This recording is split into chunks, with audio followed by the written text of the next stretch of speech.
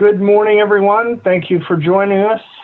This is day 2 of our meeting from the 16th to the 18th of November, 2020. The first item on our agenda is the roll call. So could the roll be called, please? All righty. Good morning, Commissioners. Commissioner Ahmed. Here. Commissioner Akutagawa. Here. Commissioner Anderson. Here. Commissioner Fernandez. Here. Commissioner Fornashari. Is he there? Commissioner Kennedy. Here. Commissioner Lemons. Here. Commissioner Sadwani. Here. Commissioner Sanai. I can't. My apologies. Here. Okay. Commissioner Taylor. Present. Commissioner Toledo. Present. Commissioner Turner. Here. Commissioner Vasquez. Yes, here. And Commissioner Yee. Here. Thank you. Thank you very much. Are there any general announcements this morning?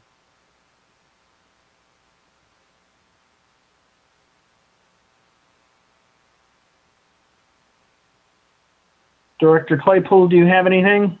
I do not. Okay, thank you. So to review today's agenda, we have a presentation by a team from the California Census Complete Count Office beginning at 10 a.m.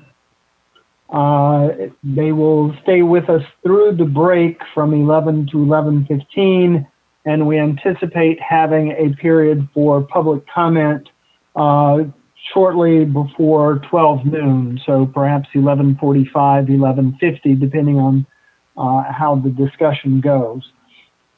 We would then have, we would continue with the executive director's report from yesterday, followed by lunch, most likely 12:45 to 1:45.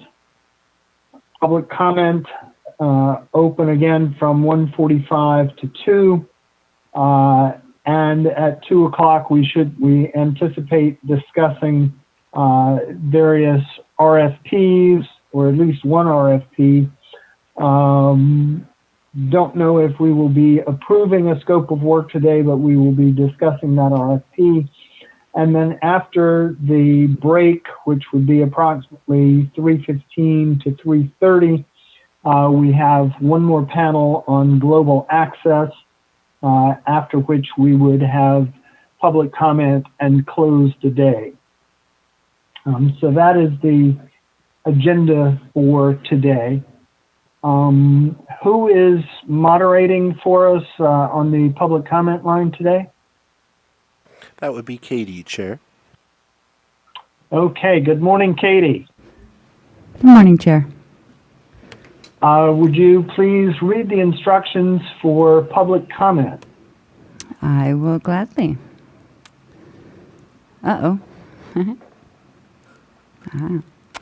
In order to maximize transparency and public participation in our process, the Commissioners will be taking public comment by phone. To call in, dial the telephone number provided in the live stream feed. The telephone number is 877-853-5247. When prompted, enter the meeting ID number provided on the live stream feed. It is 915-0553-2099 for this week's meeting. When prompted to enter a participant ID, simply press pound. Once you have dialed in, you will be placed in a queue from which a moderator will begin unmuting callers to submit their comment. You will also hear an automatic message to press *9. Please do this to raise your hand indicating you wish to comment. When it is your turn to speak, the moderator will unmute you and you will hear an automatic message that says, "The host would like you to talk," and press *6 to speak. Please make sure to mute your computer or live stream audio to prevent any feedback or distortion during your call. Once you are waiting in the queue, be alert for when it is your turn to speak, and again, please turn down the live stream volume. These instructions are also located on the website. The Commission is taking general public comment at this time. It looks like we do have someone in the queue. Okay, if you could invite them to join us. I have. If you can press *6. Please state and spell your name for the court reporter. Good morning. This is Lori, Lori. Last name Schellenberger, Schellenberger. And I'm the redistricting consultant for California Common Cause. Oh. Are you able to hear me? Oh, yes. Please share your comment. Okay. All right. Good morning, commissioners. I'm calling in regarding the handouts that were posted yesterday and the potential action items you may take today related to those. And really just calling for clarification. As you all discussed yesterday, I know you didn't receive some of these materials until the public did, I believe. They weren't posted until the lunch break yesterday. And some of those are quite substantive, and I know that you'll be discussing those in your subcommittees. And in particular, I wanted to ask a question about both the voting rights memo and council statement of work, as well as the proposed COI budget strategy map, and ask you if you're planning to take action on those items, because there are stakeholders who are interested in providing feedback on those documents, and there just isn't sufficient time with a 24-hour turnaround for many of those groups to sort of circle the wagons and speak to their stakeholders and provide meaningful feedback to you. So I wanted to flag that and also get a sense from you all this morning if you have a sense of whether you those subcommittees, because there are folks who would like to listen into your discussion, and also to reassure the public that you won't take action on items until they've had a chance to provide meaningful public feedback. Thank you. Let me ask Director Claypool what our timeline is on the RFPs. We certainly want the public to participate and have adequate time to review materials, but on the other end of some of these processes, we have hard deadlines that we have to meet, and unfortunately very burdensome bureaucratic processes that some of these things have to go through. So let me ask Director Claypool if he could speak to where we stand and how much time we could be able to defer any decision on these items. Yes, Chair. So the items that are posted are for review and comment.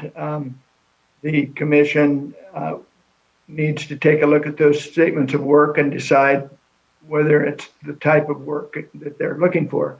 So it's anticipated that by the following meeting, the December 1st through 3rd, that we would have these in their full form, so we could take comment all the way till then and make changes, any necessary changes at that time before moving them to the Department of General Services. So I believe that both commissioners involved with crafting those were looking for suggestions at this point and not final conclusions, but I'll defer to Commissioners Yee and Sadwani on that. Commissioner Sadwani? Yes, a couple items, and thank you, Ms. Schellenberger, for calling in. So first, there have been some changes to the recommendations that were in that memo, which I was hoping to bring to light, hopefully today. And I also just wanted to note that our conversation about this is actually scheduled tomorrow at 10 a.m. or possibly just before if there's time permitting. Justin Levitt is planning to come and be available to answer questions of the commission.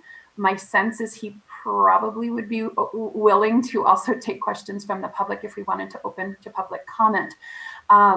Our hope is to advance the statement of work. That is only one piece of the RFI process, but to advance it so that we can have the sense of the commission to move forward and actually develop. Oh, you're kidding me. Okay. Director Claypool, you're not on mute. Well, okay. Our hope is to advance the RFI, as Director Claypool mentioned, in its final form in our December meeting. So I hope that would give plenty of time for that. I did want to note that the memo has had recommended discussing RPV analysis in closed session. After discussing that with council, we will actually be holding that conversation in public session. The recommendation from council was that once we actually have data analysis, that might be something that we would need to discuss in closed session as it would relate to potential future litigation. But at this stage, that we should have that conversation publicly. So both for Ms. Schellenberger, the public, as well as for the commissioners, please note that recommendation has changed, but unfortunately it is not updated in the document. If we think that it's possible to update it and get it on the website, I'm happy to do that today. And I don't know, Commissioner Yee, if you have anything more to add that I perhaps forgot. Nothing else to add. Thank you so much, Ms. Schellenberger, for your attention to this. Any other comments you wanted to bring to our attention? Ms. Schellenberger is actually gone, but we do have somebody else in the queue waiting to share. Okay, just before we go to the next caller, so the bottom line is we anticipate discussing these things during the course of this week's meeting sessions. We do not anticipate taking action until the next meeting, which will be from December 1st through 3rd. So we look forward to comment on these scopes of work at any point between now and the time that we do take action during the course of the next meeting. So with that, Katie, you can invite the next caller. I will do. Any commissioners tonight had a Fuel comment? plus star 6 to... Sorry. Oh. Can we hold? Okay, go ahead. Go Sorry. ahead. If you could state and spell your name for the court reporter, please. Sure. This is Sewing Van. It's spelled THOVINHVANH. Please share your comment. Okay. So I just wanted to echo Lori Schellenberger. For example, the Communities of Interest Strategy map, I know there's no intention, but for example, under accessibility considerations, not having the word disability there, when this goes out to the public, is going to cause some consternation. The word ability, so oftentimes in the disability community, we feel erased when the word disability is not used. So I know the intention is good by using the word ability, but by using the word ability, we're erasing the disability community. So I would, for example, if I had time, I would share that the accessibility consideration should for sure include the word disability before it goes out to the public.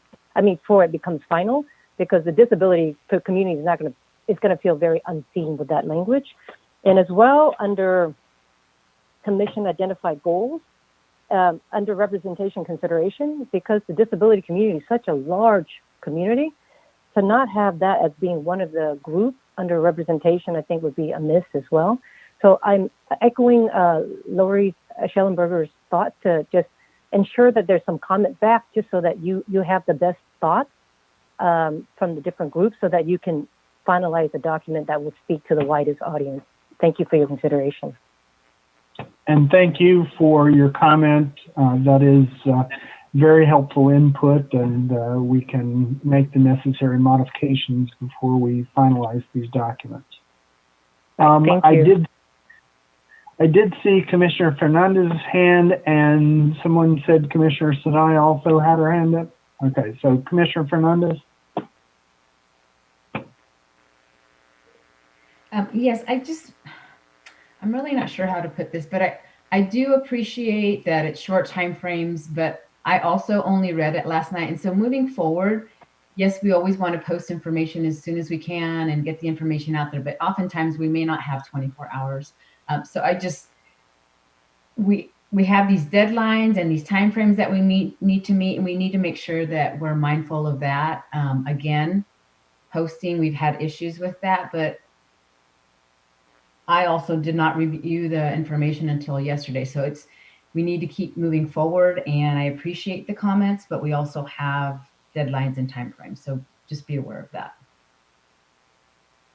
Thank you, Commissioner Fernandez. Commissioner Sinai?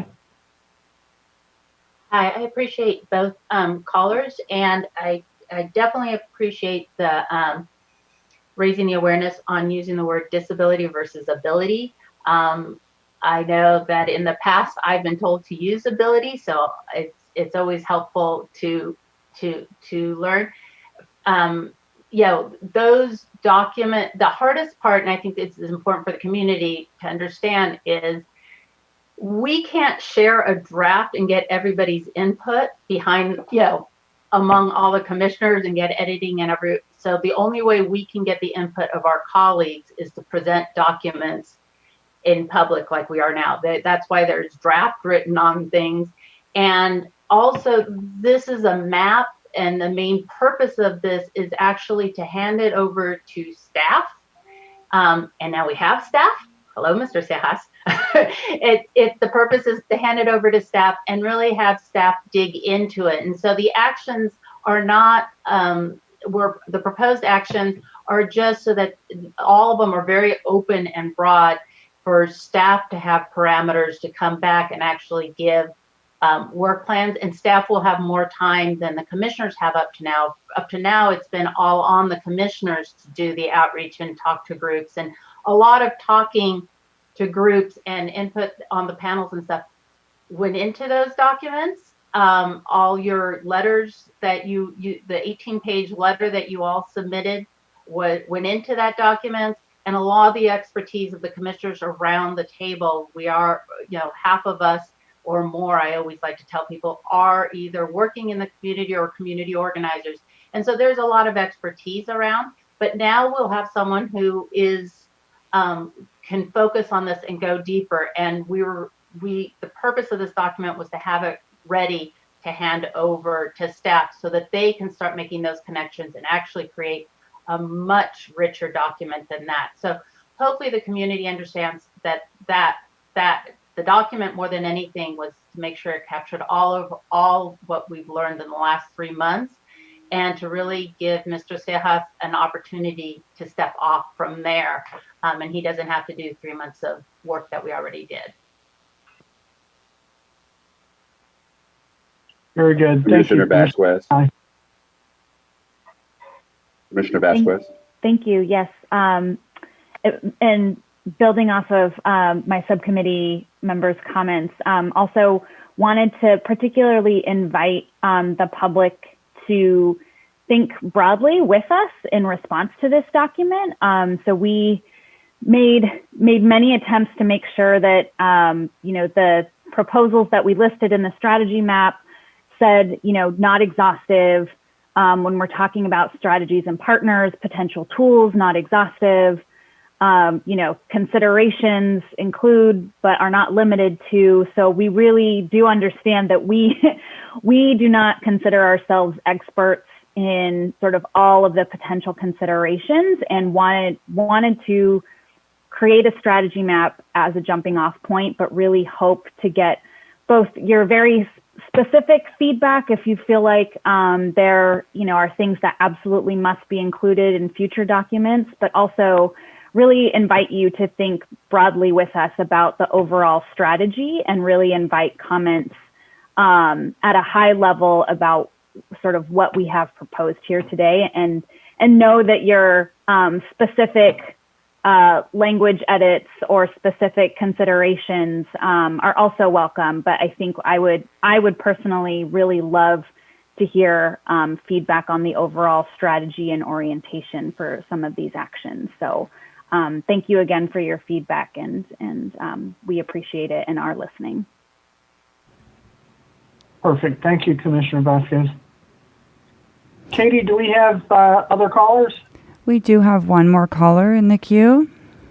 Okay, if you could invite them to join us. Yes, if you'll please press *6. If you'll please state and spell your name for the court reporter. Well, hi, this is Lori Schellenberger calling back in. Okay. Do you need me to spell my name again? No, that's okay. Okay.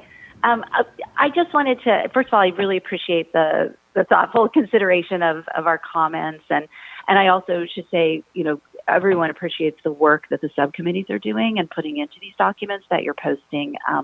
But I also wanted to just flag one other thing in terms of the public being able to respond and provide meaningful input and having sufficient time to do that. And it's related to this, and I understand that the commissioners have frustration about this too, as you're all getting started and with staff being onboarded and getting used to the dynamic between the commission and your staff. But the agendas that are being posted are not particularly helpful for the public. It's not clear what documents will be associated with which agenda items. There are speakers who are coming who still aren't updated on the agenda, and there are times certain for items. And I appreciate very much the chairs who have been rotating in, doing their best to apprise the public at the beginning of each meeting as to the schedules for the day. But the groups who want to engage and who are monitoring the process go beyond the groups that I help facilitate and am able to give real-time updates to as I watch your meetings and let them know when items are being covered. But it requires my full attention. There's no multitasking, right? Because it's a little bit of a surprise each day as items come up. And I understand that it's fluid and you have to have some flexibility to get through items, and you may move things up. As yesterday, you moved more quickly through your agenda and become more efficient. But I just wanted to flag that the agenda is really critical to the public being able to plan, to engage, and to understand when you're really taking on more substantive items that they should be prepared for and can manage their time and communication with their stakeholders in order to give you the best input possible. And I understand turnaround times can be critical, but you also are in the process of making decisions that have such a tremendous impact on this entire process. And so you were given extra time to do this work and the ramp up, and part of the reason for that is so the public could have meaningful input. And I just can't emphasize enough how critical some of these decisions are, and that there are a lot of really amazing groups out there who have expertise who you may not even have heard from yet, who may want to weigh in. And so I just want to emphasize again the need for as much public notice and explanation about what you'll be doing so that the public can do that. Thank you. Ms. Schellenberger, oh, she's gone again. Okay. Okay. Any further comments before we go into our presentation from the team from California Complete Count? Commissioner Lamont. We might want to consider brainstorming at some point the kinds of feedback that we're looking for, and we can post an open call for feedback on our website so that the public doesn't have to necessarily wait for an agenda item. I think the group that put together the 18-page document did an amazing job of being able to translate their concerns, be able to foreshadow for us. So I think we should think about that so that we're not in a situation where the public is just reacting, because a lot of these groups already have opinions and already know what they want to do and already know what they would like us to do. And I think if they could kind of take the same approach as the group, the collective that put together the 18-page document and get that to us, we can have that be a part of our consideration set from the very beginning. which will help us a little bit with some of the time constraints that we face, because this won't be solved with just posting a day or two earlier if we're always on our heels. You know, we don't want to be on our heels through this entire process. So I think that might be a way that we reorient our relationship to the public and their feedback, because I don't think they're sitting around just waiting for us to put a topic on the agenda. They know what they want to chime in on, and that doesn't preclude them from participating while we're talking live as well. So that's just a recommendation.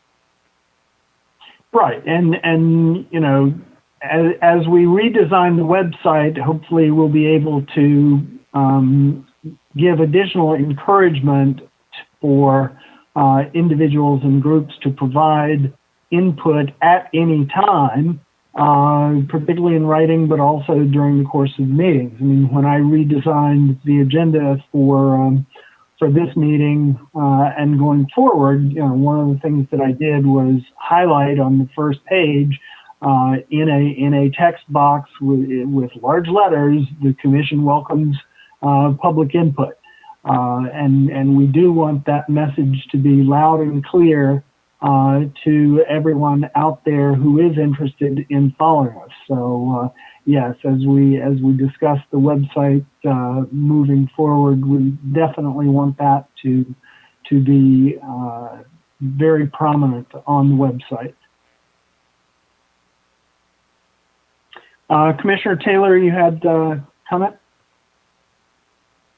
Yes, without being redundant, I would like to concur with Commissioner Lamont. I had written down while Ms. Schellenberger was giving her comments, open call.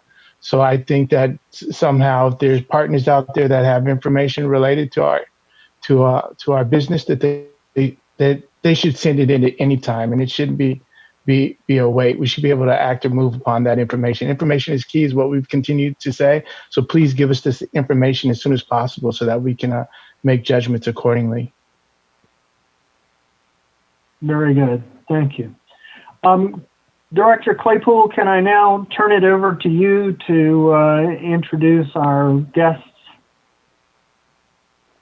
I was assuming that was going to be Commissioner Sinai. However, I can introduce the guests if you wish.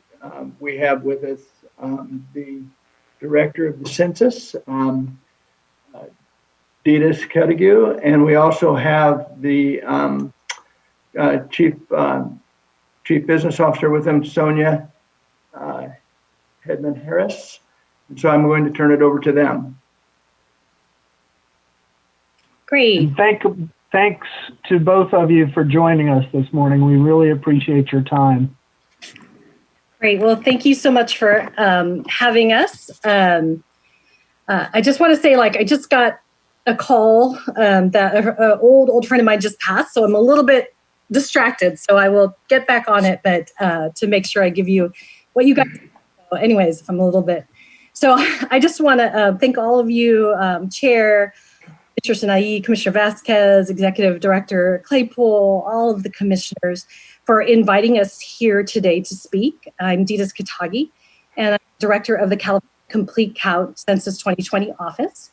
I'm joined today by our Chief of Staff, Sonia Logman Harris, and I'm going to share a little bit about my background just so that you know who I am, where I'm coming from, and Sonia will do the same. I did listen yesterday for a little bit, and I want to make a little tiny clarification just for the public record. And I know you guys corrected it today.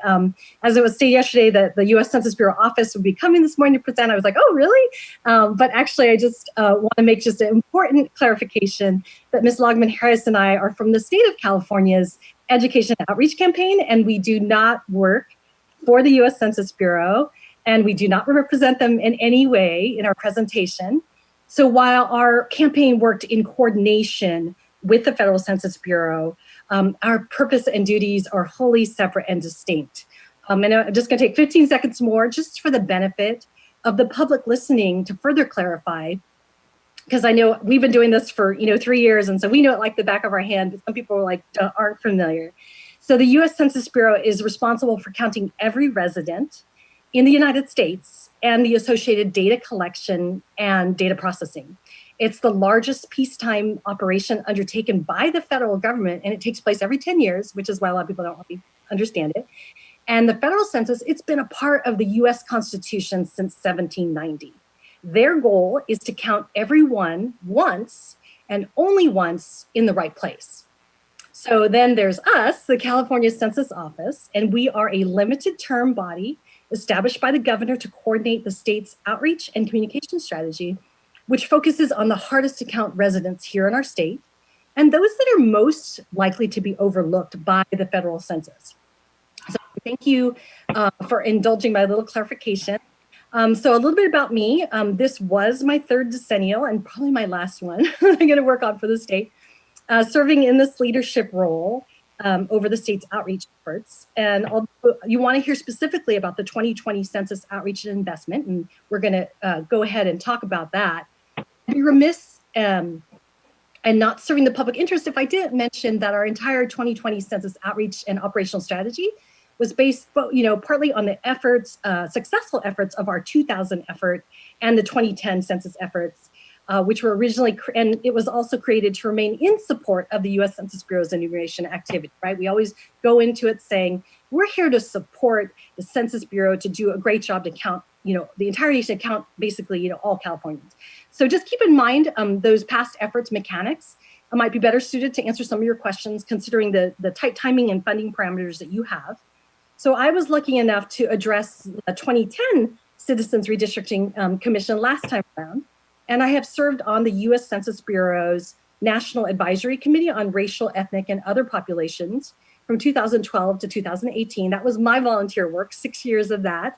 So I get it, you guys, I know are volunteers as well, and served as the chair the last 3 years from 2015 to 18, which is a really important time for the decennial in preparation. And I always like to say having an inside look at the sausage making is always interesting, since our work here at the state is supposed to support the Census Bureau's enumeration efforts and their activities. So I spent the last 3 years in local, state, and federal government, ranging from chief deputy commissioner, chief of staff, and of course now director again. And I do have other gigs in between, just to be clear, not census all the time.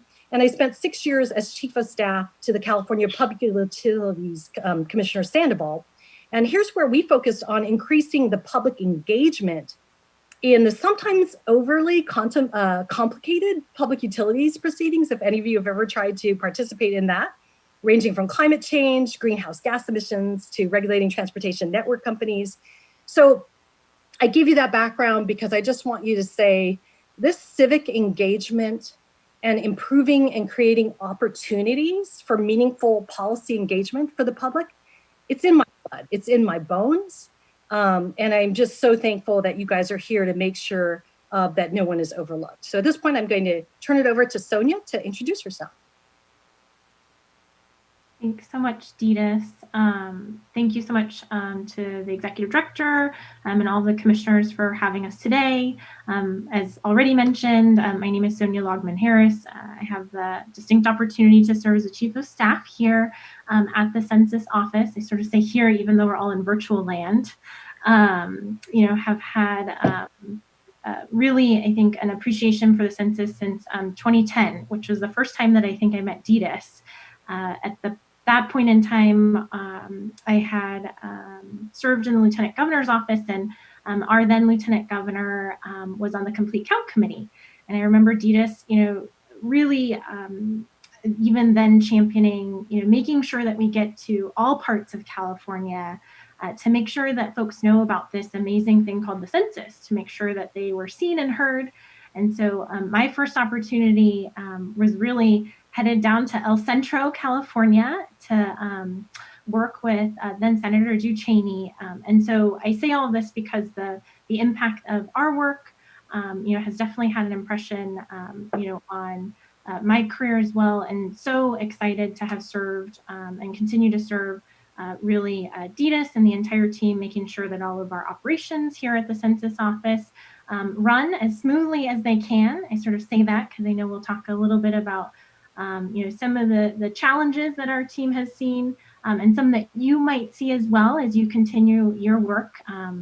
And so again, just super grateful to be here. I'm very excited to help you all as you explore next steps for the commission. Thanks, Ditas. Great. So as I read the public notice for your meeting, I was struck by the need to make sure that we use your time wisely because you guys have a huge job ahead, I know, and give you enough background and context to answer any questions that you may have later.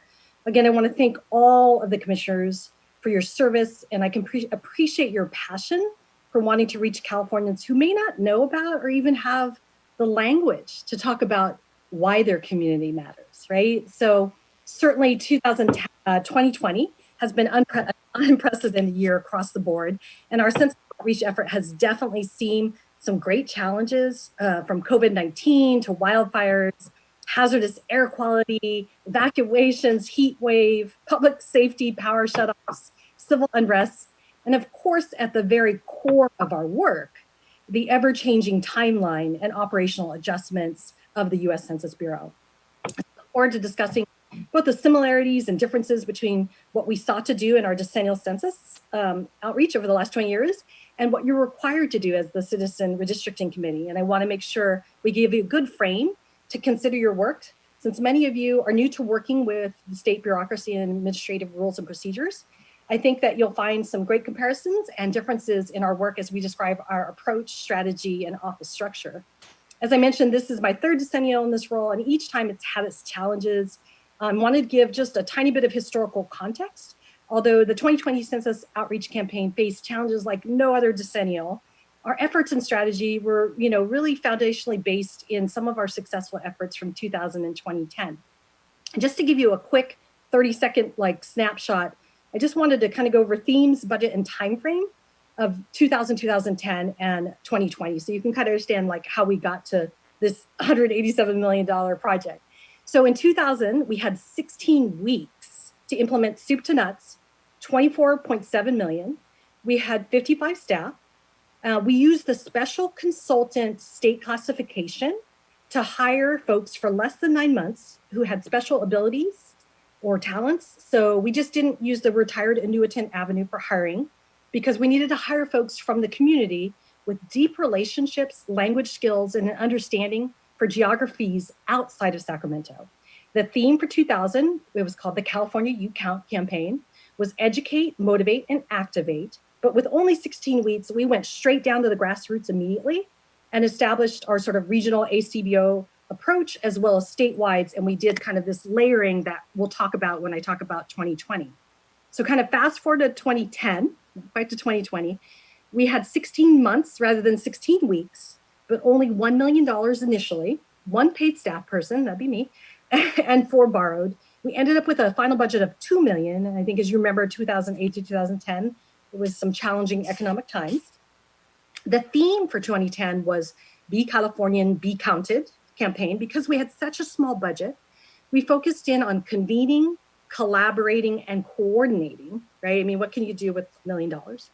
And we energized grass tops, and we leaned really hard on the philanthropic partners who we'd worked with in 2010, and they did a fantastic job really carrying out similar, get out the count efforts that we did in 2000. So now bring it to 2020, we had over 36 months and initially $3 million, which ballooned into 187.2 and 36 appointed staff. And we'll talk about that, which you'll see later. Our theme was Census for All. And the campaign was once again, educate, motivate, and activate. But what we did is we engaged grass top leaders from 27 to 2018, right? Because we had that time. And then we moved 2019 to 2020 to our grassroots partners through our contracted partners. So I hope that's helpful to jump into our initial planning efforts. They started in 2017. We knew there'd be challenges such as misinformation, uncertainty with possible actions from the federal administration, and questions about the new online census form. We had heard murmurs that there was going to be possibly a citizenship question, which it did come to fruition, at least the threat of it in March of 2018. So we built in contingency plans and built into our campaign the ability to be nimble to emerging issues, but we had no idea that we were going to face all of that. So these major events impacted communities in so many different ways because we're so diverse.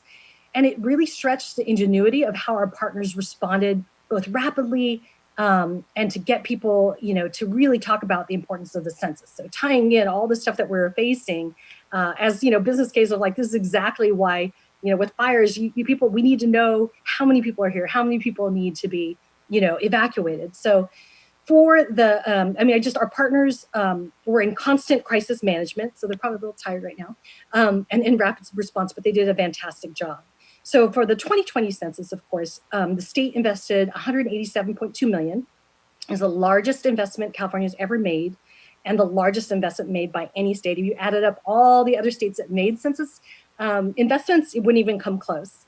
So this funded efforts by more than 150 outreach partners, many that you've met, such as community-based organizations, schools, higher education, local and tribal governments, and more. I do want to say, I know you're looking at ACBOs, but our jurisdictional partners like cities and counties, they did a fantastic job and they were very integral to our work. We also engaged with partners cross-sectionally, and I'll again explain why we did that to kind of create this coverage, bringing in leaders from faith-based community, labor, business, health clinics, and other key areas. So that sort of groundwork was complemented with our media strategy, included statewide earned and purchased media, as well as partnerships with local and ethnic media outlets for targeted reach into those hardest to count communities. Ethnic media has always partnered with us from 2000, 2010 to 2020, and they're an excellent partner for getting the word out in a way that's digestible for the audiences you want to meet and touch. So the state's funding was further complemented by philanthropic funding, and you're familiar with many of those foundations doing really great work. National advocacy efforts and funding. So we had this big national contingency that really helped educate us and keep us abreast of what was going on in DC. Local government and community efforts, local governments funded additionally to get out the count. And we focused on the hardest to count households using trusted messengers to provide messaging in the really appropriate places. So as you may know, hard to count households are those that are historically overlooked and undercounted in the census. And we have really great data to show that. They are households that have multiple structural barriers to completing the census. So, again, we focus on the hardest to reach, but we also very much, wanted to make sure that the over 39 million Californians responded to the census, which is kind of overwhelming. Like, how do you reach all those people? And again, we leverage partnerships across sectors, funding sources, and across jurisdictions, really reached out to even those folks that we didn't fund, and we couldn't have done it all without the amazing partners across the state. Now, I want to just say, as a recovering Deloitte management consultant, I was focused on reengineering, and with consultants, they're like, we can do anything, but like a statewide outreach project to reach everyone in the state. I guess I really wasn't thinking back in 1990. I'm like, yeah, sure, I was young, I could do that. But we always started our projects, as you guys probably are as well, with an as-is assessment. We did both in 2010 and 2020 a statewide readiness assessment. So we did it in 2009 with the very little money that we had. And then again, we did it in 2018. And in 14 weeks in 2018, we went out to over 25 different communities to answer the question across the state, which communities are ready for the census? Some hadn't even heard about it, right? It was 2018. Are the right community leaders at the table? Who are we missing?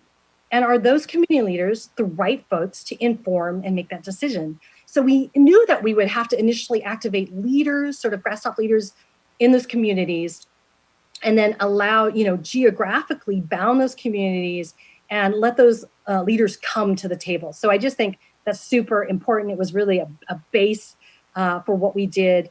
Many of those community-based organizations and leaders, including counties, they became our regional contracted partners. And I know you've been meeting with many of our ACBOs and regional partners, and they have tremendous experience in the field. So just to kind of give you a philosophical approach, when we really looked at where our target audiences are, the hard to count, who they were, and how to reach them. And let me explain, because we complemented the US Census Bureau, their operations were based on geographically census tracts, enumerating folks, right? They enumerated by households. So we had to really use the data that we had to focus on geographic jurisdictions and regions. And we originally had 11 different regions in 2018, although you guys probably saw that we have 10. But when we did our readiness assessment and we went around and we spoke to the community, they were like, that's, you're separating these communities, you're separating these counties, these jurisdictions that actually work together and resource together. And so I think that's what we changed, and we put San Bernardino and Riverside back together in a region, I think 7, because their foundations and they were just so. So again, as you go out to do your assessment, you may find that what you guys came up with right now might to be, slightly transformed because of what you hear. And I want to make sure we say, even if you're focusing on regions, we ended up with 10. We also had local complete count committees, which was the U.S. Census Bureau. That's their kind of organizing factor. And I just, again, can't understate the just importance of our jurisdictional partners, counties, offices of education, cities. They do a great job. And also call out to our statewide organizations. They focus on vulnerable populations. You've probably heard many of them: NALEO, AAHA, California Calls, the Redistricting Hub, CARE, CMC, Native Vote Project, and many more. We have a whole list that we can share. But then also, so we did like, where are they, right? So you draw the lines. Then we did who are they in terms of who lives in those jurisdictions. And then we talked about how do we reach them, right? How do we get to them? And then we overlaid, so crisscross, and then this way, like weaving a blanket of coverage. We did the sector outreach, which include faith-based, labor, really trying to understand how we can get those messages to those hard to count who were, low income, immigrants, refugees, lacking broadband access, young children and adults. So anyways, that just sort of gives kind of an overview of like, how do we, like I always say, how do you eat an elephant? Because like reaching 39 million people is huge. And you just had to really do it bite by bite, using data to really focus our efforts. So for the 2020 census campaign, we set a target. Again, making sure we have clear goals of securing a minimum of 2 million of the estimated 4 million in the hardest to count areas to self-respond. And we did that partly because, again, we were complementing what the Census Bureau is doing. They, were doing their own ad campaigns, and they hopefully were going to get the easier to count, right? So they get the easier to count to respond. We get the really hard to count. And then they have to go out and enumerate folks after the self-response time is over. So for those of you that are not as familiar with the U.S. Census Bureau terminology, the census self-response rate is the percentage of households that completed their census form either online, by the phone, or by mail. And it's considered the source of the best, highest quality data since it's submitted directly by the household to the Census Bureau. So that was right. We got to focus on that because we want it not only to be complete, we need it to be accurate. And we're super proud of our success we've achieved since the census began in March 2020. As of October 27th of this year, our self-response rate was 69.6%. That's like over 10.5 million households, more than any other state, of course. And it put us above our 2010 rate of 68.2. So we're about 1.4 percentage points above where we were 10 years ago, which is like 1 million more people responding than had responded in 2010. So among the 10.5 million households that responded this year, about 2.5 million were in the hardest to count communities. And we're continuing to go through, and right now we're closing out looking at all the wonderful things our partners did, trying to correlate the data to be able to tell more about the wonderful things that our campaign did and how effective we were. But if you compare it to the 10 largest states, because I'm a little competitive like that, California had the highest self-response rate in the hardest to count areas. And we're able to slice the data and look at that. So as you know, the number of self-responding households, it's only part of the final official count that the U.S. Census Bureau will release in the coming weeks. The Census Bureau, they were responsible for that at 30+% of our households that didn't self-respond. And that was their job to knock on doors and make sure they got that data. So I really believe our investment paid great dividends, as evidenced by a strong self-response result, and it really laid the foundation for the most and accurate count possible. So I was also asked to talk about COVID a little bit and how our folks responded. And without a doubt, COVID-19 altered our ability to safely conduct person-to-person outreach. And our partners quickly pivoted to reach the hardest to count Californians with a mixture of what I say high tech, cutting edge, and then also low tech, back to the basics. We had months and months of planning in-person activities. We were going to do questionnaire assistance centers, which were done in 2000, 2010. We were going to do neighborhood gatherings and community potlucks and rallies. All that was put on hold. But we adjusted outreach, shifted tactics, while upholding necessary public health and safety measures. Our partners were amazing. Some went digital. That included shifting towards webinars, virtual town halls, Facebook, Instagram Live, of course, events. There were also virtual dance parties and art contests, channeling all this creative energy as we were adjusting to the new reality. We invested in curriculum, so using youth. The youth were such amazing partners this time around.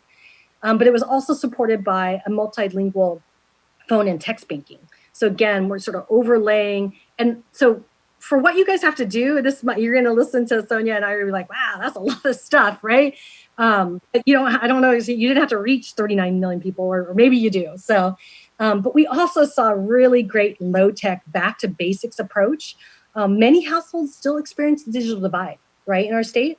Partners wore census t-shirts to school lunch pickup spots. One of our partners dropped off t-shirts for all the clerks at the grocery store to wear, and left flyers, delivered meals, including education materials in the care packages, also food banks. Posters went up in grocery stores, gas stations. Neighborhoods hosted art, chalk art contests. So when people walked around, that attracted children and families seeking just safe outdoor activities.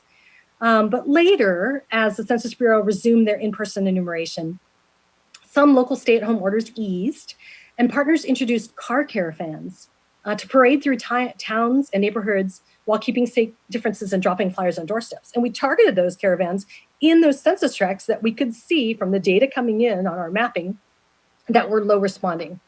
And they were especially successful when we combined mobile and phone questionnaire assistance centers where people were guided through filling out the form. Again, all our work was geared towards the action of educating, but fill out the form. I think you guys have probably more complicated because you have to educate people. You got to get them to participate, identify communities' interests, do maps.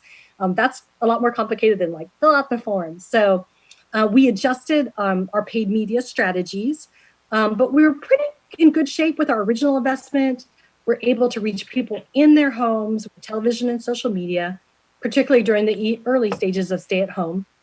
And then we moved away from any paid media that was event centric, instead asking Californians to take the census today and reinvesting those dollars or working with media vendors for better placement time. So we did have to we were planning for a year, and then all that happened, turns upside down, and okay, we just got to just do it. So, but having that much planning time and the creativity and adaptability of our stakeholders and our partners, media vendors, our legislative colleagues were amazing, local leaders are just incredibly commendable. So that was what I thought was the fun part. But you guys also asked us to talk about our office structure and background. So as requested, we're going to take a few moments to talk about how we evolved. Now, the census office was moved around quite a bit due to administration transitions, budgetary growth, and we basically started in the Department of Finance back in 2017. Then it was moved to the Governor's Office of Planning and Research, which is where we sat in 2010. And then in July of 2018, we moved to the Government Operations Agency. So hopefully the commission will just stay in one place. So I'm just going to jump back real quickly. 2017, we started with a small team in the Department of Finance Demographic Research Unit. It was basically me and an executive fellow. And then during that time, budgetary wise, there was $7 million in the 2017 Budget Act for the local updated census addresses. And those dollars went directly out to cities and counties to incentivize them to participate in LUCA, which is the local update of census addresses. So if you think about that, those addresses have to be right in order for a household to get a form. So it was in fact, the invitation lists for households to participate. So if those weren't right, then people didn't even get invited to the party, right, to be able to answer. $3 million we got late in May of 2017. And, we were told that's all the funding we were going to get. And so hearing that, you're okay, $3 million, what am I going to do with that? And you want me to reach entire state. So we just decided that we're going to like focus on what we did in 2010, but build a more robust planning and mapping tool. It's called SWORD, so you guys will see that. That the intent of that was, if we didn't get any other dollars, to allow coordination among and across jurisdictions and funding partners, because philanthropy gave a lot of money in 2010. And we also invested in a social science curriculum where we could leverage youth, teachers, and families in schools about the census. And then finally, we repeated what we did in 2009, which was to do this really important statewide readiness convening across the state. Because I thought, if we're only having 3 million, we need to find out where we need to work and who's already engaged and who can help us out there. So in January 2018, we prepared a budget change proposal for 40.3 million. But luckily enough, in July, we received 90.3 million. And this is of 2018. And we were moved to the Government Operations Agency, who built the entire administrative structure. And Sonia's going to touch on that as well. So in response to this range of unusual challenges, Governor Brown issued an executive order. It established officially the Census Initiative. It also established our California Complete Count Committee, which was our advisory body to us. Separately, the legislature, this is all in 2018, they formed their select committees, one in the Senate and one in the Assembly, and they did a joint sort of oversight. The Census Office, we did that readiness assessment, which again, meeting with grass top leaders throughout the entire state. Are you ready? What are the assets that they have out there that they can bring? And then the Governor Brown's proposed, again, budget, 40 million, ended up being 90 million, adding to the 10 before, 100 million. So with this influx, our office required much more support, as you can imagine. We became a program under GovOps, where we have a dedicated deputy secretary at the agency who oversees the program, Sarasota Taylor. I guess I've probably met her. And with the support of GovOps, we were quickly be able to develop a request for proposal process for our partners, formatted sort of around how we got the money out in 2000. But since it's a lot more money, a lot more structure to it. And we contracted them to do outreach. And we also did a primary communications vendor. So anyways, all that going through, I'm rushing you through, but it just was a really long process. You guys can see the color of my hair. My hair was jet black when I started. So I'm so serious. So now we're in 2019. We were able to award our contractors in March 2019. And then more money came and we got to 187 million.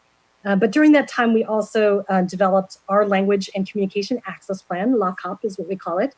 And we identified languages that regional contractors would conduct their outreach in to ensure equitable education, motivation, and activation. I know you guys have been talking about that yesterday. And in July 2019, our media contractor was selected, our big one, and additional outreach contracts were signed in the fall and winter of 2019 to round out the full complement of outreach for statewide sector-based outreach as well. And existing contractors were given, who had capacity, and expertise, had additional funding. So anyways, I was like kind of out of breath here, but I'm going to turn it over to Sonia. She's going to go over more detail on our budget and operations and our general operations. Go ahead, Sonia. Oh, thanks, Deedis.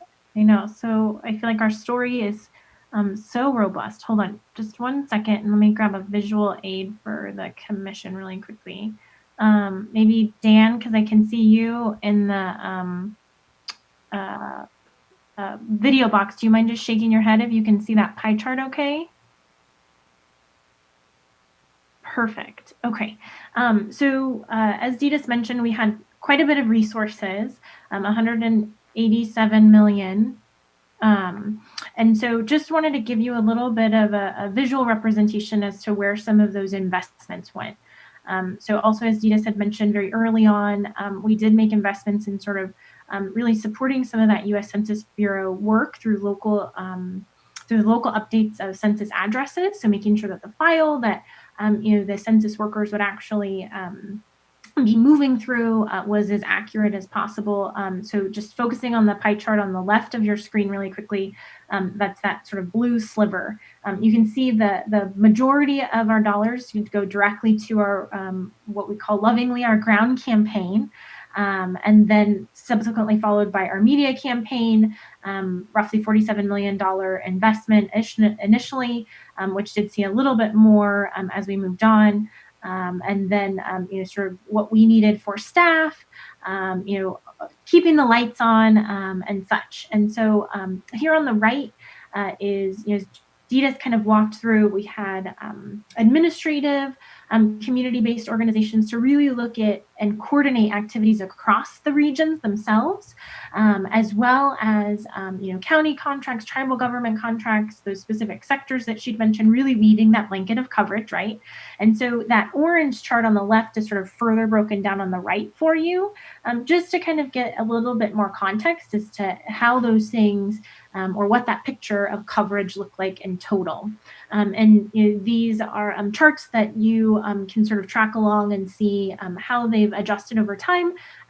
Should the commission like, they are found in our legislative report. So just want to call that to your attention as another good resource for the commission as you're sort of understanding where and how our investments are made, as a resource to you. So, as Ditas also mentioned, the campaign was really built to be data-driven. So taking information from the work of our partners and all that they were doing, but then also really overlaying self-response rate data to especially inform what we were doing in the non-response follow-up period. So Ditas mentioned that 30% that the U.S. Census Bureau had to secure on their own, right? So those folks that didn't go online or mail in their form, or call in to the U.S. Census Bureau, and then really inform what strategies we would deploy during that period of time. So in front of you here is just a quick snapshot of one of the derivatives from our SWORD tool.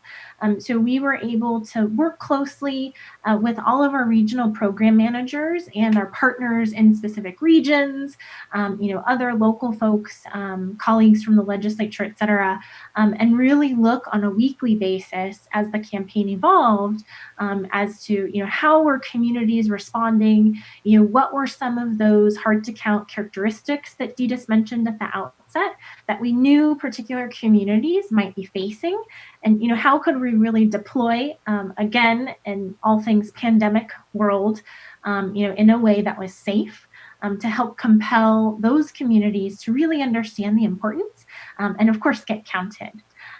So, just a little bit more as to the underpinnings of SWORD and really what that meant for helping our team organize, but then also empowering, our community members with key data points to really help them with their planning and execution.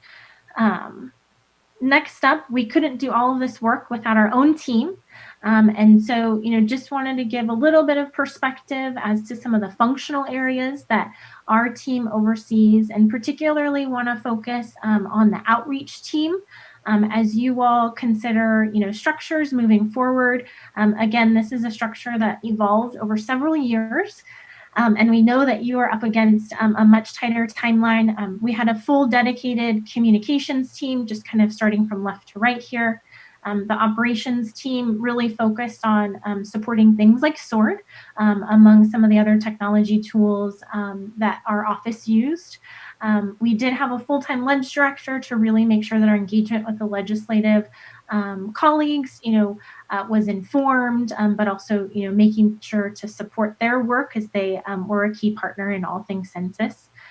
Moving along, at the outset, we had one person completely dedicated to all things outreach, but as our campaign evolved, realized that we really needed two folks to help manage some of these roles.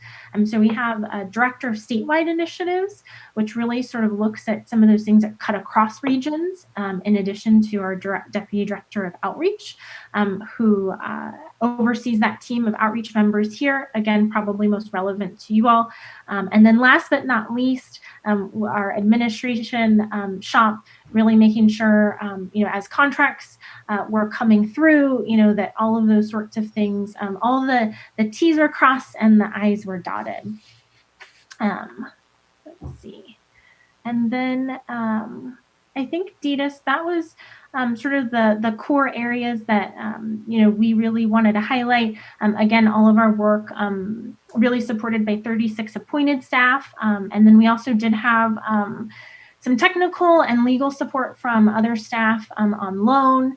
And as we look forward, to kind of the operational timeline of our office moving forward, we're really focused on collecting those final reports. They started rolling in yesterday, in fact. So it's been so fun to see, all of the things that our partners have done, the amazing little nuggets that may not have risen to the surface prior to, really conducting end of campaign assessments.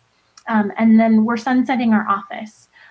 For all good things must come to an end, and some of our RPM team will be rolling off at the end of this month, followed by more team members whose terms will end in January, and then our entire office operation will, conclude and publish all final reports and conclude all operations by June 2021 of this year. So that gives you a little snapshot on our budget, a little bit more on some of the tools that we used, our office structure, and then kind of what we've got in the months ahead. So Ditas, I'm happy to turn it back over to you for our recommendations. Sure, and then we'll open it for questions. So, redistricting is, of course, a critically important step that flows from the U.S. Census Bureau's decennial count and data processing. Sonia mentioned, our office is ramping down. But you guys will be able to access our amazing partners, grassroots, grass top leaders they work with. Many of our statewide and sector partners have historically engaged in integrated voter engagement and would be well equipped to help you guys quickly with your work. So, making sure that you connect with them, and you guys probably already are. But I think what we want to be able to just in general undertaking something outreach community engagement wise, but yet still steeped in the state administrative processes and rules. With just a few high level recommendations is, you guys are working on a clear strategy and implementation plans. And as you consider those, look at 3 elements, including your strategy, tactics, and your desired outcomes, and be very specific about that. But ensure a clear vision for your work that will allow others to understand how to plug in and assist you, because people are going to want to help. That's what we found with Census is, even if we didn't fund you, people were just so impassioned about it when they figured out and listened to why it was so important. Consider a broad network of community-based partners. And don't forget, again, our local jurisdictions. They were awesome. Some of our counties were like our go-to people for a lot of things. We're grateful to the dedication of our partners. There was like over 150, plus they had additional sub-grantees.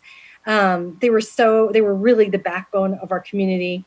And as the commission moves forward, directly engaging with our community partners will allow better understanding of their capacity. And as I mentioned, many of the statewide organizations have deep reach into multiple regions, all the way down to the grassroots level. So try not to design your RFP or your, the sort of state structures so that it's so limited to, that it doesn't exclude sort of the ability of these existing organizations, because some of them are in multiple regions, but not all of them. But so you just want to be able to let the folks that really have the greatest qualifications, the greatest reach, be able to apply for your outreach dollars in a way that really will serve your end goals. So don't let bureaucratic rules and stuff prevent you from getting the right, the best people to do the work. So establish a simple messaging framework. Develop those key talking points and resources early. I noticed Freddie just started, so I know he's probably working on that right away. And he was with Senator Durazo, who I adore. So she was such a great census partner. You guys are lucky to have him. Build in time. This is huge. Like we learned this in 2000 and 2010, but definitely build in time for administrative processes. And so for those of you who haven't worked with the state, take a deep breath. State processes for procurement, they take competitive processes, they have a lot of rules. You have an amazing attorney, general counsel on with Carrie, so she knows how to navigate those. but executing contracts require reviews on both sides. So you just have to keep that in mind. Timelines for processing payments, boy, even more, because you got to get the money out there, right? But after you have a contract, that takes time, sometimes up to 45 days. So kind of just be thinking about that as you go out and engage, that you got to get the dollars out there. It does take some time. So just, yeah, ensure you're giving yourself enough time to complete these critical steps. And then sort of finally, create tools to be transparent and remain accountable to the public. And I hear you guys talking about that. And I'm guilty of using acronyms and all that things. So I always appreciate it when the commissioners stop and say, okay, wait, let's explain it. Because in census land, there are so many, different acronyms. So I just want to kind of wrap up and then we can head into questions. I hope we covered what was requested and published in the public agenda. And we have lots of time for questions. But I just want to add this sort of last thing. And that's that, I've been working on civic engagement and census in particular since 1999. And our key talking points repeatedly, whether it's on social media or in person or what have you, for the census, but why the census is so important, it's about two things. It's about power and it's about money, right?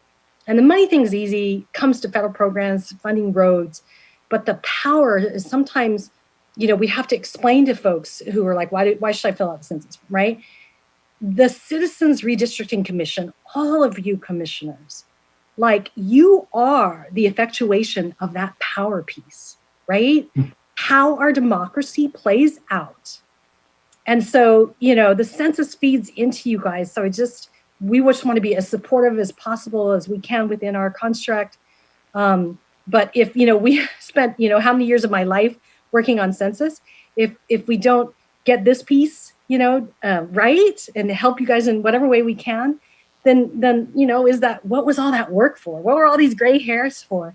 If we can't get this next piece, and I have faith, and I know you guys will do whatever you can. So whatever we can do to help making sure our democracy plays out and everyone has the opportunity to participate in a meaningful way. So again, thank you for your commitment and your passion to ensure that all voices are heard. So I'd love to open up to questions. I know I talk really fast, so I apologize. We really appreciate all of the information. This is really enormously helpful for us. I'm sure that the outreach subcommittee has gleaned a lot as well. And I guess I will start with them. I have my own list of questions, but I will let Commissioner Vasquez or Commissioner Sinai start off with any questions they might have. Commissioner Sinai? I've had the privilege of having long conversations with Dita, and so I would like to let my questions be last and allow my colleagues to ask their questions. Okay. Commissioner Vasquez, are you okay with that? Okay. So then I'll open up the floor to others. Commissioner Fernandez. This was just an incredible presentation. Thank you so much. I really appreciate it. I'm just like writing notes all over the place of questions that I have, and I appreciate you willing to share your, or I don't know, did you say you're willing to share your partners with us, which would be great. That's a great starting point.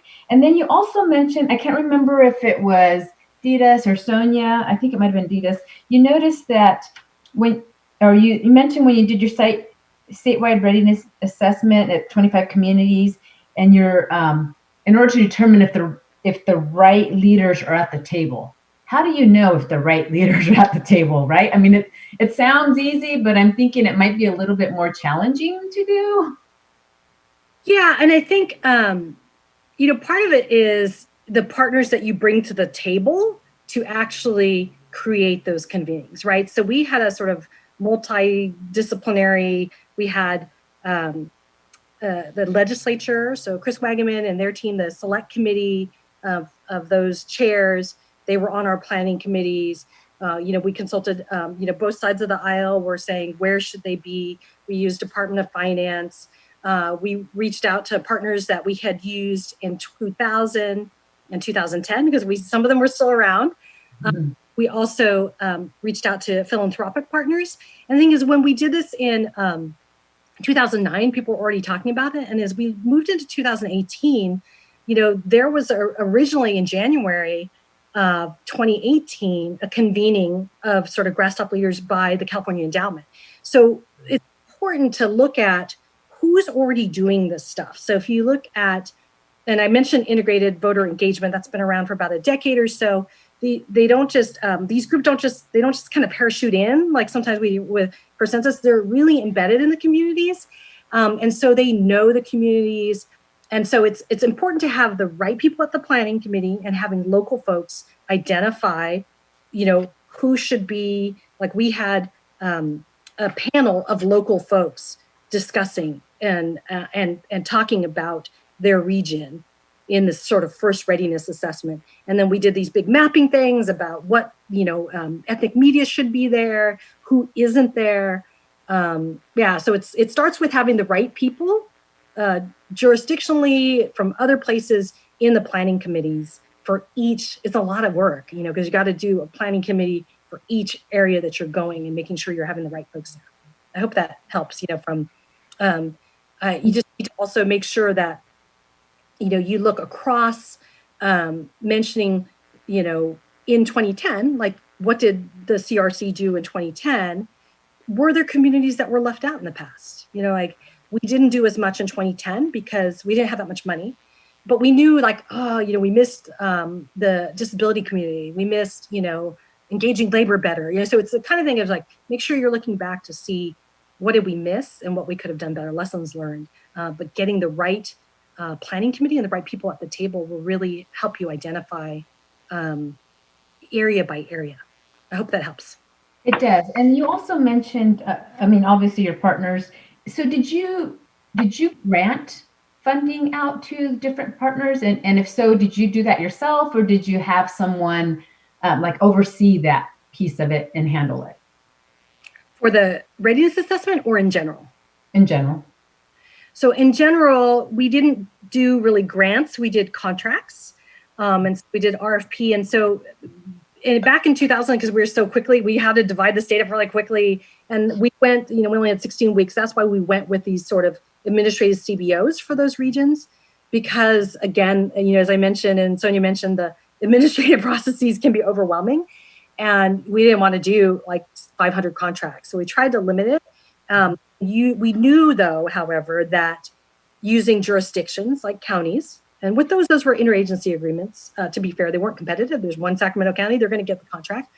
So we're able to use the IAs jurisdictionally, but then we did the competitive bid for the administrative CBOs, and then they did subcontracted out to their partners. Did I capture that right, Sonia, in terms of, yeah. And then don't forget the statewide, they were able to fill in, like I just think of First Five. Amazing, right? Because there's kids under 5 everywhere. They, were statewide, but they looked at who we had, and they, in that eastern part of San Bernardino County, don't really have, there's a dearth of community-based organizations. There's not really a foundation to cover it, but you know what? There's schools there. There's, Head Starts there. So we were able to fill in those gaps and really looking at it comprehensively. So contracts, limiting by giving the dollars and giving them a fee in order to subcontract, and making those administrative CBOs or those regional partners or even the statewide ones be responsible for really going deep. And Commissioner, the only thing I would add to Didas's sort of notes, particularly on your question of, how do you know who, if you have the right complement of folks, I think that really goes back to, I think a lot of the deliberations you all are moving through now, right? What's the strategy, what's the tactic, and what's the outcome? So whatever the commission wants to see as the outcome, what's the strategy you'll employ? Who do you need to have to inform that? And then ultimately, how do you execute those tactics, right? And so just want to kind of plant that seed as well as you all move forward? I know you're sort of interested in prioritizing perhaps rural and underserved communities. How are you going to define those things? One of the things I think we, ran into with, some of the work that we did with our rural focused contractors is there really isn't one definition of rural. There's no magic wand that we could wave, right? So, just kind of wanted to add a little bit to Didas's, thoughts there. Thank you. I appreciate that. And then I'm sorry for the rest of the commissioners, but I got 2 more questions. Also, I think, I can't remember if it was Didas or Sonia, you mentioned right now you're collecting reports. So are you collecting reports from the partners? So did you set up like goals and strategies for them, so that it would be somewhat universal or consistent? I'll let Sonia take that one. Yeah, thank you so much. Each of our contractors, as Didas had mentioned, and I say contractors in sort of the very formal context of the stateway. I think I really want to acknowledge that they were much more than that to us than just simply a contractor. But because of the structure that we built, we actually had a deliverable-based contract. Want to point out that there's very specific timelines that then get associated with that. So at the outset, of their contracts, each of these partners were asked to put together a strategic plan. There were sort of other junctures throughout an implementation plan that we asked of them to really then understand, how they would actually execute their work. And so now that we're at sort of the conclusion of their journey with us, it's really trying to capture, how did you do? What went well? What are some of those lessons that we need to capture for 2030? Of all of that good work and data that we were able to collect through SWORD, what are some observations that we really want to take from that? Again, as Didas mentioned, so that our team can kind of take all of that, digest it, and produce, what our team will need to in terms of campaign wrap up. Okay. I think that's it. Other than, is there funding left over for us or just kidding? No, thank you so much. I really appreciate the work, your effort, and this presentation was, it was just great. So thank you so much for taking the time. Okay, Commissioner Toledo is next. Thank you. And thank you for the wonderful presentation. I'm curious, you started off with talking about the pandemic, the wildfires, and the unprecedented issues that you guys have dealt with. And I'm curious as to whether you would have done anything differently during this past year in terms of reaching out to the communities, especially in light of coronavirus, in terms of the COVID pandemic, and just being able to reach people more meaningfully. So you're saying, saying in light of all that stuff, gosh, because we're so at the mercy of the Census Bureau on things, I think that we were lucky to have partners that were listening on the ground for what they were hearing, because sometimes the Census Bureau would tell us one thing with the national, but there was like different things going on because it's a big organization. But for me, I don't know, I think it happened organically, but I would have wanted to start earlier, and it's just my preference because I have a 17-year-old daughter. The youth, I really believe, were so instrumental, and that, we wanted to do that sort of early on with the curriculum. But involving them, I think that the energy that's out there, at least, my whole goal was not like to take census, like this is my 3rd time, and to be able to build kind of like this social movement infrastructure that's needed across the state to activate, because I saw that the youth are really the ones that are going to move this forward. So even if they can't vote, right, they could fill out the census form. And I think we're seeing the youth be really much more engaged in terms of taking part in our democracy. And a lot of different things that are out there that, is still online. But I would say your social science teachers, they're the ones that are, they're teaching us. Like if you look at our teachers, our social science teachers are really the guardians of our democracy, because they're teaching our kids senior year, they get 1 semester of American government, right? So just understanding of like, how can we use locally teachers and our youth that are right on the brink of becoming, adults and voting, to really understand how to participate in our democracy. So I don't know if that really answers your question, but that was like a sweet spot in my heart because I have a 17-year-old. So. Very good. Commissioner Sadwani. Thank you so much, Chair. And thank you to both of you for being here today. This is an amazing presentation, learning so much. So this is great. I actually wanted to follow up on the social science teachers and just learn more about how you were able to connect with them. If there are sort of existing groups that we could just tap into and suddenly reach hundreds of teachers across the state. How did you all do that? And what are your recommendations for us? So, I'll tell you that lessons learned from 2000 and 2010 was that the U.S. Census Bureau created this census in schools, statistics in schools, and they created it from the national level. And therefore got down in 2000, and they just sent us pallets of scholastic paper. What are we going to do with these? We've got 3 weeks before census, right? So in 2010, Regina Brown Wilson, she was one of my key staff. She was at the Department of Education. She's like, you know what? We should work with the county offices of education. And so there, we didn't have a lot of dollars. We picked the top, I want to say 10 counties office of education that had high Title I and Title III, because, those are, low income, limited English proficient, that we're going to know less about the census. And we said, how do we, get them to do some stuff in the schools? So that was 2010. And because I came in 2017, understanding how long it takes and the resistance that it can be taken to make any changes within sort of school curriculum. And the fact that I know a lot of teachers who have, even now, with COVID and teaching online, so much on their plate that I didn't want to put more on there. So what we did, I said, how do I get California teachers to create curriculum for California teachers? Right? So a curriculum created by California teachers for California teachers. And Mayor Steinberg connected me with Frank Peasy at the Sacramento County Office of Education. And this was early on 2017. I was like, Frank, come talk to me. And so we talked about what could we create. And for me, again, having a student, 5th, 8th, 11th, and 12th grade, and mainly because my 8th grader at the time came home and she said, Mom, we talked about census in my history class, social science class. I said, what did you talk about? She's like, it was a glossary word. And she's like, the teacher didn't have anything to say about it. And I was like, well, what did she say? She's like, well, I stood up, of course, because she's my daughter, and said, this is why it's so important. And, she kind of laid out, because I drag her to all my speeches, right? And a lot of the kids said, well, that's too much information. That impacts my privacy. I'm not going to do that. And she said, you know what? You give more of your private information when you fill out a BuzzFeed quiz about what Harry Potter house you're in, and you need to participate. And that's where I said, okay, 5th grade, they do, California history. 8th grade, they start to do the introduction. 11th grade, I see Commissioner Fernandez. And then 12th grade, American government, U.S. government. Don't do the scatter shot that the Census Bureau did, because it only went this deep from the national level.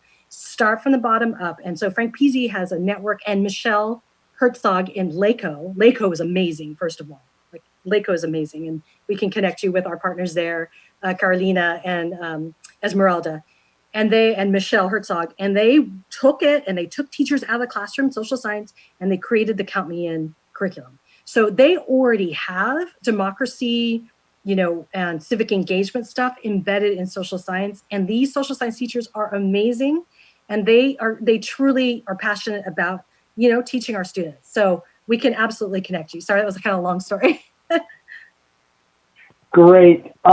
We are at 11 o'clock and need to take our required 15-minute break for our support staff.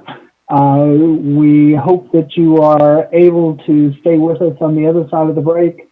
I know that I have questions, Commissioner Yee has questions, other colleagues will have questions. And then I'm hoping that we actually have time for a few minutes in case the public has any questions. So thank you very much for all of this so far, and we hope to see you again on the other side of the 15-minute break. So we'll be back at 11:16. Welcome back from the break. Thank you for sticking with us. And Commissioner Yee, you are next. Thank you. Thank you to both our presenters. So helpful, and congratulations on just the excellent job you did in reaching the end of the process. And sorry to hear sorry for your loss, Judith. Two questions. So one, could you tell us more about the SWORD tool and how it was developed and what it was used for? And second, a question about language access. Wondering how you made decisions about what to translate, especially for online things, printed things. Obviously, I'm sure you worked with CBOs, in all different communities for specific minority language needs. But how did you decide what to translate on more statewide efforts that you did? Great. I'll take the SWORD question and then I'll give Sonia the language question. So on SWORD, I mean, it really started back in 2010.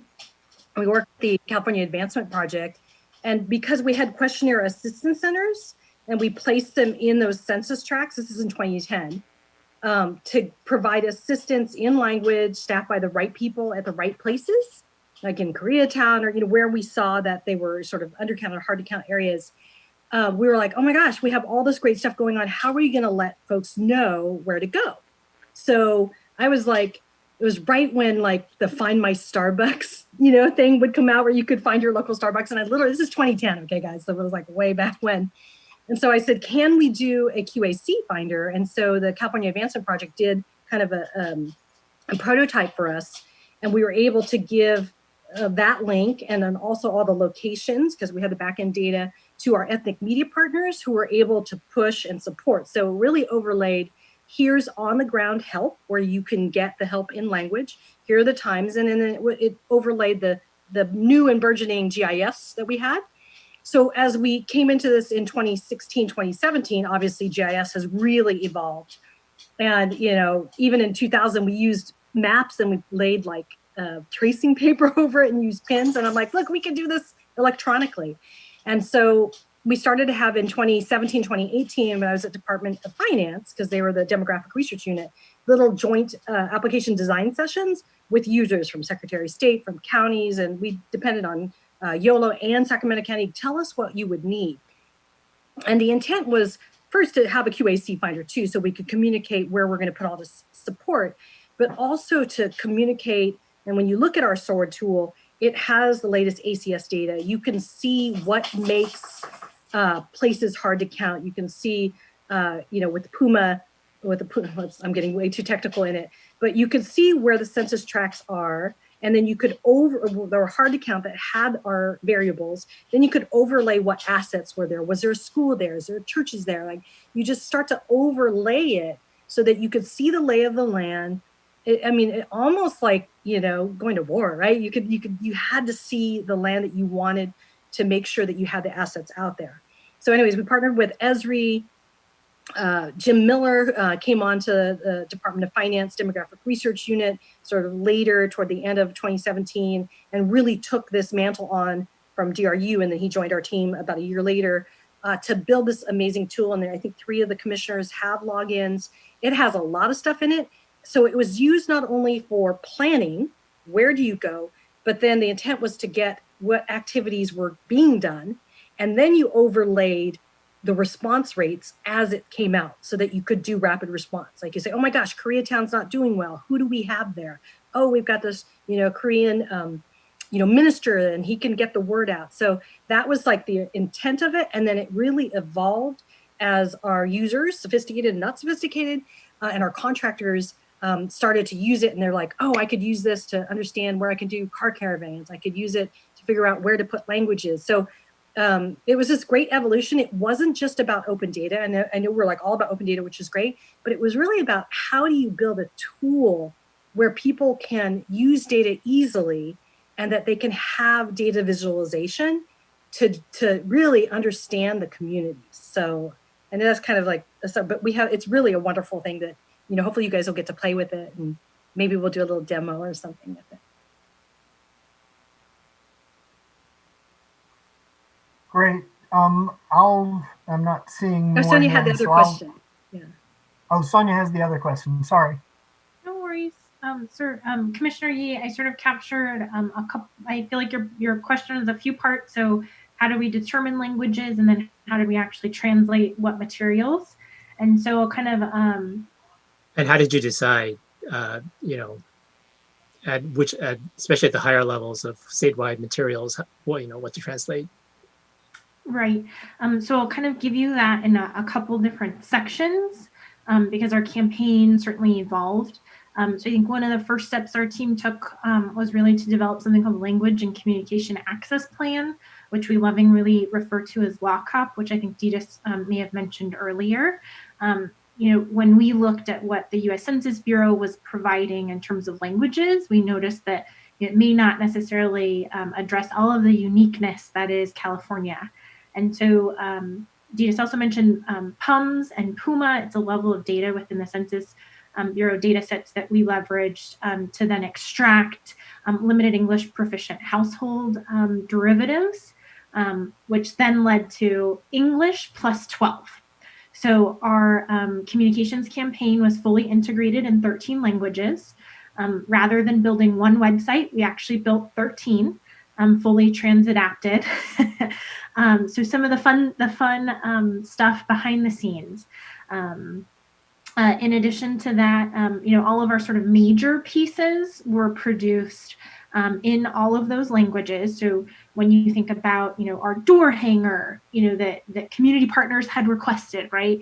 When you think about, commercials, when you think about, our digital ads, all of those pieces were trans-adapted.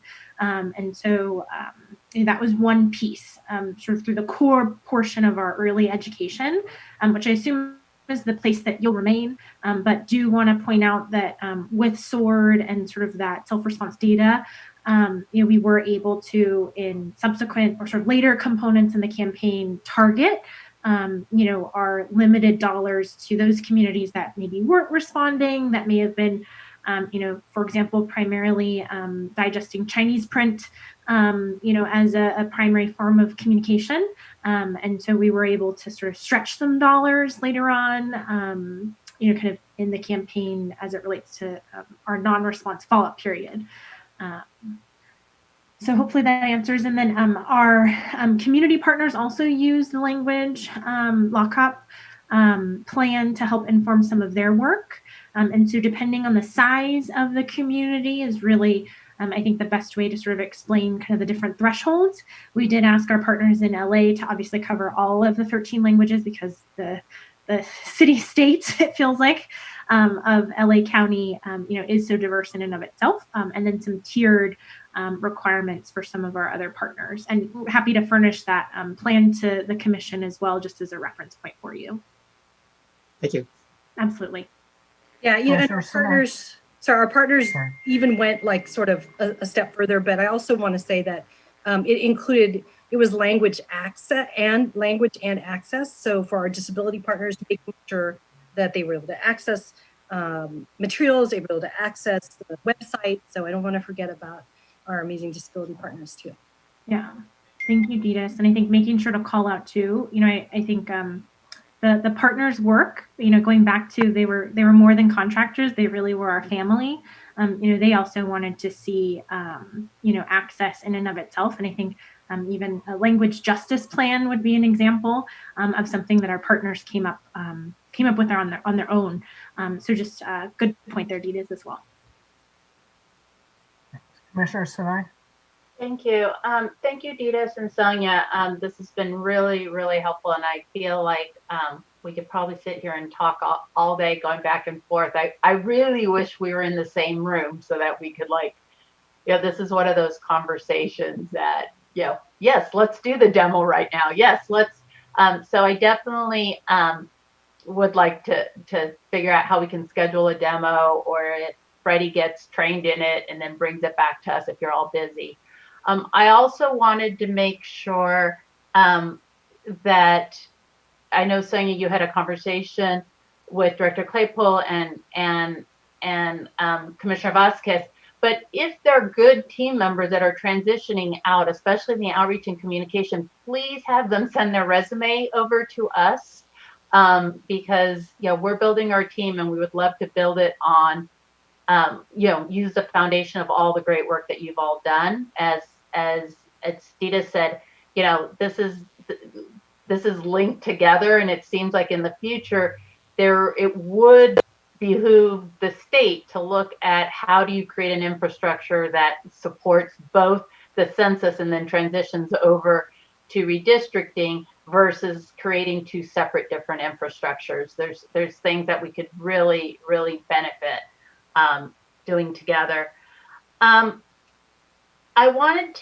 have two questions. One is, we have been hearing from the community in different, publicly, as well as I think in conversations that different commissioners have had one-on-one, that the commission needs to insulate itself from making grants into the community, because you may look political, or what about those folks who don't get funding?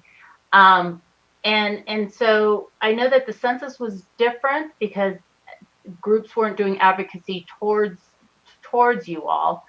It was more that they were part of the outreach partners. But I was curious, in all the different work that you've done, if you had some thoughts on that, Deejas.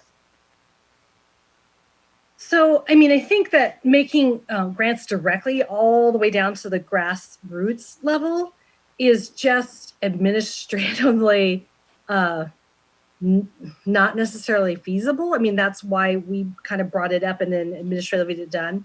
It's just with how long it takes to get, one contract done, unless you have some legislation that allows you to do sort of grants. There's definitely, sorry, my dog is playing with this toy.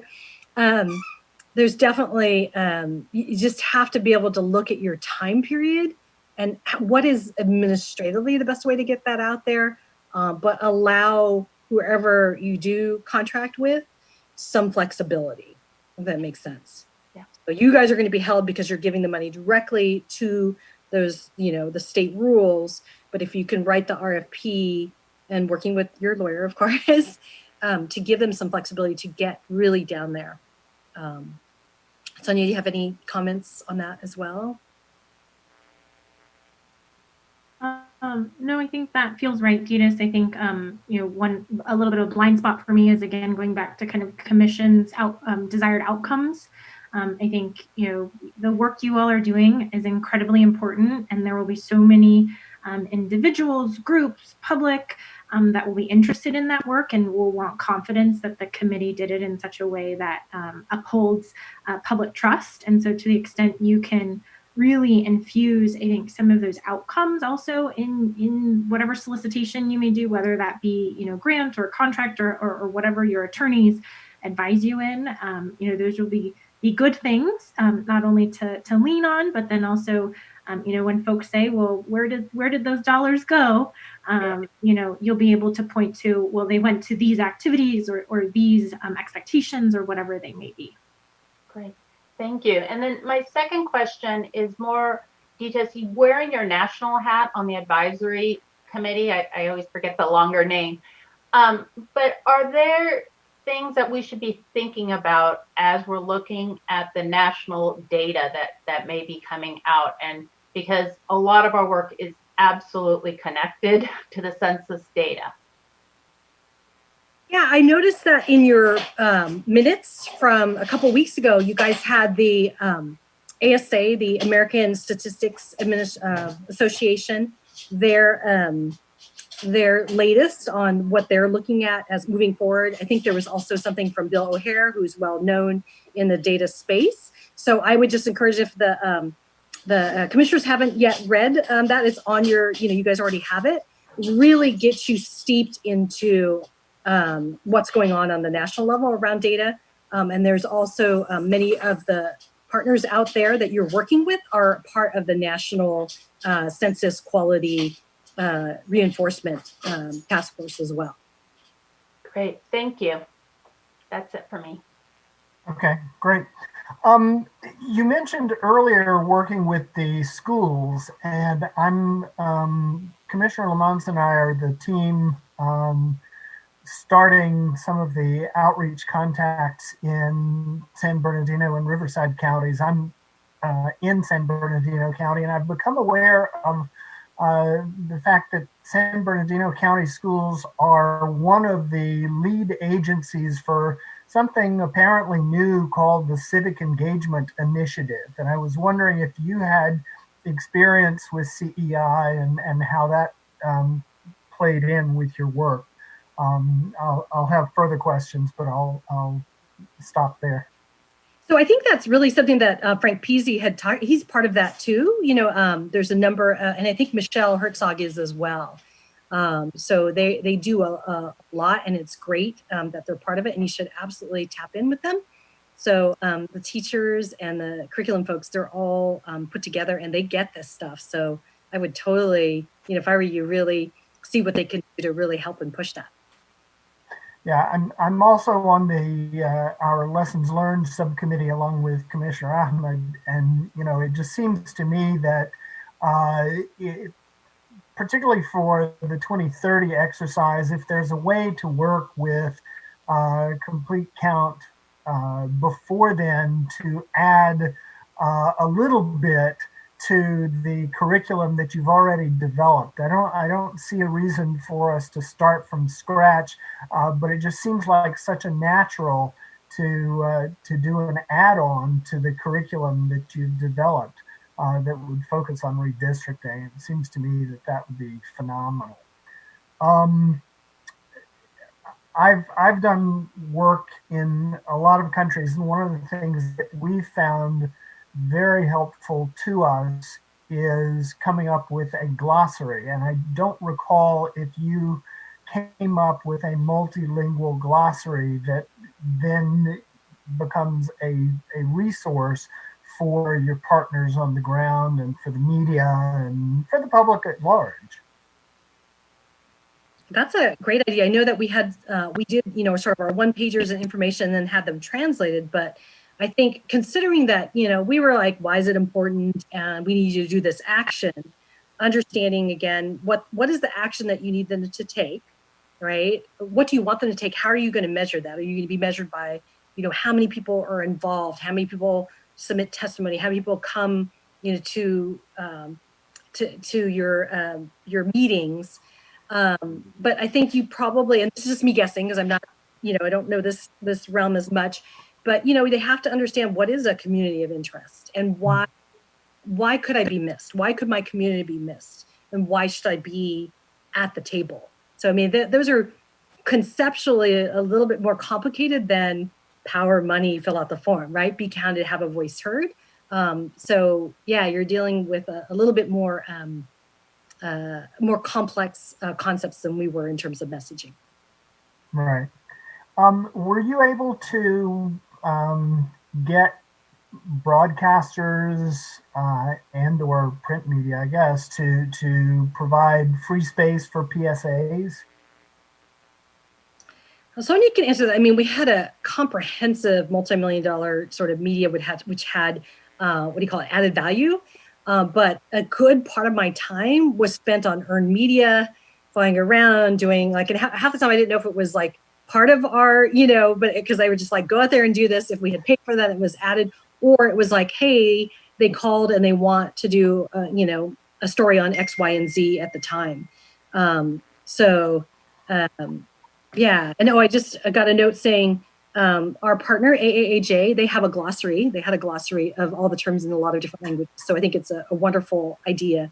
But I think, and again, depending on your timing and whoever, I know Freddie's going to be looking at this, how you get earned media, where you do your placements, and really being able to tell the story. We had a lot of really wonderful reporters, and I probably credit my comms team, Martha and Diana Cross-Palayo, for I want to say nurturing some of the media. Way back when I talked to the Annenberg Innovation Lab, and I said, hey, why don't you guys get a bunch of foundations to what they do at USC and their health is they sponsor health journalists, right? Because journalism has changed so much, they don't have beat reporters anymore.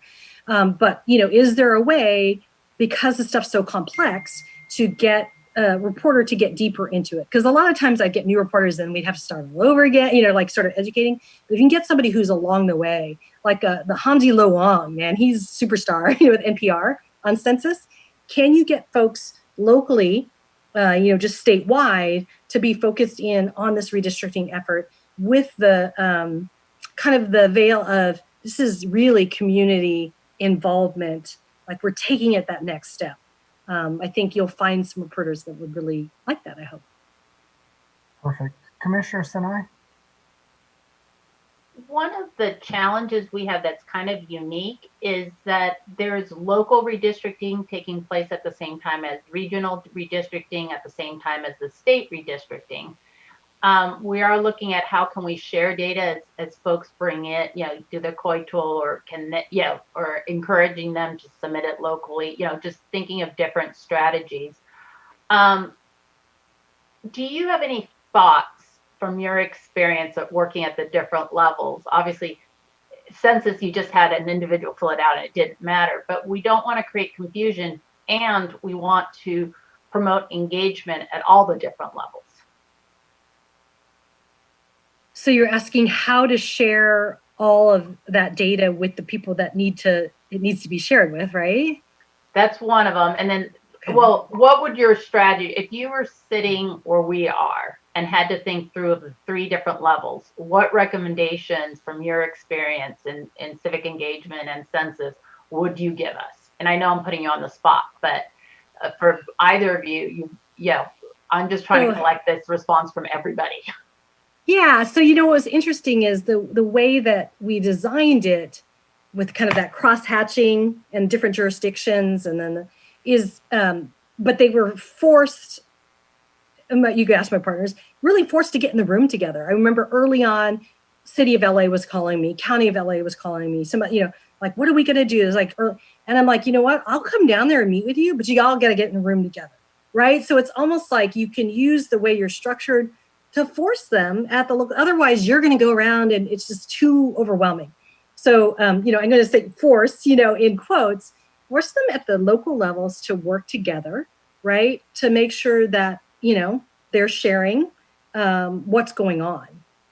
It'll make your life easier to overlay it. But that was kind of the strategy we had of state, local, city jurisdictions. Is like, all get in the room together and let's work together on this. Even though you're going to have different communities of interest, there needs to be a public and transparent process. Yeah, and I think just to add on to Didas's sort of comment, sort of don't think about it in the historical context, but sort of think about it in a lot of the confusion that maybe was coming between our U.S. Census Bureau colleagues making decisions or changes in what they were doing, and then how that impacts the public ultimately in terms of confusion. Or sort of not knowing, what is the real end date? And so just kind of thinking about what you're putting forward in terms of a problem of that complexity. I think it goes back to the commission to the extent possible, or Freddie, it sounds like you may be the guy in charge of this, putting yourselves in the shoes of the public, kind of from that UX experience. And so to the extent, the commission may be out front in places, where the locals may be out front in other places, but where do those critical touch points happen? How does your top line messaging really sort of support all of that as you're sort of going towards, how can you use low cost tools like your website, like social media, to really find the appropriate intersection points? Because when someone comes to you, they may be wanting to look at their, city of Sacramento redistricting lines, but really when they Google is just California redistricting. So kind of just walking yourself through and kind of really thinking about that UX experience, I think, may be a valuable exercise at sort of the outset.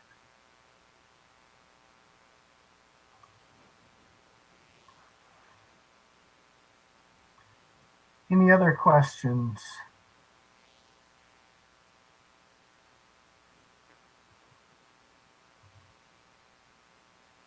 Okay. If you have a few more minutes, I had wanted to open it up for public comment at this point, so I can ask if you're available to.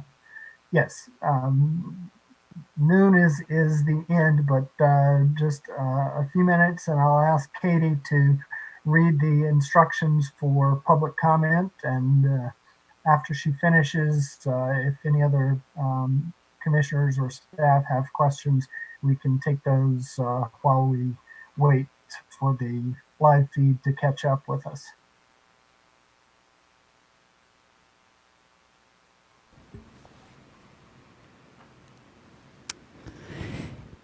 In order to maximize transparency and public participation in our process, the commissioners will be taking public comment by phone. To call in, dial the telephone number provided on the live stream feed. The telephone number is 877-853-5247. When prompted, enter the meeting ID number provided on the live stream feed. It is 915-055-32099 for this week's meeting. When prompted to enter a participant ID, simply press pound. Once you have dialed in, you will be placed in a queue from which a moderator will begin unmuting callers to submit their comment. You will also hear an automatic message to press star 9. Please do this to raise your hand, indicating you wish to comment. When it is your turn to speak, the moderator will unmute you, and you will hear an automatic message that says, "The host would like you to talk," and to press star 6 to speak. Please make sure to mute your computer or live stream audio to prevent any feedback or distortion during your call. Once you are waiting in the queue, be alert for when it is your turn to speak, and again, please turn down the live stream volume. The instructions are also located on the website. The Commission is taking public comment on the presentation for item number, and I apologize, I don't have the item number on me. Number 8. Item number 8. The presentation associated with item number 8. And we do have someone in the queue. Okay, go ahead and invite them to join us. If you'll please press star 6 to unmute yourself. Oh, sorry, do it again. I apologize. That was my fault. Please state and spell your name for the court reporter. Hi, this is Regina Brown Wilson. Can you hear me? I'm so sorry, I've never called in on Zoom before. Okay. Yes, we can hear you. Yes, thank you. Okay. I am the Executive Director of California Black Media, and I've had the opportunity to listen to today's presentations and a little bit of yesterday's. And I know that you guys have been meeting for a while, but I'll just get to the point of when we start talking about outreach. I'm also, let me just say too, that I'm also, or was a commissioner on the California Complete Count Committee. And so I've been able to watch this process for some time and been very involved in the census efforts and the outreach efforts. And, you know, one of the things that I see missing is how we are going to have like a robust conversation with, you know, reaching these communities. I think that the Dita Skatagi and Sonia's presentation kind of showing and laying out what the census did and knowing that you don't have the resources to do that, but what's the best way to do that. I'm hoping to formulate some thoughts, send them in writing to commissioners to consider, and looking at public notice and due process in a way when they're going to or having these meetings that are targeted to these communities, that we're really making sure that we're doing the proper outreach and things that are already in law, already on the books, to make it so that we actually are doing our due diligence, or you're doing your due diligence in reaching those communities, making sure that they're informed. One of the areas that I'm really concerned with is where philanthropy may have been in terms of funding journalism, so that we have someone being able to watch and monitor these meetings and making sure that there's a readout, not just minutes, but a readout, something that journalism plays a role in this aspect. And I think that that is something that's missing. Not that that's your fault, but it's something that's missing and something that I just want to make sure that's on the record. Thank you. Thank you, Ms. Brown Wilson. That is very helpful to us. Katie, do we have any other callers? Not at this time. Okay. Commissioners, a few of you haven't had questions. Commissioner Fernandez. I just had one quick question. In the beginning, Ditas, you had mentioned that you use the special consultant classification versus the RA. Could you go into that a little bit more? And Sure, I I understood the benefit of it. I just wanted it explained just a little bit more. Yeah, and again, we used that in 2000 because again, we only had a really short amount of time.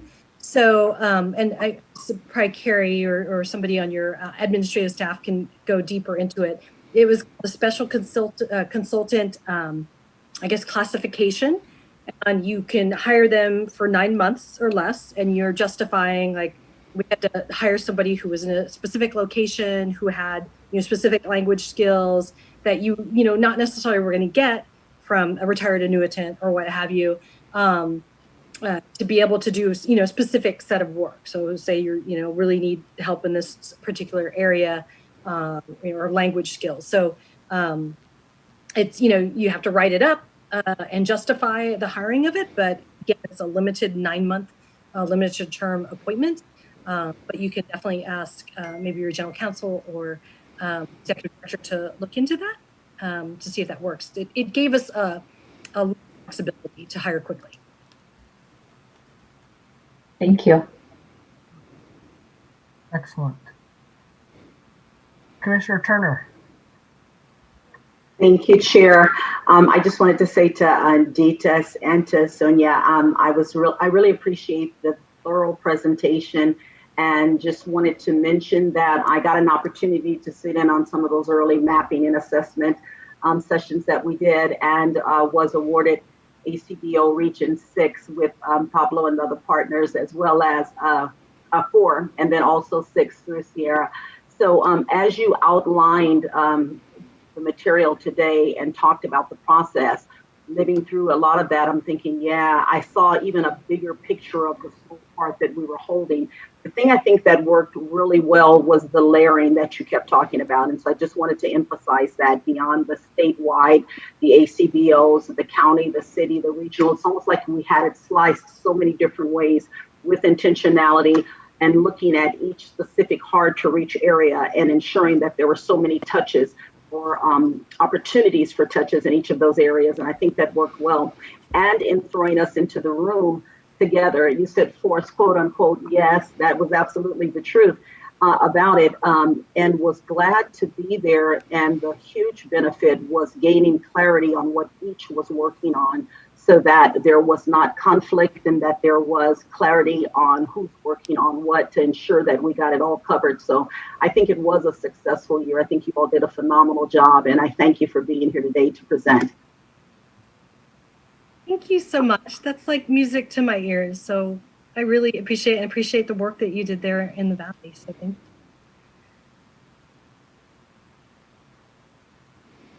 Commissioner Vasquez, do you have nothing at this point? Okay. Commissioner Sinai? Nope. Freddie, do you have any questions? Oh, Commissioner Anderson. Yeah, thank you. I apologize. I have to turn my video off, otherwise it all lags. I'm having internet issues, so I won't see you, but I can still hear you. Thank you. First of all, thank you very much. This is a great presentation. You covered so much material and so in detail. I would like to hopefully get a copy of your slides if we haven't already gotten that.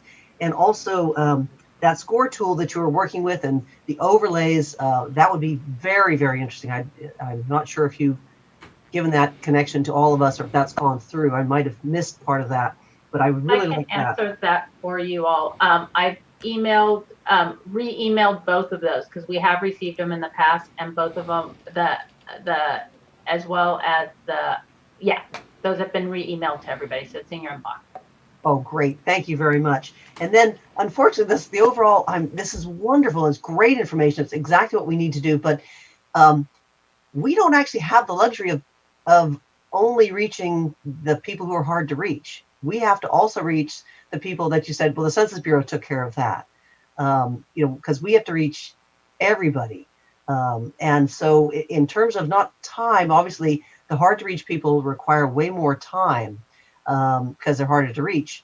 But in terms of, I don't know, group, like percentage wise, do you have any sort of either like, I don't know, in terms of, you can't really compare budgets or, the full census was working on that. But in terms of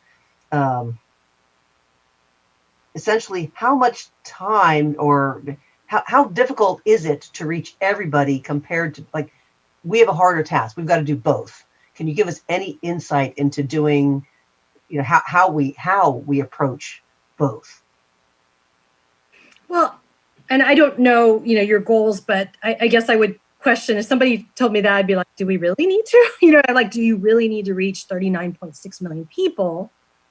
And is that going to effectively, get you what you need to do at the end of the day? I mean, I think that's where, when people said, geez, you got to meet these many. And I'm like, how do you eat an elephant? One bite at a time, right? And so you got to figure out it with your limited time, what your goals are. And is, like, does my, daughter's math teacher need to be involved in this, right? Or do you need to be identifying folks that are already embedded in the community doing work to do the reach, right? So I'm just not, as Sonia said, I'm just not real clear on what your measurable goals are. But I think you have to ask those questions, like, what is going to give us what we need? Thank you. I appreciate the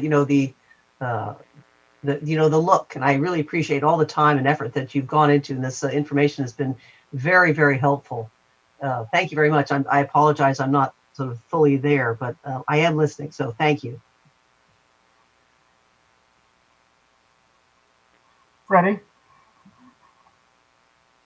Yes, going back to your question, I will have multiple questions, but in respect of the time, I'll chat with them offline, and I'll touch base with the committee members as well. Very good. Well, then let me take the opportunity to thank you both again. This has been enormously helpful to all of us.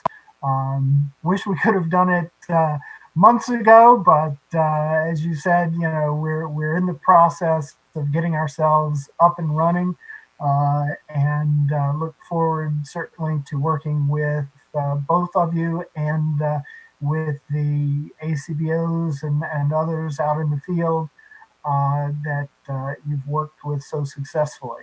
So again, on behalf of the commission, thank you very, very much for your time today, for sharing your wisdom and your experience, and we look forward to keeping in touch.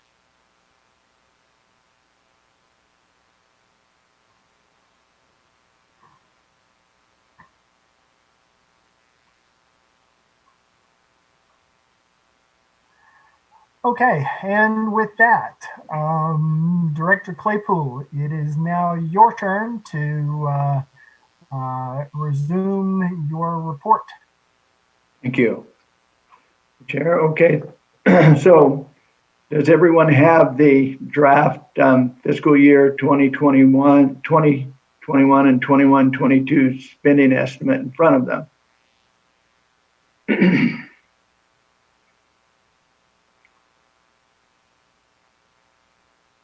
Okay.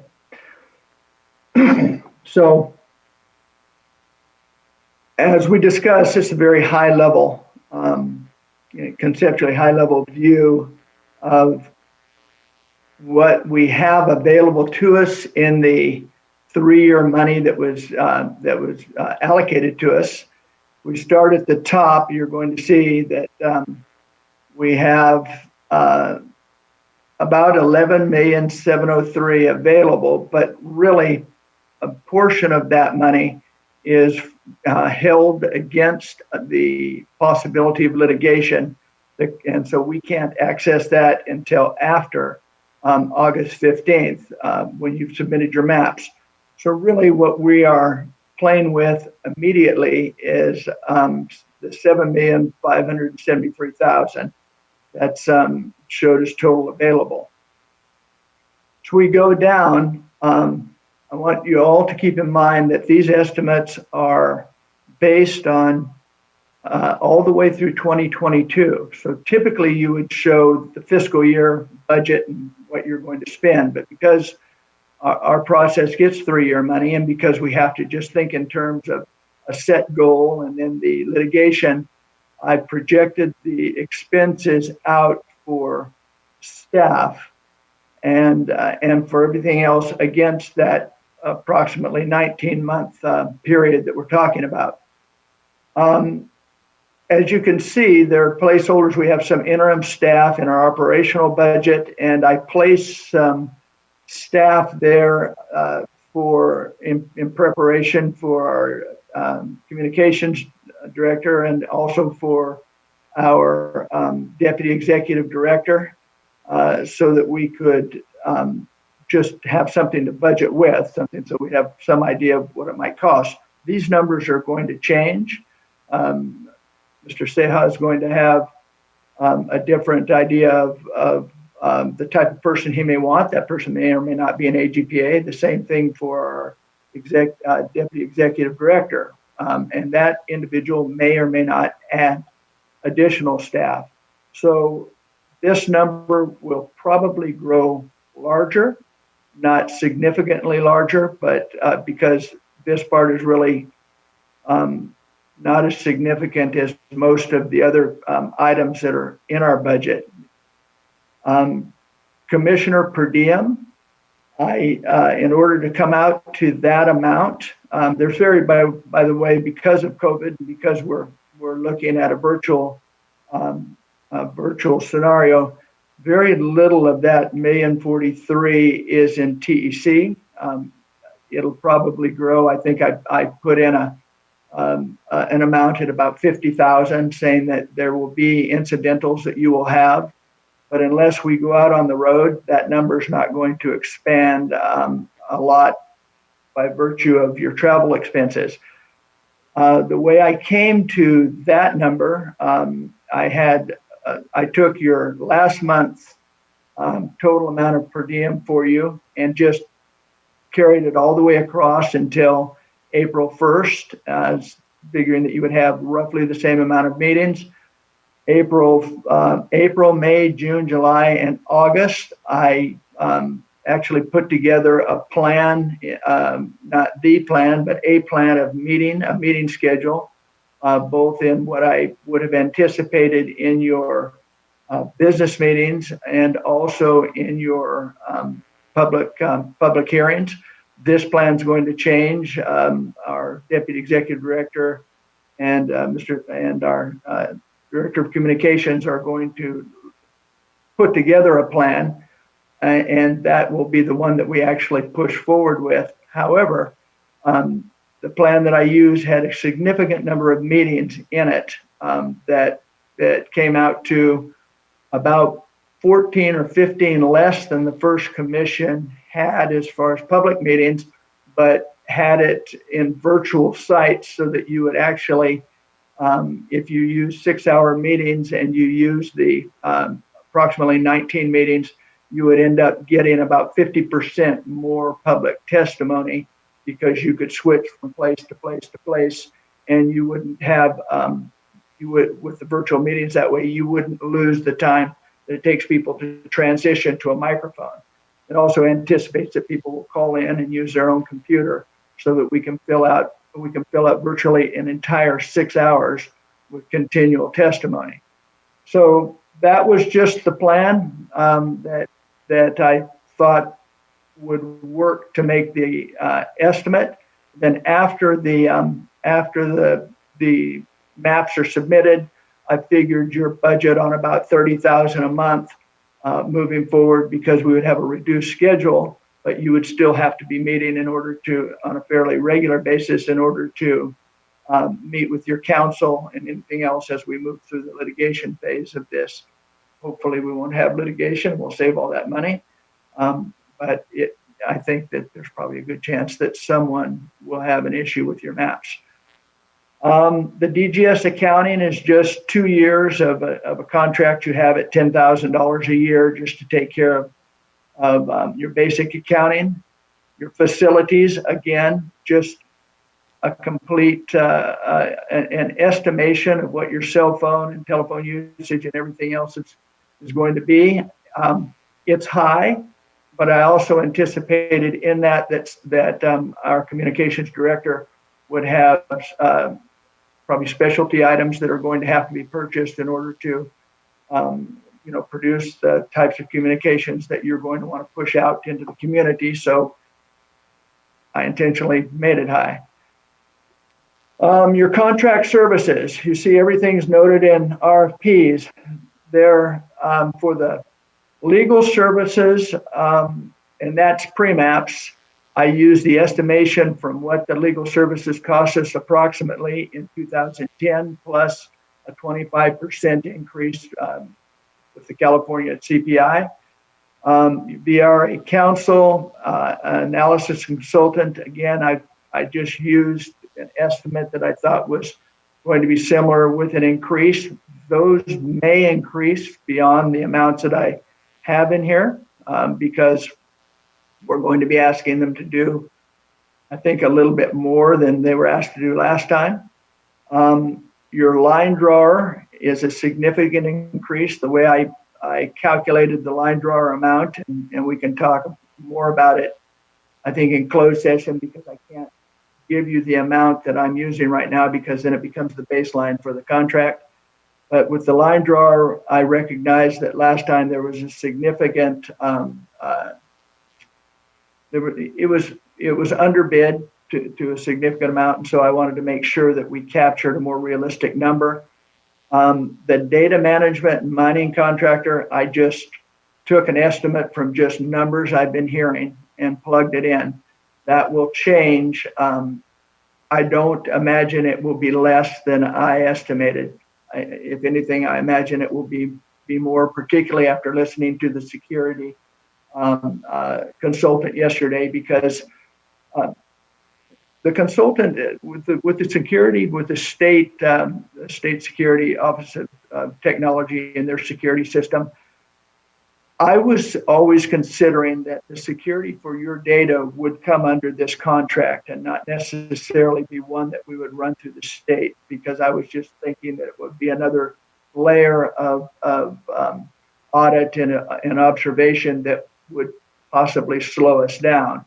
Now, it was good to hear that they would give us a once over on our contract and that they would be willing to look at what the data manager would provide in the way of security. But I want to make sure that we don't get lost in running it through the state when we need to have it in place in January. So that figure that I have also figures that the data manager is going to give us the type of security that we're supposed to be expecting. Outreach is just exactly what's been submitted by the outreach committee. I think that this is going to possibly need to expand a little bit, particularly after the conversations we've been having. I think that there are ways to possibly help with that expansion without necessarily eating into our budget. We still do have a one-time project with the legislature where they're required to coordinate a project with us. I think that possibly part of that coordination might be to have them help us with the language access. They seem to be very interested in expanding that. It's important for California everywhere. We're going to grow more and more into that model in all the state agencies. And so looking at this, that's something that we need to investigate. And I will be talking with the communications director about that possibility here in the next couple of days about how much can we hope to shift in that one-time expense to the legislature. And then finally, the line drawer and public meetings. Outreach. Those are actually, where is that amount?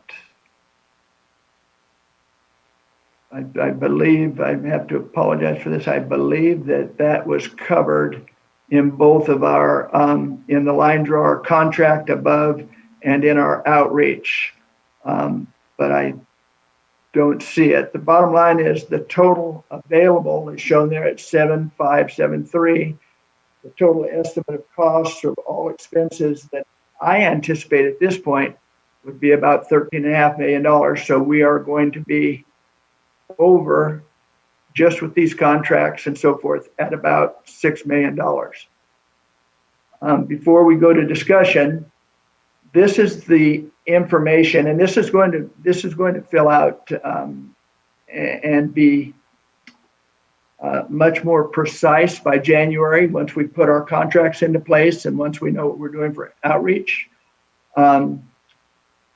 We will go to the legislature or actually the Department of Finance in early February, and we will lay out our case for making this adjustment. Our biggest case for extending beyond our budget to this extent is that the amount of money that you received was based on a process in 2010. It doesn't have a basis in what you're trying to do, nor does it have a basis in the type of outreach we're trying to achieve. Those are required constitutional provisions, if you will. And so I think that we have a very good chance of getting a major portion of this and then part of that sum taken over by the legislature for part of the outreach, or possibly getting all of this. But first of all, we had to get to this point to have an idea. Now, the last thing I'm going to say is for everything that you see in that budget, every time somebody decides that they want to add more, that budget expands more.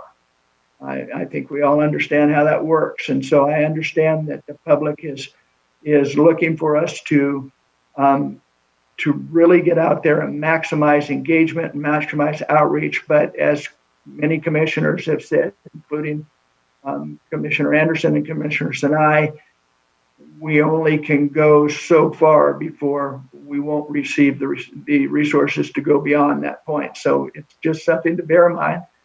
And we will, your staff, including Mr. Seha and the Deputy Executive Director, when that individual comes aboard, we'll do everything we can to stretch every dollar.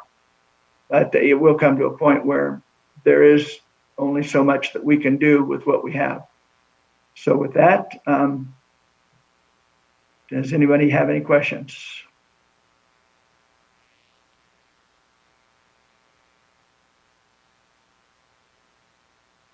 Commissioner Turner and then Commissioner Ahmed. Thank you, Chair. Director Claypool, thank you for the summary of the budget. And I understand that it will possibly change. The question that I have is in regards to the contract services, the RFPs that are there. There are about 8 different areas that total the 5.4 million. Are there any of these contracts that were similar to 2010 that we can get a closer idea of? Because if I just divide them up between the 8, I get 675,000. And I know it's not an equal thing, but I'm trying to get an idea of, as we're out in the subcommittee, for example, for our data management and mining, I would appreciate having somewhat of a ballpark of what we should be working towards before we go into a different area or needing to get more money. So I'm trying to figure out, is there any way to put dollar amounts as a desired budget on these items, at least for the ones that we've had to use for 2010?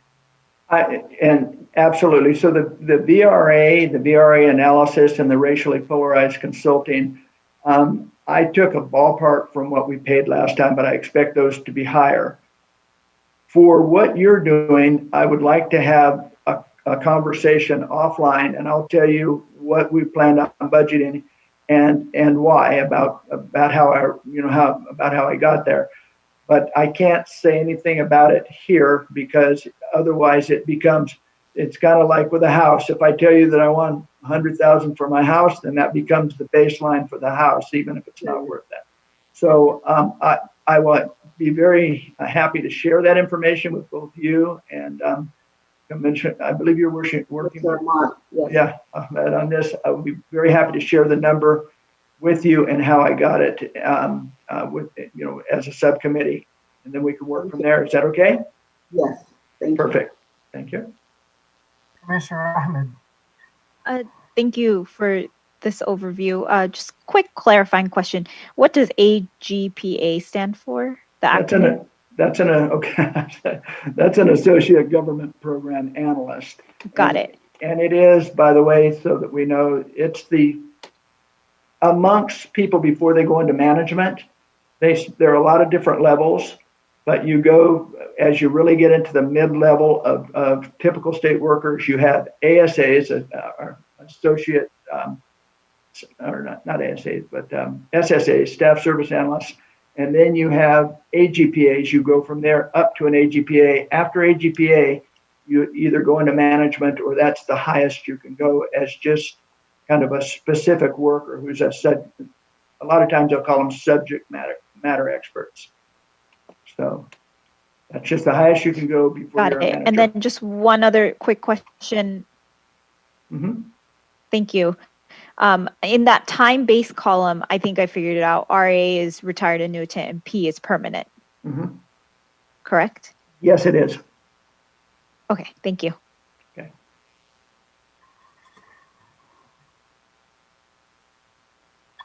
Commissioner Sadwani.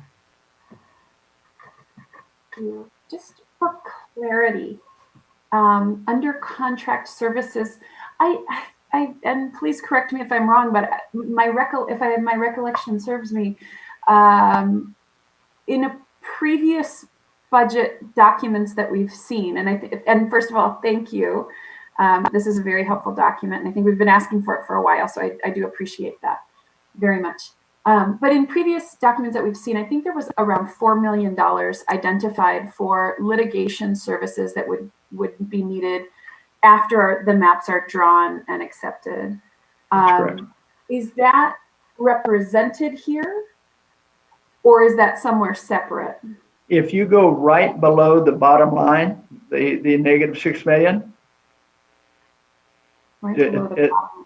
at the very bottom of the document, below the oh, I see. Okay, legal service. Okay. I see. So that $4,297,000 can only be accessed once we go past August 6th or 15th. And here's the question for that money. It says for litigation services. In theory, after you finish your lines, the only thing you have left is to settle litigation. So if Mr. Seha is going out with announcements about what's going on with the litigation or this or that, in my mind, those services are for litigation services because that's all we're really doing. We'll have to wait to see whether the legislature requires us to have additional money for administration and so forth, and that money can only be used for outside litigation, or whether we can spread some of our costs into it. And I've asked that question several times, and there are people both in Department of Finance and at the Department of General Services who are talking about whether that's possible. But we're a long ways from that money, and we'll have that answer long before we get there. Got it. And then I would just reiterate the point that you made previously, that I think that the number put here as estimated for contract services is an estimation. And from all of the conversations that we've had, I could, just for the commission's benefit, I could certainly see it potentially being higher. Well, some of the areas are, like I said, with the line drawer, I expanded that out to a number that was far greater than the 2010, far more than just a 25% increase on it. But I think the big unknown in our numbers there are the data mining, because we don't know how much that's going to cost, and then just how far we can go in outreach. Even though I commend both Commissioner Vasquez and Sinai for keeping us within that $2,065,000 that was budgeted for it.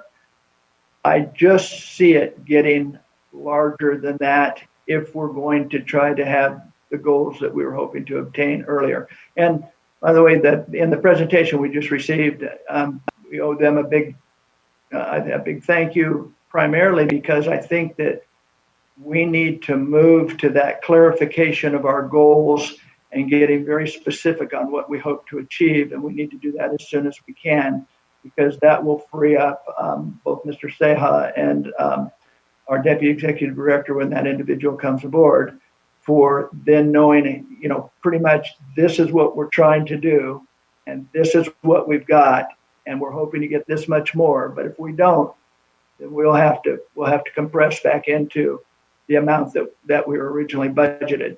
So there are a lot of unknowns there, but just having that clarity of purpose will go a long ways. Commissioner Fernandez.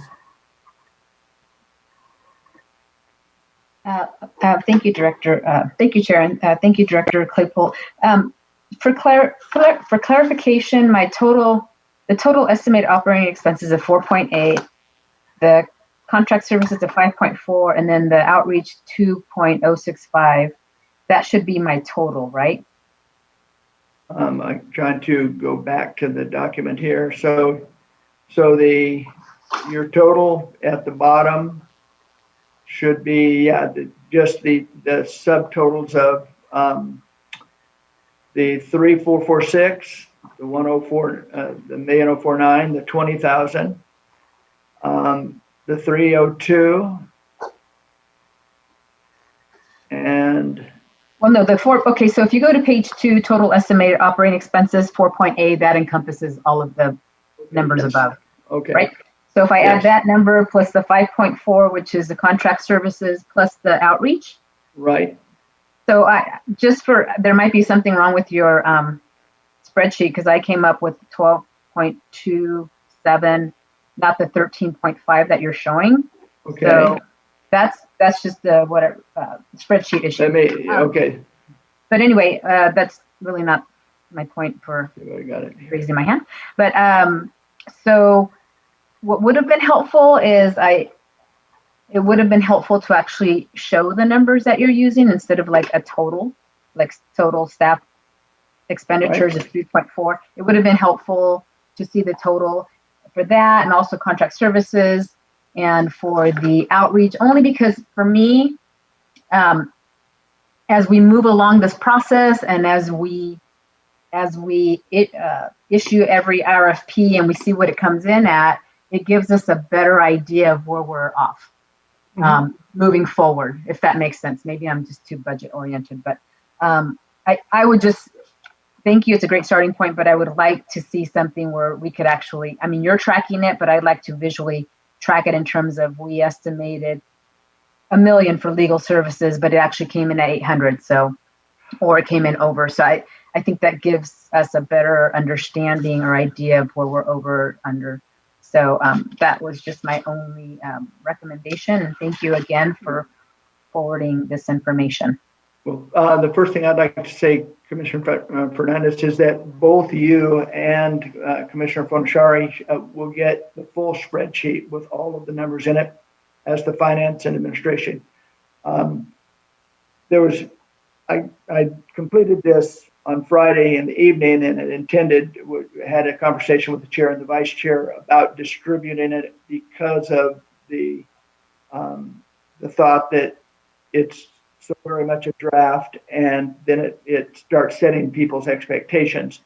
But I will absolutely send you the full spreadsheet, and you can go over the numbers, and I'll make sure that it adds at the bottom, because I thought that I was fairly certain that it did, but I probably just included one of the subtotals and above while I was doing it. It was a tired evening. Okay.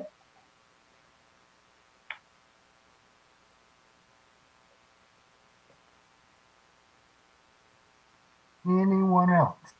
Commissioner Yee. Yes, thank you, Director Claypool, for getting this draft budget together and just getting our thoughts rolling. And with so many of the variables still up in the air, still to have something to start getting our mind around is very helpful. So you mentioned this in passing earlier, but of course, we don't know if we can get that 6 million or how much of it we can get. So in terms of planning going forward, I mean, a lot of these things we're starting now. So putting out the RFPs and so forth.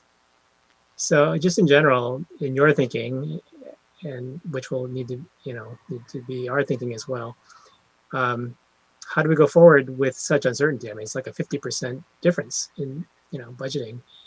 And I was hearing from the complete count folks the difference between 2000 2010, I mean, going from 20 something million to 2 million and then close to 200 million. I mean, that's head snapping, right?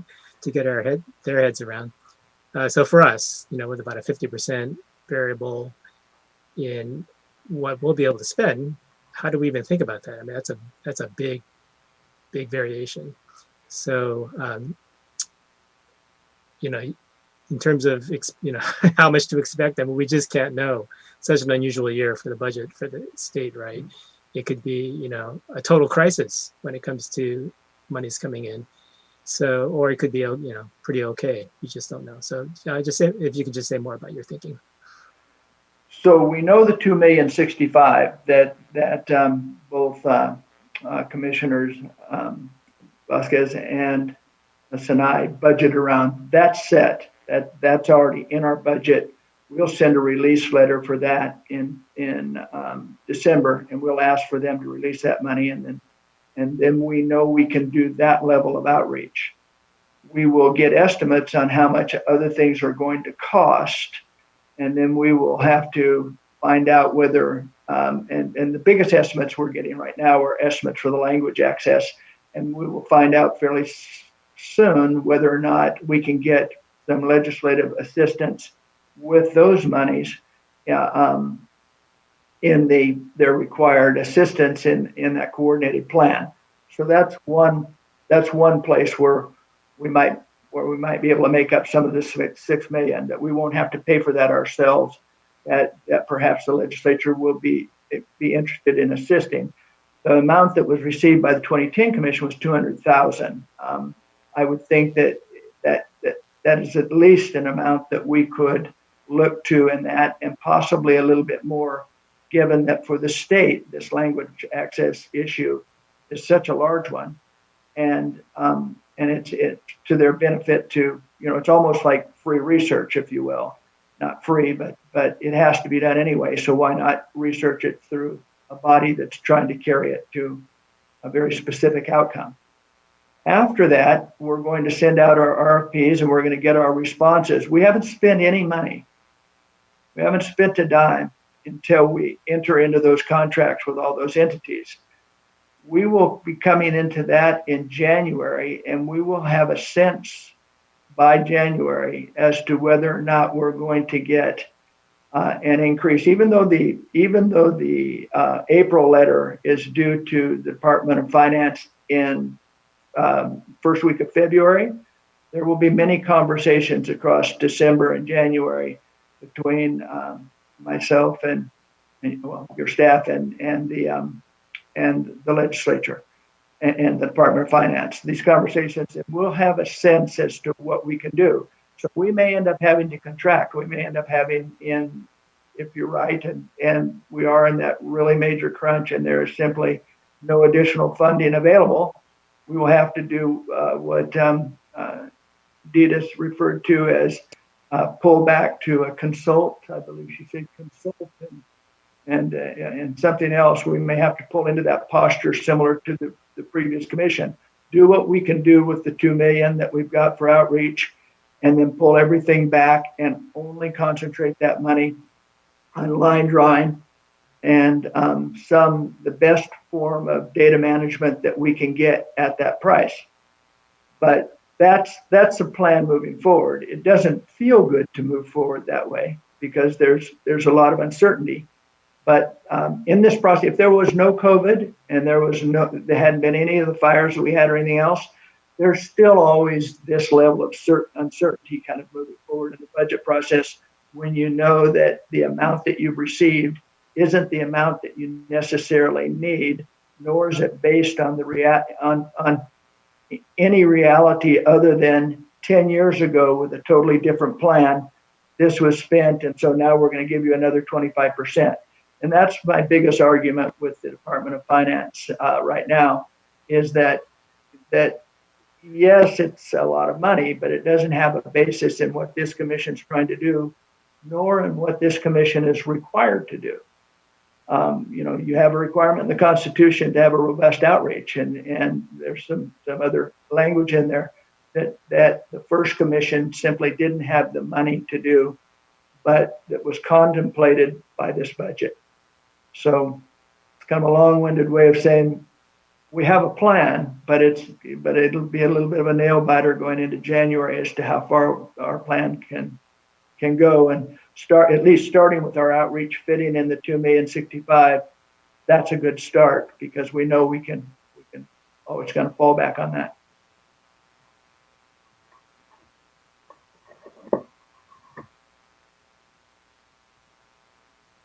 Anyone else?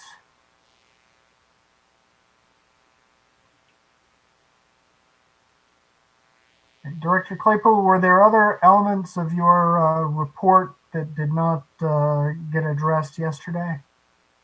No, this was the only thing that was outstanding, Chair. Very good.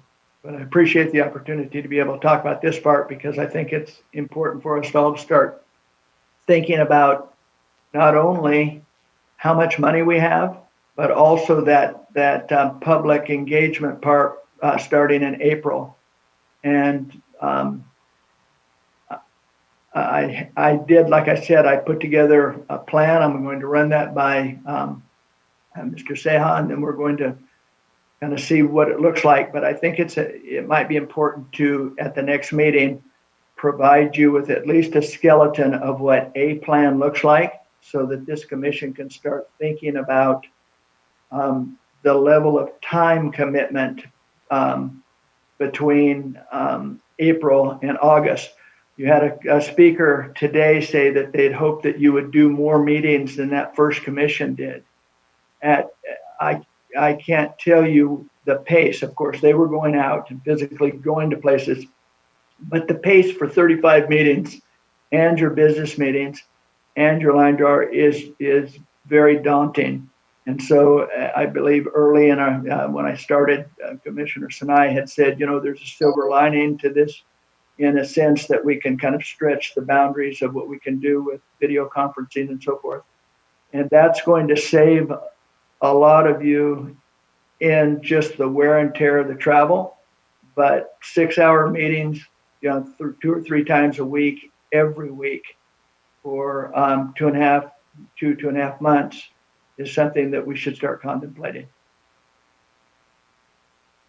So I will bring that. I would work first with Mr. Seha, and then I will bring that that kind of concept of what one set of meeting schedules might look like, so that all of you can take a look at it. And that will be on the 1st and 3rd. Okay, so that would be part of your report. Yes. At that meeting. Okay, very good. Commissioner.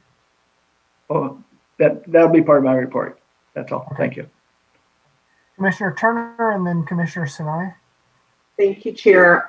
Director Claypool, I wanted to understand on the full numbers on the budget, you said about giving it to the financial subcommittee. Is that because it's a draft? Is there a point where the rest of us as commissioners will get all of the numbers and not just the collapsed version, number one? And then the second question is what would be the timeline or expectation where we're starting to receive a budget versus actual so that we can see what we're actually doing month over month?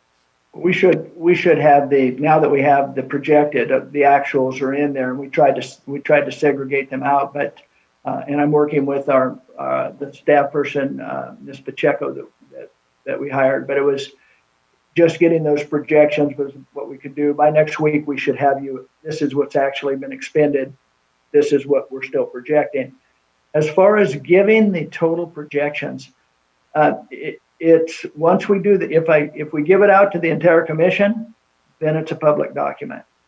And then it's kind of like we have to play our hand.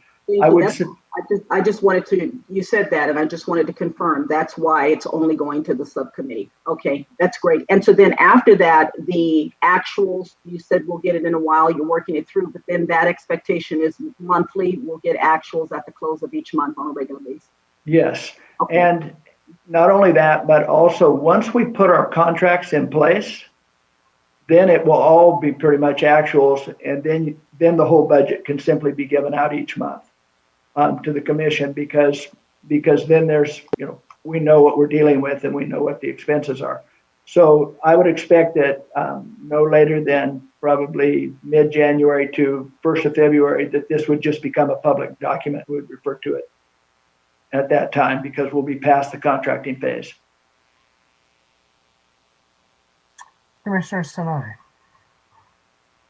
We had a little bit of a conversation yesterday, and I just want to put it forward again, just that retired annuities may be a solution, but may not be the only solution, and that we do want to make sure that we're getting the best skill sets for what we need done.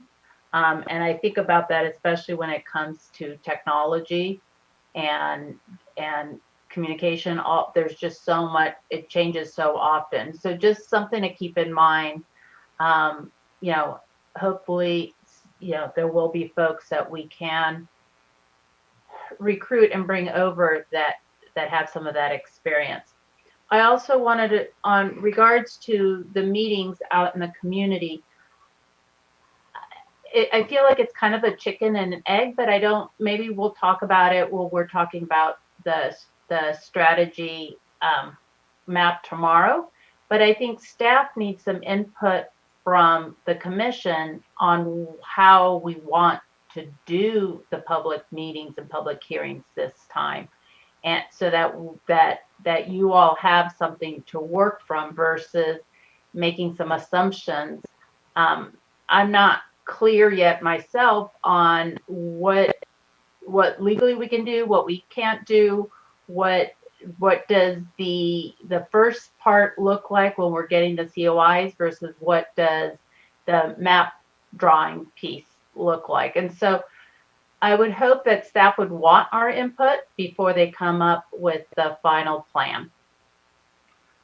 Well, for clarity, the plan that I put together for budgeting on this was based almost entirely off what occurred last time, just because we'd heard so much about having public comment and so forth, but it is not the plan. It's just something that I can anticipate that you would have at least that many public meetings, whether you have them on Mondays, Tuesdays, and Thursdays, or you have them on the weekends. All the rest of that is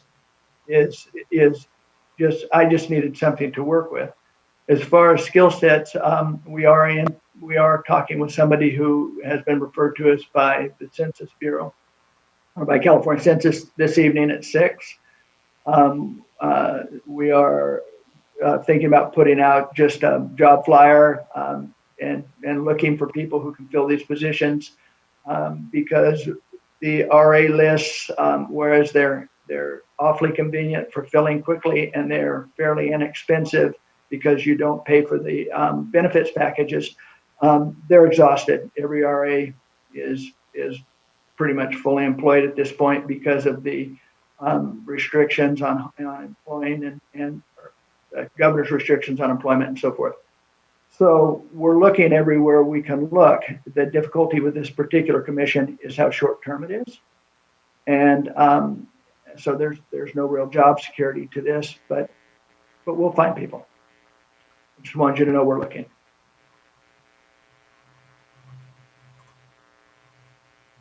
Okay. Commissioner Sadwani. Thank you, Chair Kennedy. You always know when something's on my mind.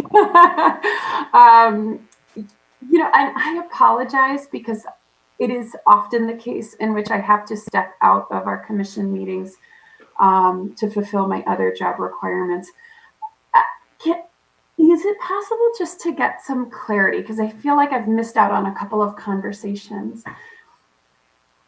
Is a recommendation for what our community outreach plan will look like, is that coming from the commission? Is it coming from staff?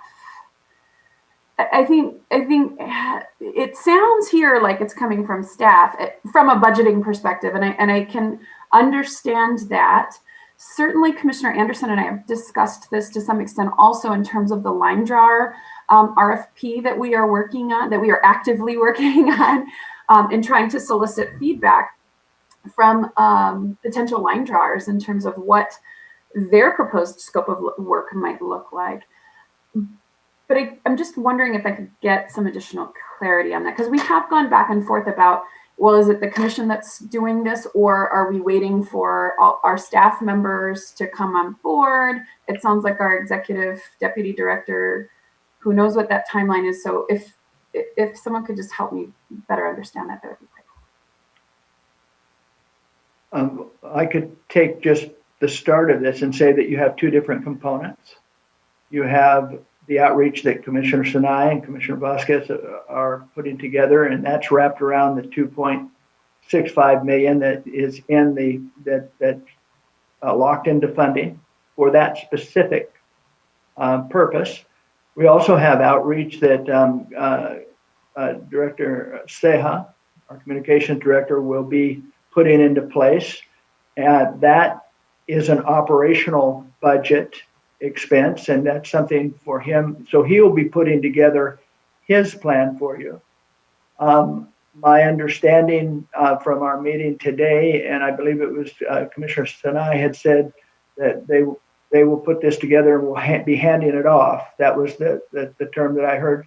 So I guess Commissioner Sinai, perhaps you can tell us how that's going to work. The vision is kind of what we've created, the strategy.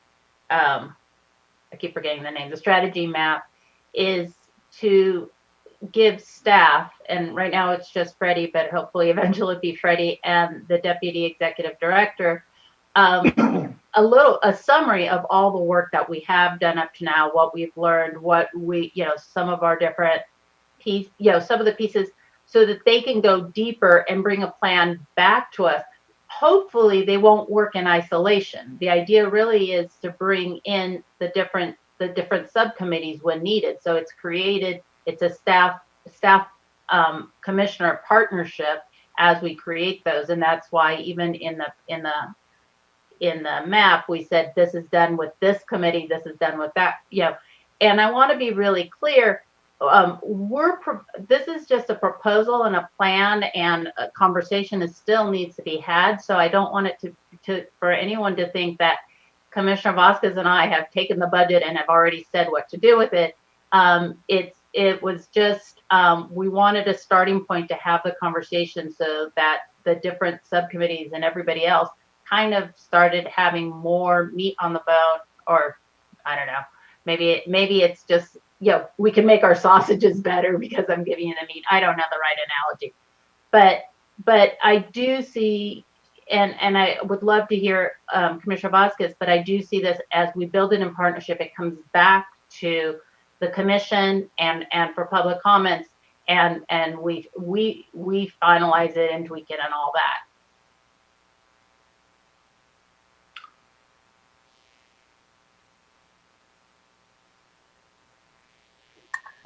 Director Claypool, and then Commissioner Lamont. Great plan. I thought that the documents that you sent out, Commissioners and I, were very useful. And again, I was very happy that you envision staying within that parameter, because that helps. We're going to have that conversation soon, and we do need to have it so that we can have that in place, because that's one of the big planning parts. So I'm going to pass. I'm going to pass. You're going to pass? Okay. Oops. Anyone else? Commissioner Vasquez. It's very difficult to see your hand against the background. I think we all need to pretend that we're sign language interpreters and have dark backgrounds where we can see our hands easily. My hand will just disappear sometimes though. So anyway, sorry. That's okay. This is our proposal it really is a skeleton plan. We imagine that it will go to staff and come back with a more fully baked budget proposal associated with it, especially as they have the time to go in and think through what a grant or contracting structure could and should look like. What does it actually cost to fund, direct outreach versus some, printing materials, what have you. That was not the focus of our work. The focus of our work was to provide a strategy, a foundation for the details to be worked through by staff. At which point then that's the third part of the conversation where we go, oh, that was not at all what we were thinking, or, oh, that's going to cost us way more than we thought. And we're not getting as much out of this 2 million as we anticipated. So, we're going to need more. Here's our justification. Here's what we want to have, etc. So even in approving the strategy map actions, the proposed actions, which are on there, you'll see that they're intentionally pretty broad and leaving room for staff to come back with a more thorough proposal that, again, we will discuss and probably have some input and adjustments and amendments to be made. So that many of these things, at least the way I see it, are iterative. And they hopefully start with the strategy and the goals developed by the commission. But then, we're not mind readers. So I anticipate that there's always going to be some back and forth between staff and the commission. Commissioner Lamont. Yeah, I passed early because I wanted to let Commissioner Vasquez go as a part of the subcommittee and respond. I just want to thank both of them and say I'm glad to hear that clarified. I mean, I understood it to be that. That's what I thought we were doing. So I'm glad. I understand why it's kind of confusing. I've been one of the big proponents of pumping the brakes until Mr. Seha got here and he's able to be a part of the conversation. But the expectation is not that the conversation will be exclusively with the outreach subcommittee and staff. This was just that early foundation work, as Commissioner Sinai so eloquently laid out and supported by Commissioner Vasquez. So we're just in a process. And I just invite all of us to, it's a art to be able to exist in chaos and lack of clarity. It really is. And everybody's not cut out for that. And that is what this is, not just with the outreach, but every aspect of it. And so I'm learning to be more patient with those of you who are less inclined to allow the chaotic dots that are all out there and, have them connected. That gives you a sense of security that at the end of the day, it's going to be okay. I'm learning that that's not everyone, and some of these questions are necessary because a different level of clarity is required so that we can be comfortable and move forward. So I just wanted to acknowledge that clarity that was just offered, and I think that we're right on the precipice of getting this outreach piece off and running. And I'm looking forward to being a part of it. The presentation earlier just got me all excited because so much of the philosophy and what they do, I've done those things and live on those philosophies when it comes to community engagement and who we bring to the table. I was just sitting there going, yes, yes, yes, yes. So we'll eventually actually be able to operationalize a lot of that stuff. So I just want to say I'm thrilled, and my pass, of course, wasn't out of any frustration. It's just I wanted to yield. I should have said yield and come back. So thank you. Okay, very good. So we are at our break time and lunchtime, and check your emails, and look forward to seeing everyone back. And thank you very much. Did we get 15 minutes to get our lunches and then be back? Sure. Is that going to be on a separate, your social lunch is going to be on separate? Yes, okay, that's been sent out. Sorry, what time are we returning back to public session? How long total do we have for lunch? Well, we would be back at 1:50. Great. Thank you. Commissioner Hoffman? Okay, very good. Thank you, everyone.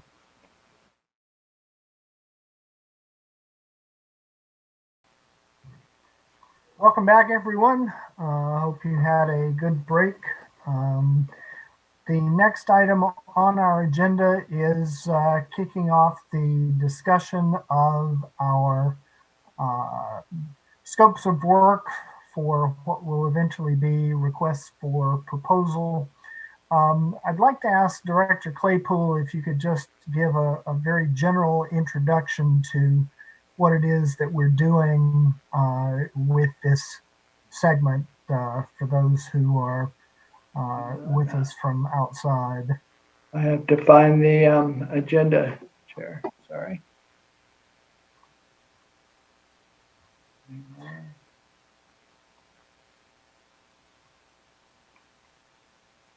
Well, just in general, what an RFP is, what a scope of work is, you know, what we're trying to do with all of these procurement actions. All right. Again, I don't have the agenda in front of me. I apologize. I'm just trying to bring it up right now. Okay. Oh.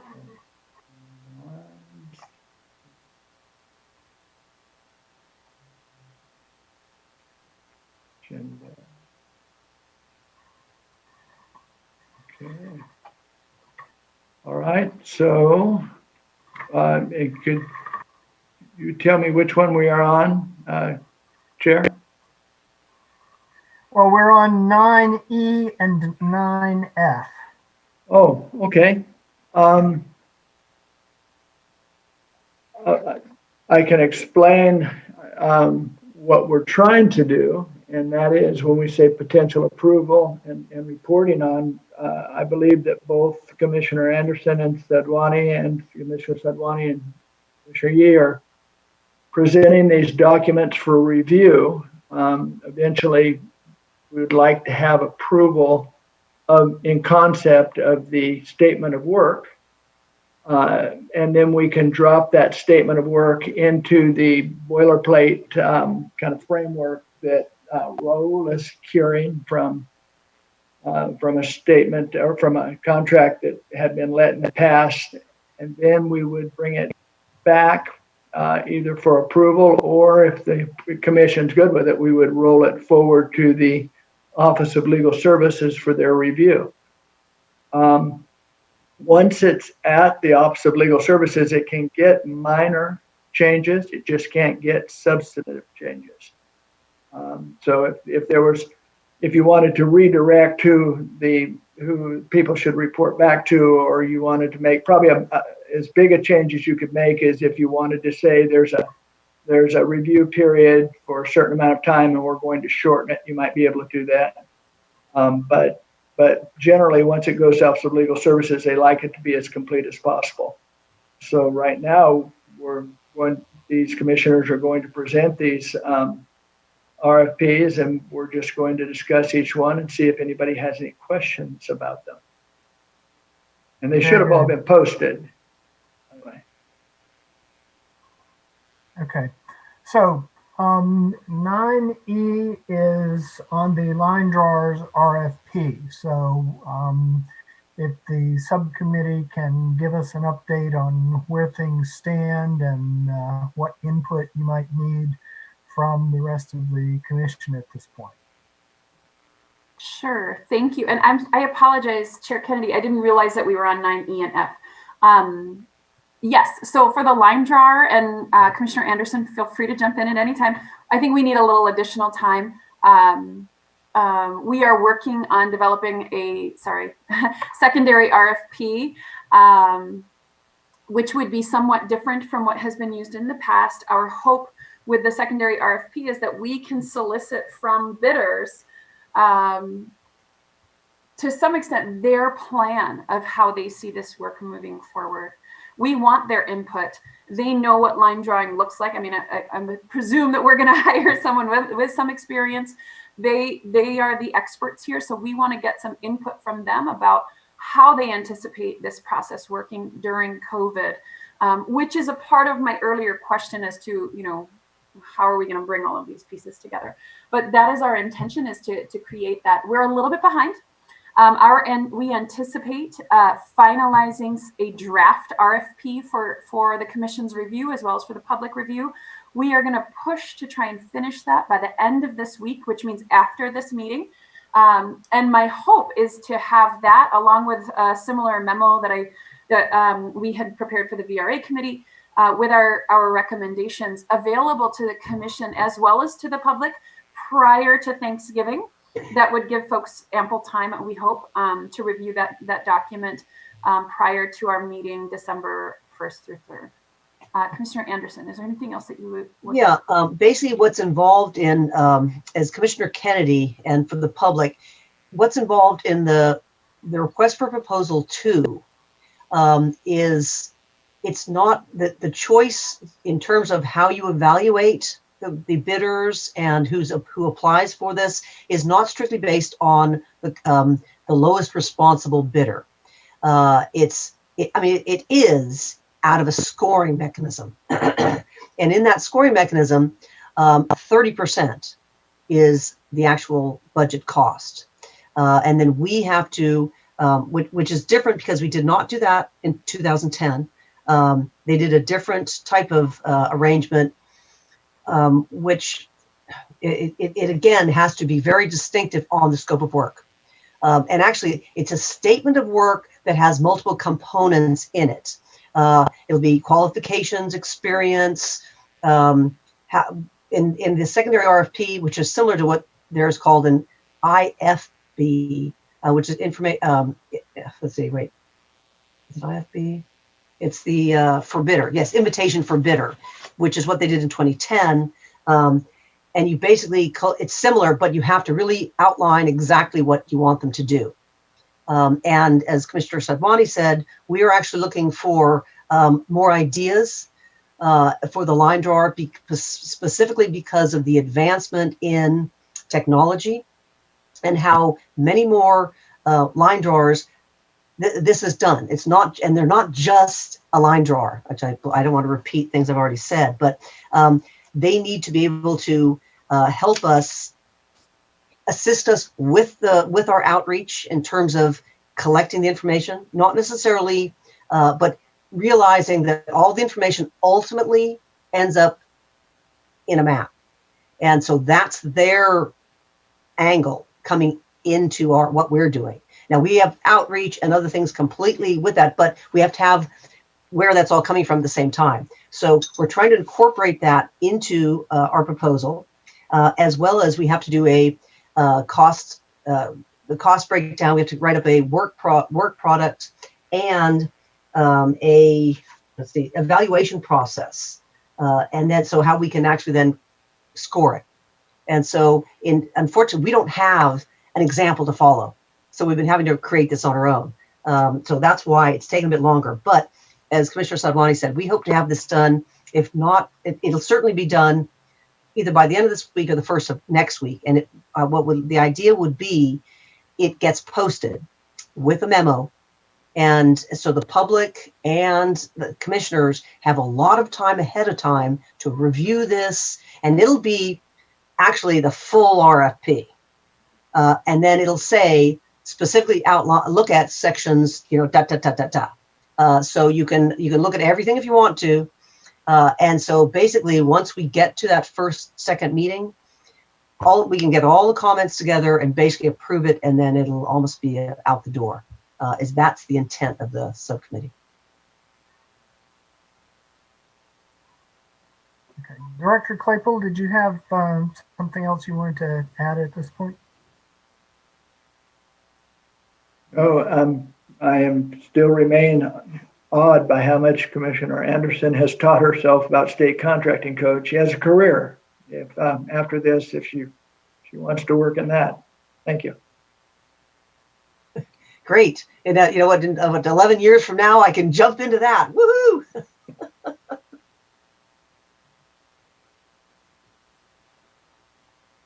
Any other commissioners?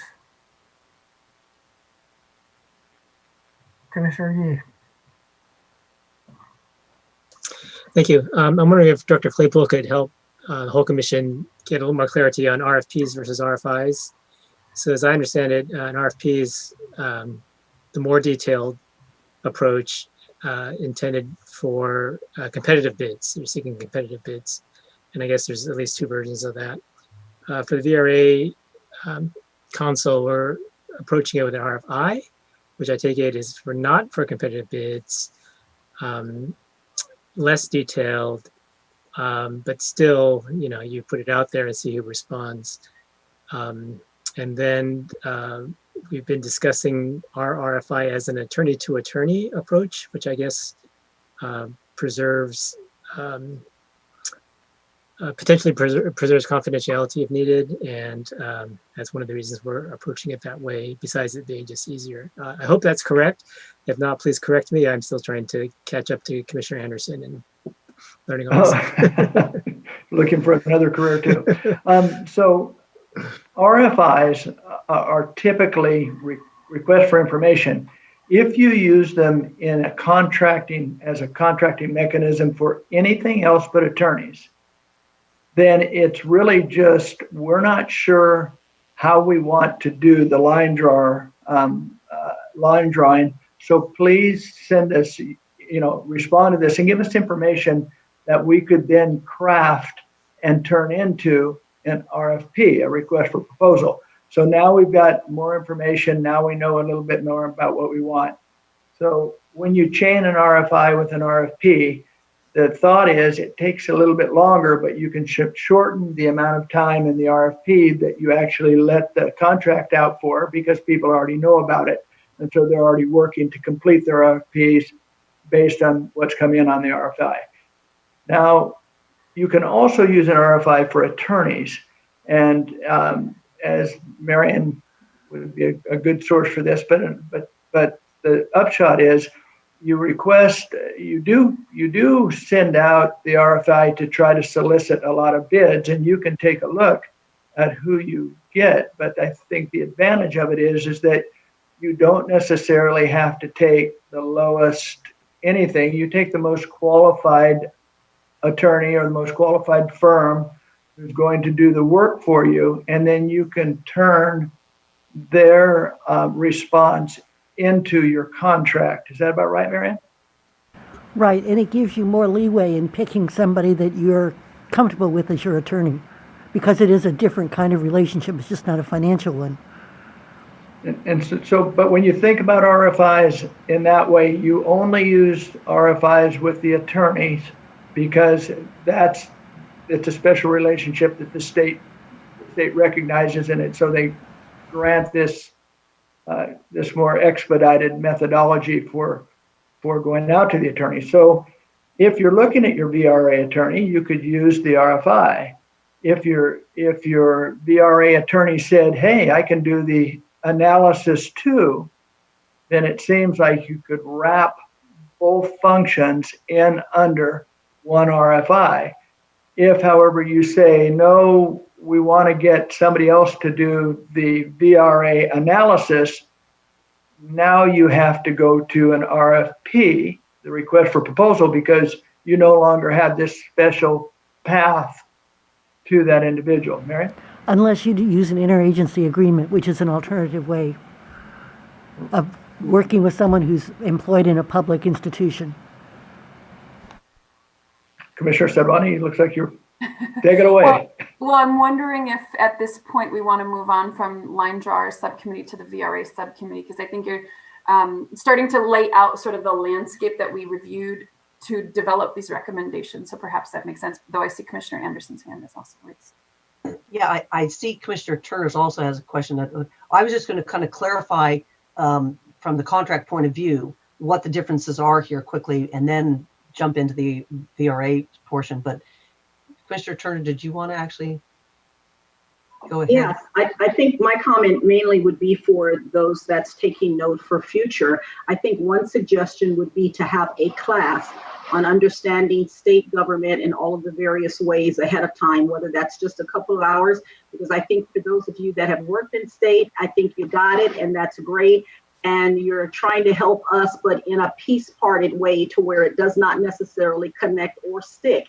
And I think next go round, it would be a good idea to put that in the training kind of projection of these are the classes that ordinary citizens from all over California can be a commissioner, but they need this piece of work ahead of time, I think, this information. Thank you. Thank you, Commissioner Turner. I have noted that. I guess my colleague on the Lessons Learned subcommittee has also noted that. So that will certainly be part of our considerations. Before we turn to VRA, I neglected to open up for public comment, and I don't want to keep anyone waiting who might have intended to offer public comment when we came back from lunch. So my apologies to anyone out there who intended to offer public comment, and I would ask Katie to read the instructions. Thank you.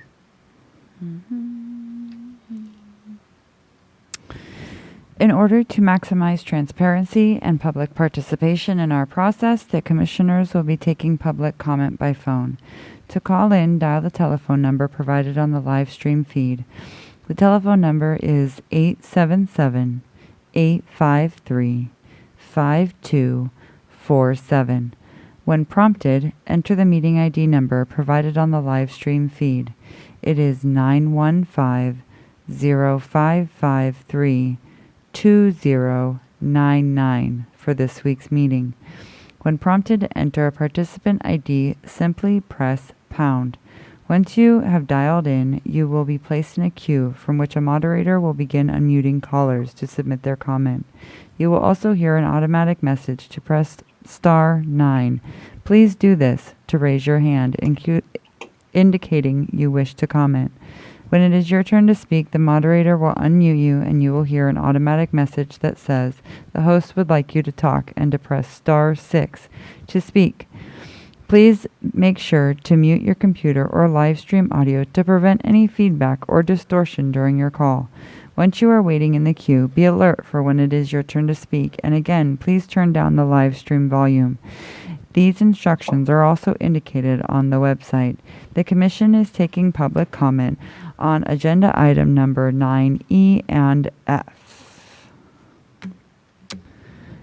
There is currently no one in the queue. Okay. Any questions or comments from commissioners at this point? Director Claypool.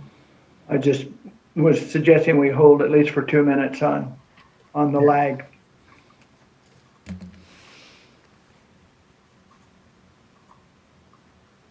I can do the quick overview of the contract in these couple of minutes if anyone cares. Go ahead. The basically for legal services, there are different parts of the state contracting that you can do, and it's a whole state contracting manual, and they divide it out into certain sections. Because basically the lawyers write all the laws, they have a special category.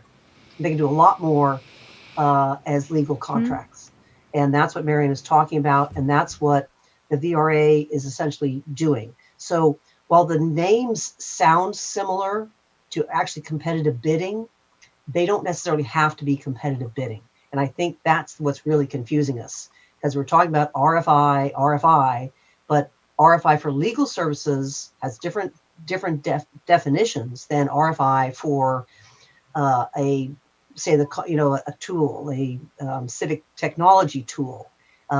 It's a different, as Mr. Claypool said, it is just for information. You can't bid on it if it's for a tool versus if it's for legal services. So I think that's what's kind of been a bit tricking us. Also, interagency agreements have a special category, which is what the other thing we're talking about. And then actually IT services and goods have another category, which and IT though really specifically means we're buying a computer, where it's not that and IT services we're getting a server to use in our building. It's not, as we were kind of going, oh, it's technology services. It doesn't quite mean that. And that's why we're in actually chapter 5, which is competitive bidding. And that's where it ends up. You have the IFB, which is called a, let's see, what is it again? It's the invitation for bidders. And the difference between an invitation, and there's so the IFB, the RFP regular, and the RFP 2. And the difference is in the IFB and the primary RFP are both, they're different criteria. And the bottom line is you must go with the lowest cost proposer, the responsive bidder, or an RFP is a bidder and the RFP it's a proposal. And you have to go with the lowest cost on those. The secondary RFP, it's the lowest scored responsive bidder. And so the cost is a portion of it. It's not all of it. The IFB is usually used for things you've just done in the past. It's more routine. It's these are commonly easily to describe items, which is, and the reason why 2010 did that differently, they kind of did a mix of things because they only had a couple of people who they went out, but then well, I won't get into the details of that one. The primary RFP does have there's a time you have to let it bid for and that sort of thing, which makes it much, much longer. And if you've done the RFI, you request for information, give us an idea, then you can limit part of how long the bid has to go out before you can accept proposals. And that's the benefit of shortening it. And ultimately, it isn't just you do all one and then you just do the whole process of an RFP. It's a little bit shorter, but it still ultimately kind of takes around the same time, maybe a little bit shorter. And the secondary RFP is for more creative processes because you don't want to just have it based on the bottom dollar, and you want to look at evaluations and qualifications. So in a nutshell, that's kind of it. That helps. And I'll answer any questions. Are there any questions?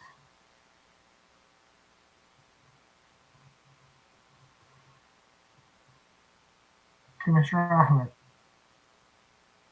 Thank you. Commissioner Anderson, my only question is, where did you learn all of this information? Is there like a handbook or something you read? I just looked at the state contracting manual. Okay. Yeah. Awesome. Thank you.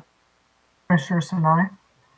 I just saw Commissioner Sadwani's note that she needs to step away at 2:30 and she's critical for the next piece. So I don't know how we're going to move forward. Well, actually, the next piece was tentatively scheduled to start tomorrow morning. So I'm happy to have Commissioner Sadwani open the topic this afternoon, but I don't intend to exhaust it this afternoon. So I leave that up to her.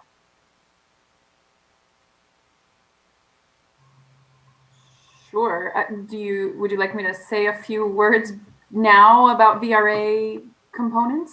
Would that be helpful? Sure. Yes. So and Commissioner Yee, please feel free to jump in at any point.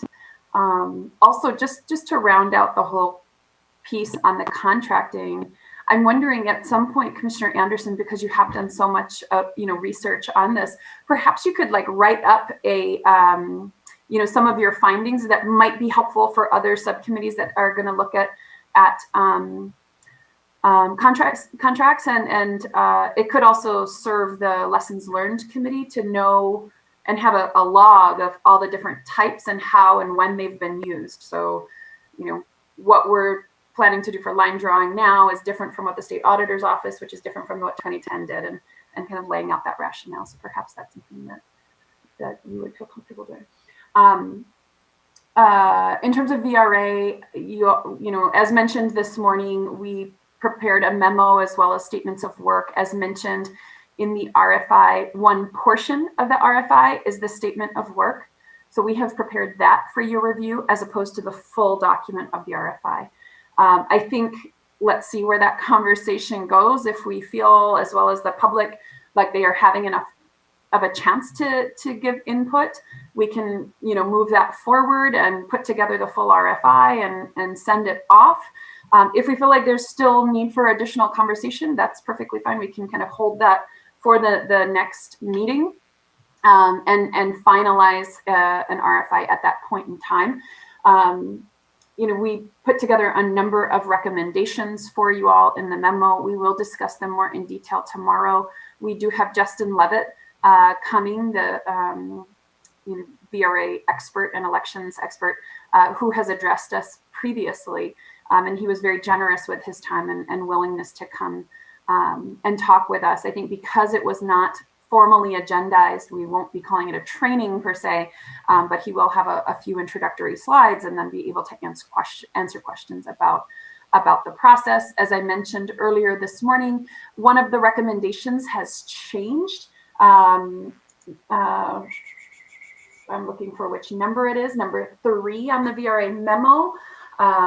We do not, given input from Marion, we no longer feel like it's necessary to have that discussion in closed session, so we will do it in open session tomorrow. Very good. Commissioner Akutagawa and then Commissioner Yee. Actually, my question was previously for the for Commissioner Anderson, but we could go ahead and skip. No, if you have a question for Commissioner Anderson, that's perfectly fine. Okay, Commissioner Anderson, you had said something about the time frame. It sounded like the IFB and the RFP one was supposed to be shorter than the other, but it seems like from your determination it all takes around the same amount of time. Did I understand that correctly? Again, we're talking about two different, there's an RFI that is involved in legal services.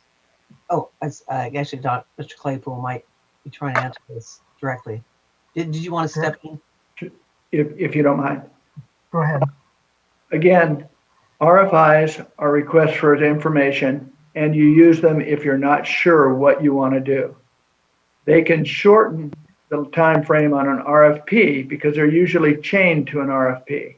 So first you go out with your RFI and you say, what should we want in a line drawer? And you get all this input on your RFI. Then you go back and you write your RFP for the line drawer, whether it's the standard or the RFP2, and you let it.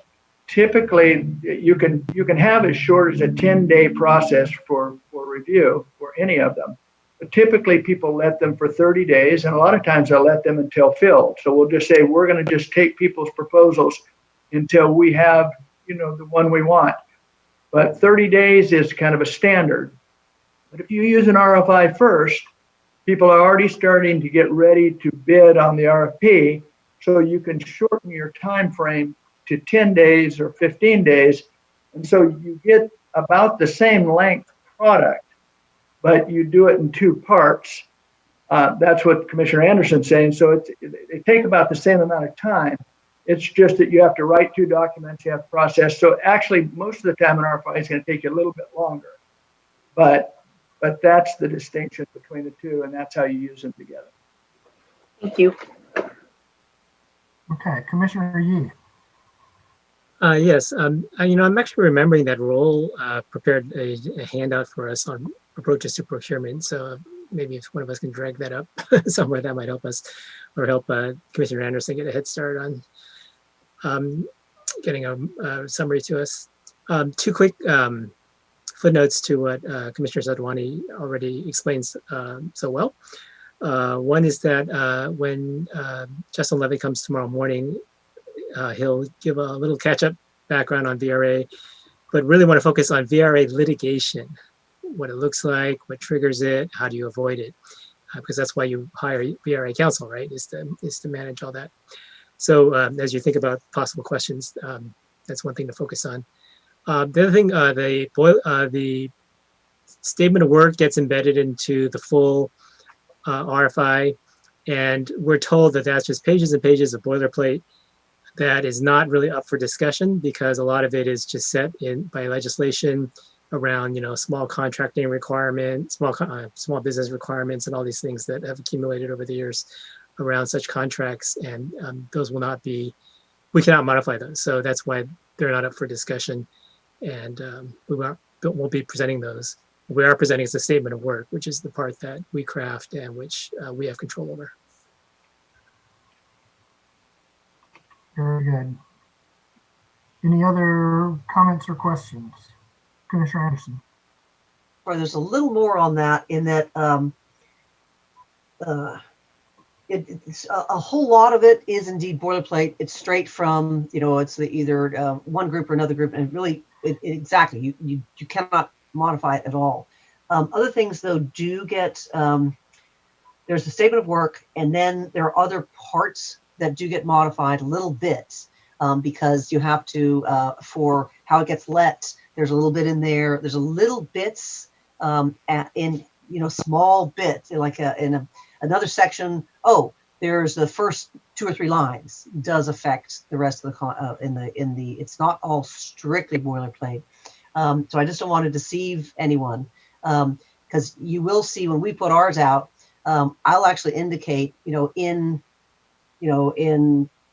section 5 or section 6 sample exhibit B, look at the first paragraph, that sort of thing. Because you'll see, and also remember our security agreement, there's the standard, which we talked about, and then there's a couple of things depending on what we're doing. Now that, again, that's not for legal though. And the reason I'm saying this is for Commissioner Ahmad and Commissioner Turner, who are thinking about their the tool and the data management. And so there'll be a few little areas that we will look at elsewhere, but it's not stuff that needs, once you evaluate, once we approve the scope of work, that has the intent, and the rest of it is following through, which is what Commissioner Yee was saying. I just want to make sure that everyone knows, particularly the public. I don't want them to think, wait a minute, we didn't get to see that, and it's addressing the scope of work. It's just to make sure things are consistent all the way through. And I think you'll see that when you look at the full document. So it's just for a little clarification, and we're trying to be in front. We're not trying to prevent people from looking at the entire document. Director Claypool, did you have anything further? I didn't. I was just going to redistribute that document that Commissioner Akutagawa had talked about that we constructed earlier, just so if you have any immediate questions on it, it'll be there. Very good. Thank you. At this point, the next item on the agenda is the Global Access Panel, which is, I believe, scheduled for 3:30. And just wanting to confirm with Commissioner Akutagawa that is what we are expecting. Yes, that is what we told the presenters. Okay, so at this point, I would propose that we recess for an hour until 3:25 so that we can be back in time for the panelists at 3:30. Great. Very good. See you in 1 hour. Thank you very much, everyone. Welcome back. We are ready now for the last agenda item of the day. We have a panel organized by our Global Access Subcommittee, so I will turn it over to Commissioner Akutagawa and Commissioner Fernandez. Okay, thank you, Chair. And we meant to ask you, do you want us to moderate it after the presentations in terms of if there's questions, or do you want to take that back? I'll continue to moderate. Okay, one of our groups is not in yet. I can introduce our first one though, if you'd like. We've got Nala Kayali, waving at her. Okay. And she founded the Access California Services, and that's a health and human services nonprofit organization in Anaheim dedicated to the underserved populations. So we're very excited to have her today. And I'm hoping that our other 3 from the California Black Census and Redistricting Hub, they're supposed to join us. We'll have James Woodson, Kevin Cosney, and Lene Norwood. So hopefully they'll get here quickly. And I'll just go ahead and present them so that when they're here, we can go ahead and get started. So James is the Senior Policy and Strategic Projects Manager at California Calls. And he manages the California Calls legislative endorsement strategy, as well as the policy work around the 2020 census, redistricting, and the Voters' Choice Act.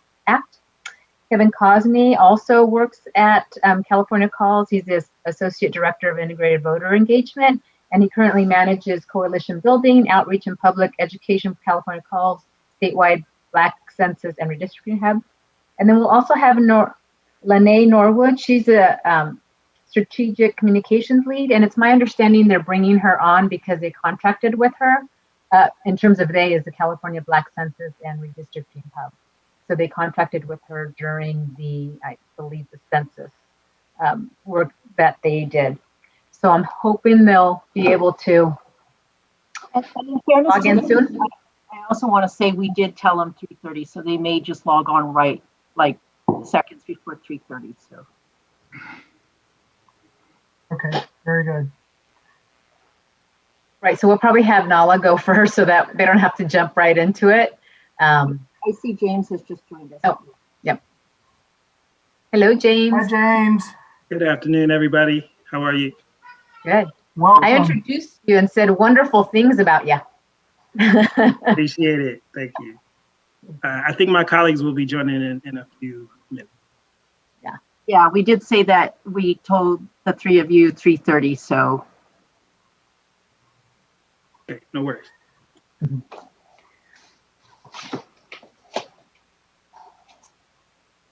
So we'll have Nala go first, James, so that you can kind of catch your breath. How's that? That sound good? But then as soon as hopefully Kevin and Lene join us, then we can start after them. I don't want them to have to, come in the middle of a presentation. Sure, that works for me. Maybe just for the context, while we wait for the others to join us, I could just say this is, I guess this is panel number 3 in the series of language access, global access panels that we've been having. And so for today, I just want to say that Nala Kayali does represent Access Services California, and she'll be speaking about the Arab, Middle Eastern, North African, and Muslim communities. And then the last meeting that we had presenters from PANA, Partnership for the Advancement of New Americans. They spoke primarily on Black immigrants and refugees. However, from a distinct and specific cultural perspective, we did also want to have a presentation so that we can also hear from the Black African American community. And so we're joined by our presenters who are going to be joining us from the Black Census and Redistricting Hub. And that's the perspective that they'll be presenting from. And so I just wanted to make that distinction so that everyone is aware that that is our intent in terms of this presentation. Okay, looks like we have everybody. We have 3 James Woodsons on. I think that's Kevin. Hi, Kevin. Yeah. Hi, And Lene. then I think Lene might be with there she is. For those that are sharing James Woodson's invite, you can update your name in the participant list, please. Yeah. Right. James, I was going to say you've managed to clone yourself twice. Only there are 3 James Woodsons. Okay, so I think we're good. I think they were going to bring up Nala's presentation at headquarters, right? Commissioner Kutagawa, I believe. We can take care of that for you. Stand by. Okay.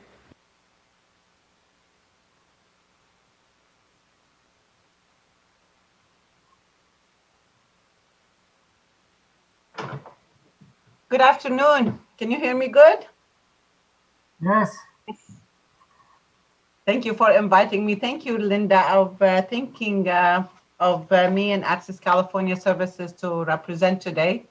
Me and Linda, we go back, served on a great committee in the past, and we're great friends. We're very happy to see her of part of the commission as a commissioner. Today, I will be talking about the MENA community. As you see my face and how I look like, I'm a MENA member. So the MENA community stands for Middle Eastern and North Africa. Next slides, please. Stands for the Middle Eastern and North Africa. As you see on the map, the pink and the yellow map, that's the countries that we represent. MENA represent a very ethnically and culturally different groups who originally they come from North Africa and the Arab countries like Morocco, Egypt, Algeria, Saudi Arabia, Palestine, Jordan, Turkish, Afghanistan, that we go a little bit into the east. So this is the MENA community where, next slide, please. The MENA region, we speak many different languages, but we actually share a lot of cultural values like family issues and parenting and the lifestyle. We share a lot of cultures together, and at the same time we have different for each country how you see people from the south different from the north, from the east. So we speak different languages, and we have the Turkish, the Farsi, the Dari, Pashto, Hebrew, Armenian, French, Arabic. So we have many different languages, and we all practice the Abrahamic religion, which is incorporated of Islam, Judaism, and Christianity. Next slide, please. The important highlight of the difference between Middle Eastern and North African are not every Arab is Muslim, and not every Muslim is an Arab. And MENA community, they mainly can have a diverse countries, and that's the Persians are different from Arabs, different from Africans, the Iranian, the Turkish. So we have a different type of cultures. But we have a lot of common cultures altogether. And the community, the Arab community, 22 countries who they speak one language, which is the classical Arabic, but we have different dialects. Like the Egyptian language is Arabic is different from the Syrian, different from the Moroccan. But we come into one classic Arabic language, which is the written and the reading Arabic. And sometimes it's very hard to translate because we always ask to be translating materials for the county or for the city, and we always go into the classical Arabic. We can't go into any other countries to translate. We have to go with the common one language, the classical Arabic.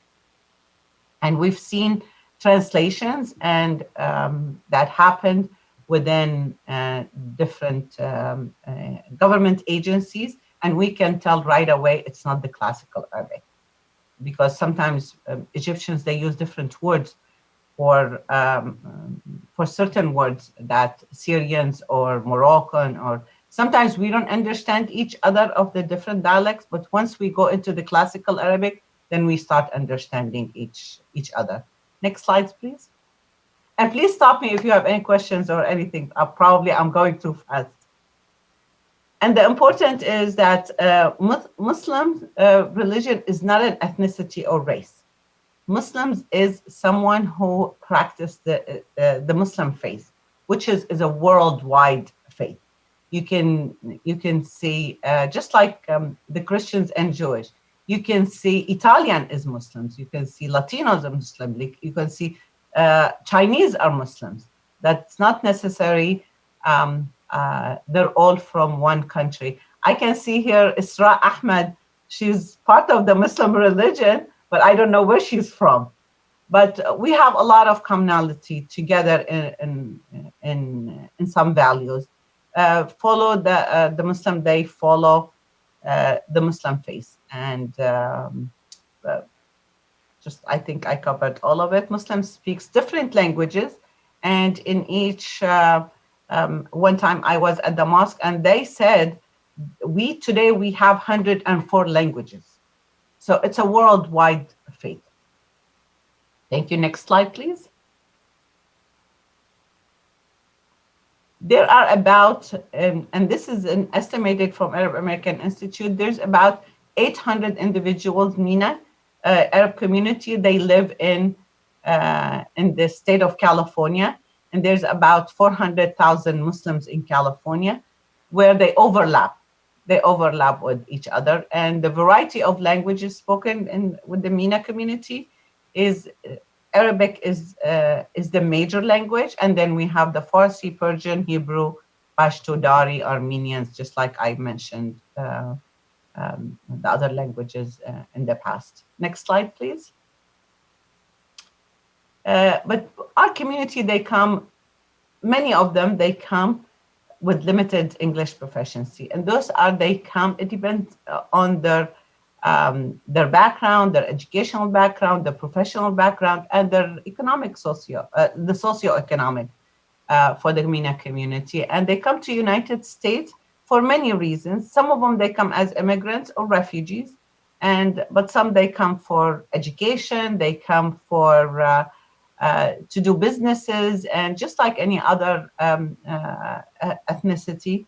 And with the last heavily decreased by the current administrations coming from as refugees, and which we used to see a lot of influx of refugees coming from Muslim countries in the past. It is very important not to generalize each individuals and family difference depending on their circumstances of their home countries and where they're coming from. Next slide, please. And the MENA community, we have many barriers to practice. Many of the Muslim individuals, it depends on their circumstances, but language and literacy, language barrier, culture barrier, unaware of opportunities, unaware of they're not familiar with the American system here. In many factors, they are embarrassed to speak in public because of their limited English, and they lack knowledge of the Western culture, and this is many of the barriers that they carry with them. And we are the littering fears, and they mistrust governments because of their backgrounds and what countries they're coming from. Usually not really involved in government, and because we have a different structure, the democracy is not there. But if we go to the faith of the Muslim faith, there should be democracy, but right now with governments, there's not democracies, and they come with the trauma, and that's what keep them isolated, and they don't like to speak in public meeting, and they're always they don't trust government. Next slide, please. It depends on their how long they've been in this country, in the U.S., and we always encourage them to go to meeting and be engaged, especially those they work long hours with low-paying jobs. They usually don't have time to participate, and we always encourage them to be civically engaged. And we have the citizenship classes. We always talk about government and how to prioritize their lifestyle so they can be able to be engaged. Lack of awareness of opportunity. Sometimes they don't know how to seek or see an opportunity. We always have to mentor them, and we always have to talk to them, and so they can be able to be engaged. And they have fear of deportations and political repression, and they practice, and they are worried if they speak out or if they say anything, it doesn't fit with the government here, they can be able to be sent back home. And that's the fear they carry. And in some families or some families, that gender roles sometimes women doesn't participate a lot. And that's few, although we have the other side of women who are participating a lot. So it depends on the family culture, not the country or not the religion. Next slide, please. So we have many recommendations to choose many of them, to build for the commission to build a relationship with organizations and leaders and trusted messengers who they can be able to be the liaison between the commissions and the redistricting and the MENA community, because they always happen to trust the people that they know. And Access Cal has been, a trusted messenger for almost 22 years. And we've been helping the community, the MENA community, to be engaged. We participated in voter registration, the census. We always try to get them engaged. And one of the recommendations, try to invite yourself to go to organizations or where the community meet, where they shop, and they have community centers, or they have events, just to get to know this community, because we're mostly they're isolated. And collaborate with to educate the MENA population in any issues, and we are here to help. Maybe collaborate with the MENA media outlet to announce opportunities for the MENA community to be engaged. Next slide, please. So motivate the MENA community as the member of the society, and redistricting meetings. If you can include us, we can be able to help you, to give you emails of the MENA community who they like to participate and to be engaged. Encourage the commissioners to visit venues like Access Cal, and where MENA they concentrate of shopping, and doctors educate the MENA community on what redistricting, because I'm sure a lot of them, they don't know what it is, and we need to educate them about it. Next slide, please. Develop and host training opportunities for the MENA community, and we can be the liaison for that. Appoint MENA community members to the California redistricting, and I see Isra Ahmed is one of the commissioners, which is great. Appoint community members to the commissions if we can, and encourage them to participate. Next slide, please. So the role of Access Cal established in 1998 as a trusted messenger in the MENA community, and has been over 22 years. We deliver wraparound health and human services, and we are an advocate. Access Cal works on a daily basis to help ensure MENA community and Western population included at the table and receive equal opportunity. And Access Cal works at the federal level, state level, county, city, with the community, and we are the voice for the MENA community in California.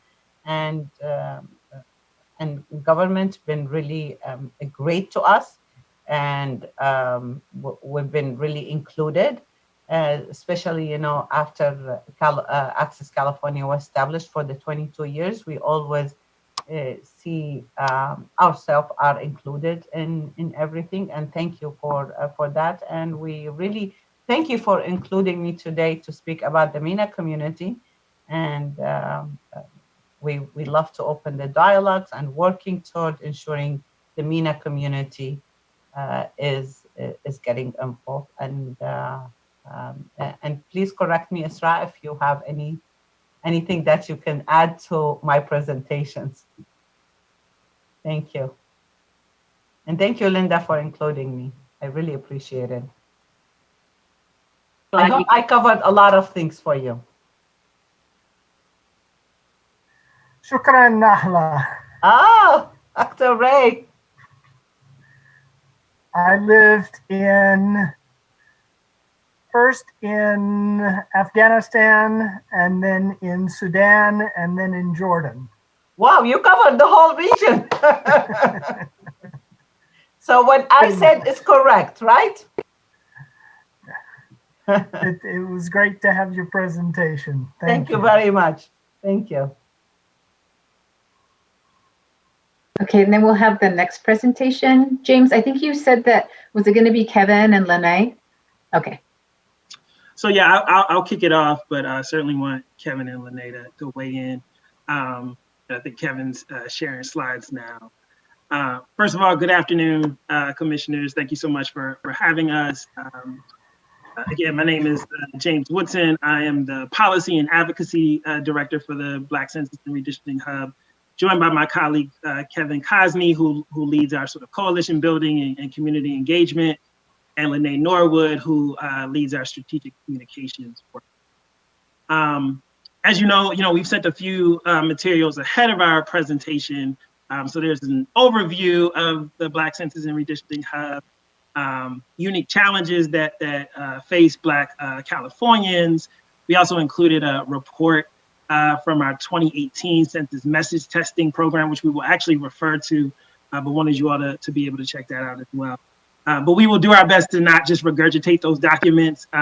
There's really two things I think we wanted to hone in on today during our presentation, so that you might get some insight and maybe have a slightly different framework to view redistricting.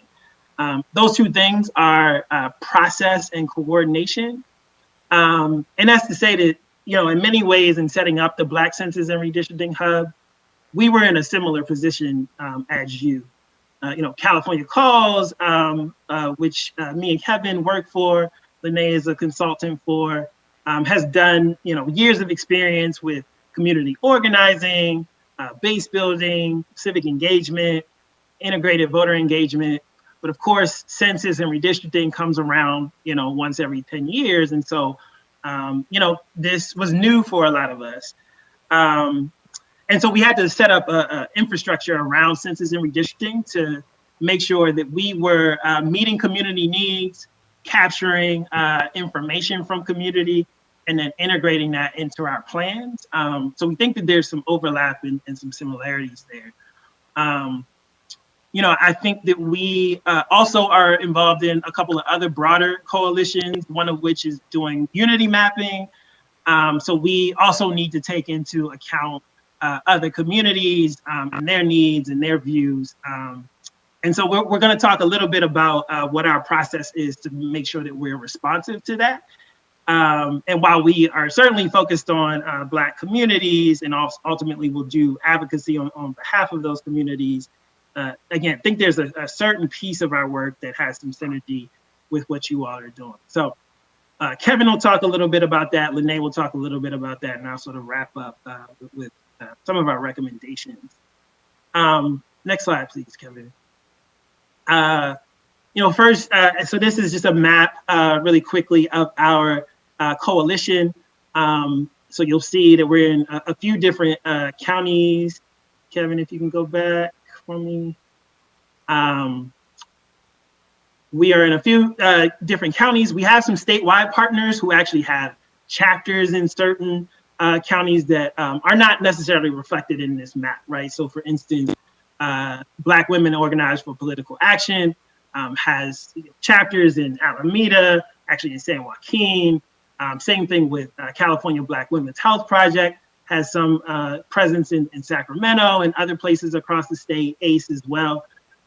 So just wanted to note that, but you do get a sense of sort of where our coalition lies. Next slide, please.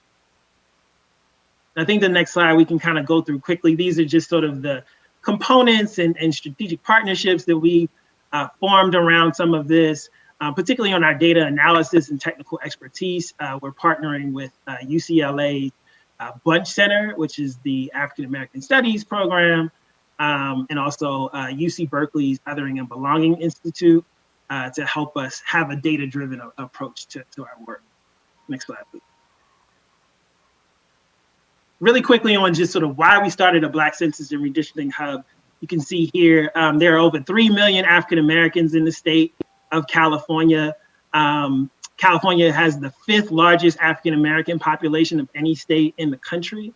And so we knew obviously that was a sizable share of the population and wanted to make sure that there was a voice there. We also know that African Americans have historically been a key part of the socioeconomic and political fabric of California, from really kind of even before the Civil Rights Movement, but certainly in the 60s around the Civil Rights Movement, to the Black Power movement of the 70s, and getting into sort of a reconfiguration in the 90s, where we saw a lot of Black-led and Black-serving organizations rise and still exist today.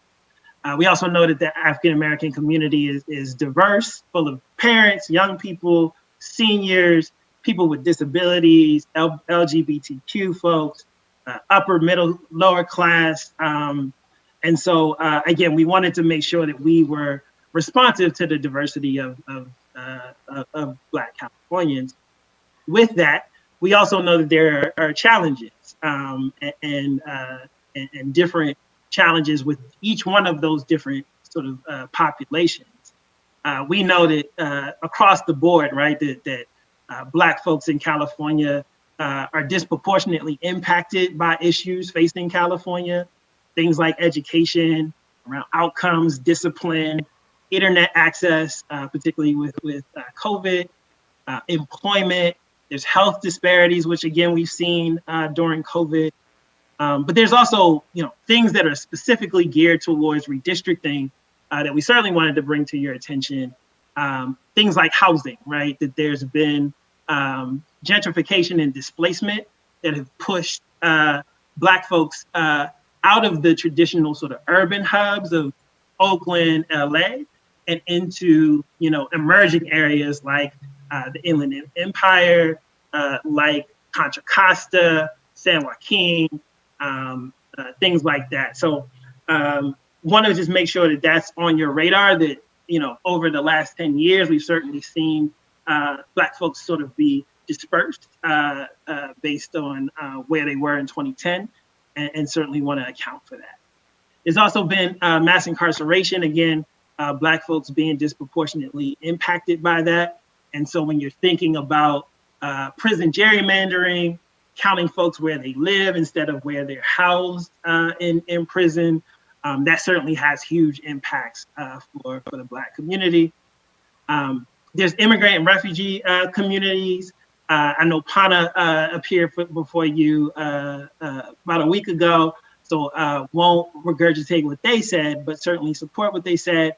And just want to point out that, while there's 150,000 Black immigrants and refugees in California, that's who we can count, right? And we know that there's traditionally an undercount of that community for a lot of different reasons. But want to make the note that population is probably more sizable than data would show. And then there's government distrust and lack of confidence. Hearing other folks sort of appear before you and talk about how, for instance, health providers might be a trusted messenger. That may not be the case for certain groups within the Black community, knowing that, there's been testing that's been done on Black folks that might make them more or less trusting of an institution like that. Same thing just with government overall, right? So one of the things that Lene is going to talk about is just the nuances of dealing with these sort of different views and different perspectives that Black folks will come to this work from. So with all that as a backdrop, that's really sort of why we started the Black Census and Redistricting Hub, to be able to capture, again, the diversity, but also navigate the challenges that Black folks face in California. With that, I do want to hand it over to my colleague, Kevin, to talk a little bit more about the process we use to ensure, again, that we're capturing that diversity and complexity of the Black community. Awesome. Thank you, James. I'll briefly cover a little bit again about our structure and process, particularly as we're pivoting from census and redistricting. I think there are some commonalities, some lessons learned, but I think there's a significantly different approach that we're taking to census, that we're taking to the redistricting process than we are with census. I think primarily the difference between our redistricting work from our census work really centers around the quality over quantity and the deep need for early and deep engagement and coordination. And so hopefully the couple slides I have here really lift and emphasize how we're approaching that, and also give a little bit of insight of what may be helpful for the CRC to think about as groups are engaging in this work on the ground. So first and foremost, just to flag again some of the key differences that we're seeing in regards to census and redistricting and how we're approaching that. So, clearly the census was really about broad outreach to individual community members. It was about getting folks to complete a form, a pretty simple 9-question form that was really just based on your own personal information at your household. It was really about our kind of engagement with our organizations was really focused on one-to-one engagement and support of coalitions, coalition partners, outreach work to inform as many people as they could about the census and why it's important to participate. And lastly, stakeholders really had a shared and common goal to get everybody counted, right? And so I think that there was certainly deeper levels of unity and alignment in that process. When we're looking at redistricting, I think we are looking at somewhat different, again, in regards to the quality versus quantity. So I think we are looking at, rather than broad mass engagement, I think we are really looking at how do we go deep and engage our base of community members and stakeholders in this process, right? We want them, again, compared to just kind of filling out a form, we want them to participate in community forums and conversations, participate in technical and legal processes. That's not informed just by your own individual kind of household, but we really want it to be informed broadly by community. As such, we, rather than, again, the kind of one-to-one direct support of our groups, really wanting to bring together kind of regional coordination and alignment so we can really make sure that we're synthesizing community input into something that's really solid and that's well informed, not only by data analysis, but by community input. And lastly, there's certainly different interests amongst community partners. I think, as folks know, right, this is certainly a bit more political work. I think the varying interests of different communities are different compared to census of let's get us all counted. So I think that we are approaching this with keeping collaboration and coordination in mind, but there's certainly a need for us to early on engage with our folk and engage with other partners, allies, and stakeholders, as James mentioned, in these kind of broader regional and statewide coalition spaces. So again, a lot of the focus is about going deep, really guiding folks through a technical process, and really building regional alignment and emphasizing collaboration where possible. What that looks like for us in regards to process and how we're really thinking about this, I think I think the big piece that's front of mind is certainly the community of interest, data collection and line drawing, and really making sure, again, that we have deep community input here, but again, wanting to make sure that there's a process that makes that manageable. So we'll certainly be leveraging grassroots organizations, local trusted messengers, and technical experts like the folk from Bunt and UC Berkeley to really inform this and to guide our communities through a process that can generate the best outcomes. I think we'll certainly, as James mentioned, be utilizing data analysis as well as community input that we garner from our communities to drive this process. And I think for us, we'll be leading by providing templates, training, mapping tools, technical support to our folk on the ground. So again, they have a way to navigate, again, this is a very kind of technical process. I think secondly, we're really looking at regional hub structures. So again, James mentioned we have 35 partners across the state, some of them with various different chapters and affiliates across the state. And so we know that rather than working with each one of those groups individually and developing COI details and lines, that I think we'd be better off to coordinate across regions and synthesize and submit a kind of collectivized community input. So that way we're not submitting 1,000 maps that represent, every individual that we've spoken to, but really that we can, again, funnel that insight from 1,000 different people into a set of a few maps that can be more manageable, but really hold a lot of weight to be solid in regards to how community are seeing those pieces. And so then lastly, I think broad statewide and regional coordination, again, with regional stakeholders and making sure that even outside of Black community that we're in coordination with other folk. And then, as James mentioned, participation and coordination in some of these other statewide redistricting spaces. Again, I say all that to say that this is our thinking and how we're working to engage our coalition to really get good quality level of input that also is from a whole lot of different individuals in the community, but is somewhat consolidated. And also thinking about process and the level of coordination and conversation that have to happen on the ground before we're getting ready and in a position to present. So I think there's certainly some things to think about in regards to process, as well as in timing and how the CRC is preparing organizations on the ground to facilitate these conversations with our partners that can give you the best information to work with and inform your work. With that said, I want to stop here and pass to Lene to talk a little bit more about our approach to identifying the nuanced needs and strategies in engaging our Black and African American communities. Lene? Thanks, Kevin. Pleasure to be with you all this evening and talk more in depth about our communication strategy with the California Black Census and Redistricting Hub. First of all, we approached our work with a baseline, a fundamental baseline, that Black communities are not monolithic. This baseline is informed by decades of experience in civic engagement work led by California Calls and our strategic partners. Black communities are really rich in diversity, from faith-based communities, Black immigrants, we have justice impacted individuals, community members who are college educated, blue collar, we have a houseless community, LGBTQ plus community, different household makeups and multi-generational representation, wealthy and impoverished. Black communities are diverse, rich, and definitely deserve to be celebrated for their unique representation in California. So we committed very early on to create a campaign that reached into the households and hearts of Black Californians. We realized that the census is not sexy. It was not something that was easy to get people excited about, but it literally shapes the way our communities look over the next 10 years and even beyond.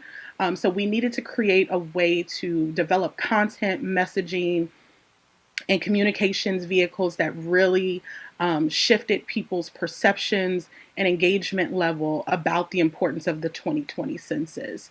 And we did that really literally by creating a campaign that celebrated the diversity of Black communities. When we began this project, though, we really started with a comprehensive analysis of data.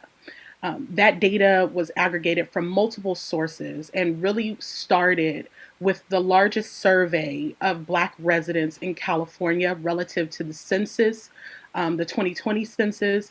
That was the African American Civic Engagement Project, fielded by California Calls and led by Kevin and James on this call.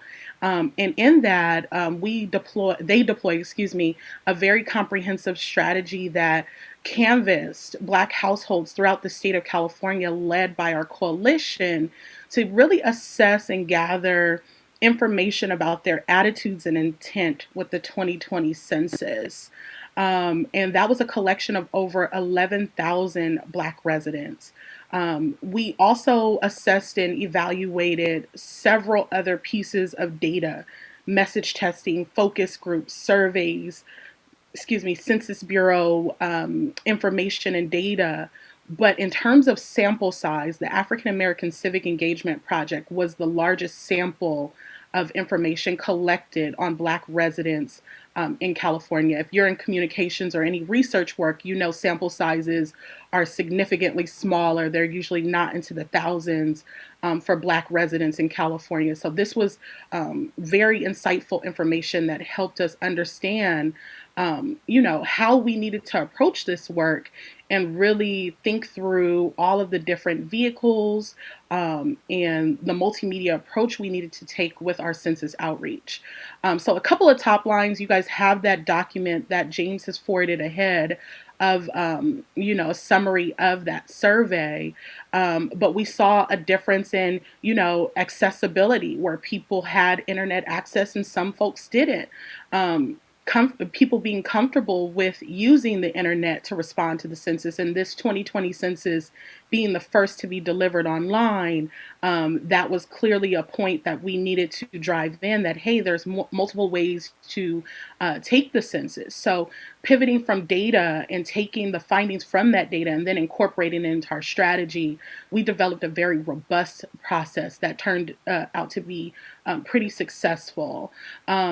Also, they fielded information to see, who were the trusted messengers, who were the people that Black residents were going to be most receptive to receive their census information from. And like the MENA and Latinx and other communities, government mistrust was very high. In 2018. So imagine now, even in the post 2020 election and the things that have happened, since the pandemic and with our current administration, government mistrust is even higher now in Black communities. So those were some of the findings that just reinforced some of the things we already knew intuitively, things that have been consistently reflected in data and research, and that, again, informed our strategy. And also, the California Black Census and Redistricting Hub developed a proprietary index called the Hard to Count Index that was an aggregate of data from the Department of Justice, the Million Hoods Project, the United States Census Bureau, that really helped inform and prioritize our targeting, our approach, our segmentation relative to our census outreach work. So overall, our communication strategy was data-driven and informed, diverse and inclusive, positive, informative, and implemented most importantly by trusted messengers represented in our coalition of over 30 Black-led and Black-serving organizations. Those are a couple of top lines, and happy to dig in deeper and answer questions. With that being said, I'm happy to pass it back to my colleague, James Woodson, to conclude our presentation. Thanks, Lene. Yeah, certainly want to get to your questions. I think we wanted to just quickly go over our recommendations based on all of that. Kevin, if you can go to the next slide. One is to really kind of hone in on what Kevin mentioned, right? That redistricting is inherently rooted in community. You are asking people to talk about their community, to identify what their community is. And it's hard to do that when you're just doing that by yourself, right? This is not like census where I know who's in my household and I'm going to respond to this form. This requires people to be in community and in communication and in coordination. So want to make sure that, as you are thinking through metrics, that you take that into account, that, one person, for instance, coming before you actually might have been part of a process that involved, hundreds or thousands of people. And so it's important to make sure that you all understand how folks are doing this work and how, community residents are going to lift up their communities of interest and their district lines in that framework.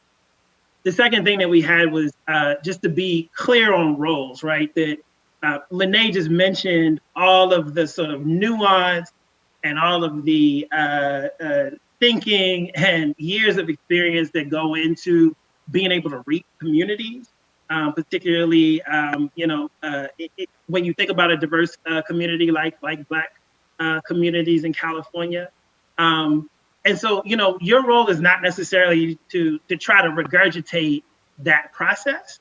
Part of it is setting up a system, right, where the folks that have done that work are able to then give you information and make that accessible for the people that they work with, right? So part of that, part of helping us do our job is for you all to be clear with us on like, what are you actually looking for? Helping us and empowering us to then gather that information from our partners. And then, we will be able to work to make sure that our partners are getting in front of you to lift up what their communities look like and what ultimately they think district lines should look like. The third thing I'll say, Kevin, if you go to the next slide, is just to think about accessibility for key constituents. Again, Lene talked about the diversity of the Black community. We listed 4 communities in particular within that group to think about. So one is, I guess, both currently and formerly incarcerated residents, right? That if you're going to, for instance, count folks where they typically live and not where they're currently being housed, they should also have a say in what that community will look like when they get back to that community, right? So think about ways that you're actually capturing what folks think about their communities of interest, even though they might be currently incarcerated, right? Secondly is houseless individuals. When they talked about internet access, right? We know that that's an issue. We also know that, the community of interest pool may not work well with like mobile devices, right? That homeless folks may have mobile devices, but thinking about how they navigate, giving you all input, thinking about how they watch these hearings and these meetings, I think is going to be important. We talked about faith communities; those are huge in the Black community. So thinking about how you can engage there, and again, African immigrants and refugees, everything that Pana mentioned last week, I think is important as you all are thinking through this. We also have some specific recommendations that we won't go into now because we do want to get to you all's questions. I think the only one that I'll lift up, Kevin, if you can go to the next slide, is the importance of field testing new technologies. We worked with Census PDI, which was a tool to do outreach through census. And certainly I think our ability to really sort of early test that helped to develop it so that other partners could then use it when it came time for them to do their outreach. And we were able to sort of, work out kinks and bugs in it. So it's always important to make sure that that any sort of new technologies that you're releasing are being field tested with the folks that are going to ultimately use it. So I'll stop there. I'm happy to take questions, and apologies if we ran a little.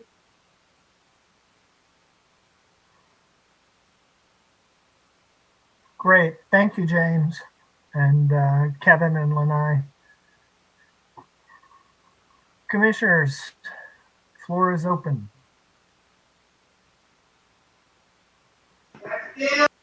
Commissioner Okutagawa. Thank you to both Nala and James, Kevin, and Lanai for a fabulous presentation that was so informative. I have a couple questions, and I'm not sure if you want me to just ask them all at once or we should go one at a time. So let me just ask at least the first question I have is both of you mentioned training, and that was interesting, and perhaps I could have you each, if you would, each of your, from an organization's point of view, you can talk about the kind of training. Are you thinking about that the commission would provide training, and can you elaborate a little bit more on that? Also, I think it was either Kevin or Lanai talked about a collectivized community input. I just want to say that I think from a commission point of view, I mean, part of our conversations has been about we want to get as many, individual inputs from different people. I hear what you're saying about being able to also, be able to gather collective inputs so that then there's some heft behind it, I guess, in terms of saying this is what, as a broader community, this is what we're also, wanting to see. I think it'd be interesting to hear a little bit more of that, given also, I think, what we're also have been talking about trying to increase the individual inputs. And then the last thing was about, it was interesting that in the messaging part, Lene talked about that. I thought it was interesting that 48% of those that were surveyed preferred the paper over the online forms. And that just struck me because, we've been spending a lot of time talking about technology, and I'm wondering if we're overthinking things and if we need to also be thinking about more old-fashioned methods of just plain old paper to, find ways to solicit input or make it easier for people to give input. And I wonder, is this also not only for the Black African American community, but Nala, would you say that this is also true for the MENA community as well too? Because obviously we heard from last week too that also, and I know that this is probably similar in the Asian and the Latino communities as well too, that the rates of literacy are going to be different. So using technology, even just pen and paper may be different. And so I think that would be interesting to hear. So sorry, those are my 3 big buckets. So I'll just, I'll just stop there.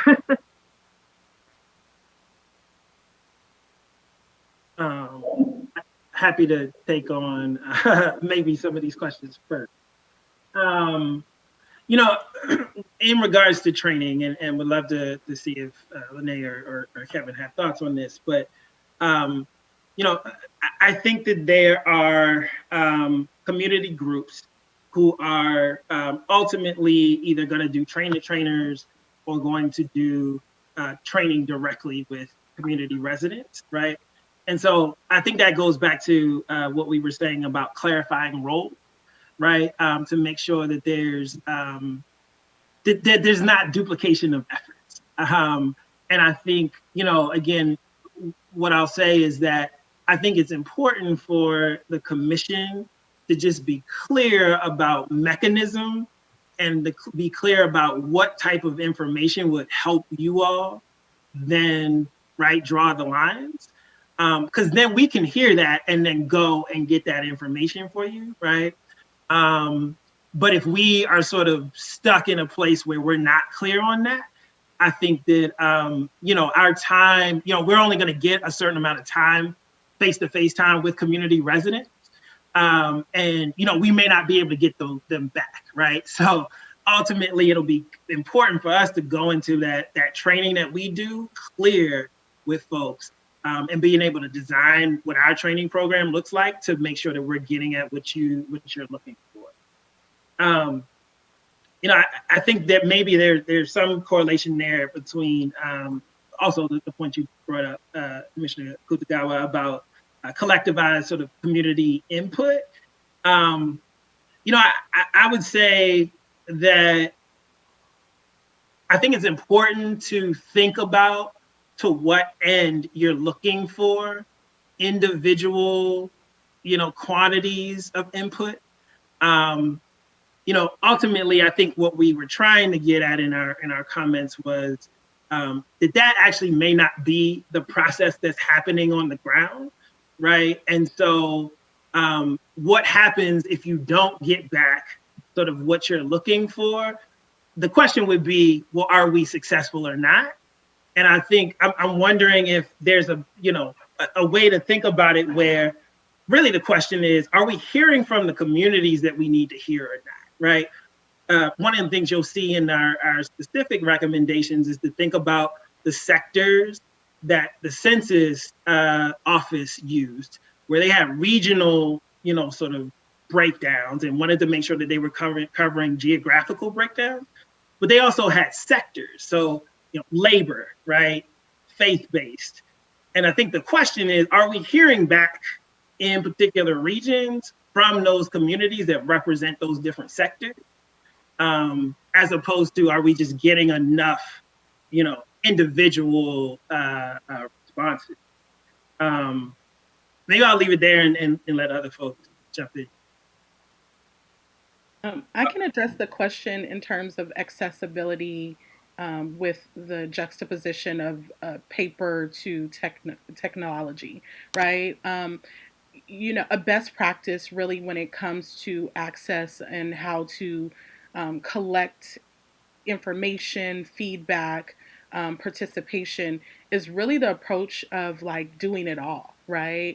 I know that may seem a little heavy, a little cumbersome, but one thing that we were up against in the census is that some of the operations were being scaled back because there was a belief that because if we created accessibility online, that more people would be apt to respond online, so we could peel back less in the field and the canvassing efforts, and that actually proved to be quite counterproductive. So, in terms of a recommendation and feedback around accessibility in applications, technologies, web interfaces, paper, phone, I would say definitely lean in on all of them and develop a robust communication strategy and vehicle to collect information and feedback wherever folks are providing it. I think the mantra should be convenience,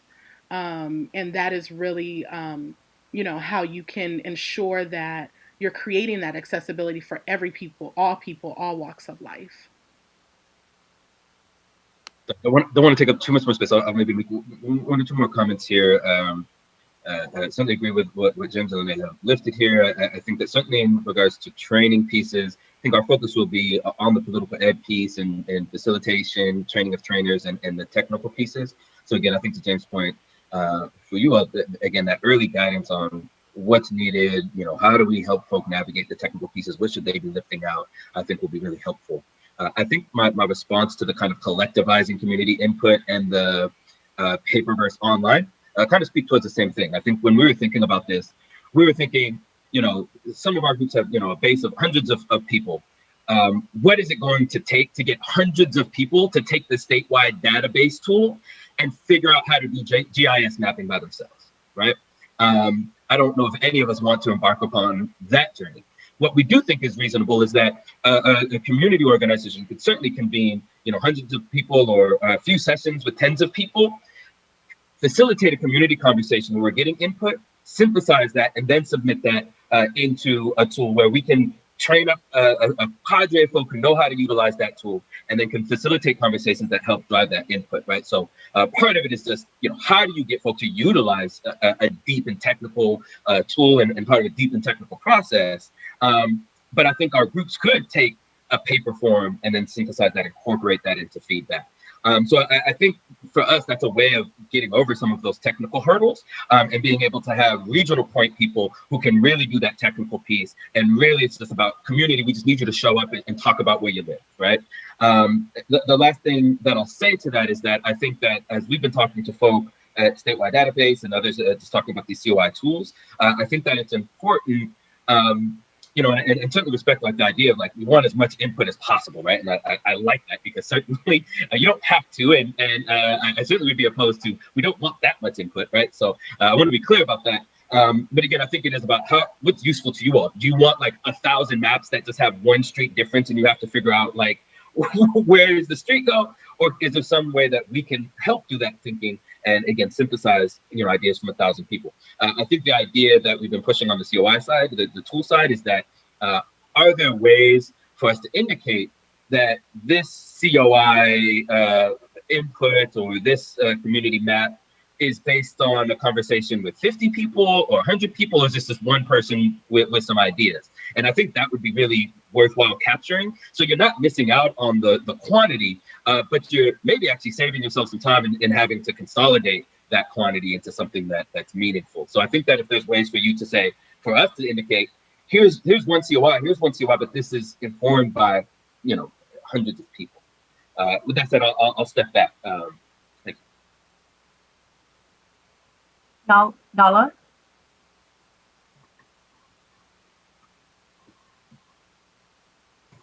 Oh, sorry, I was muted. Regarding the training.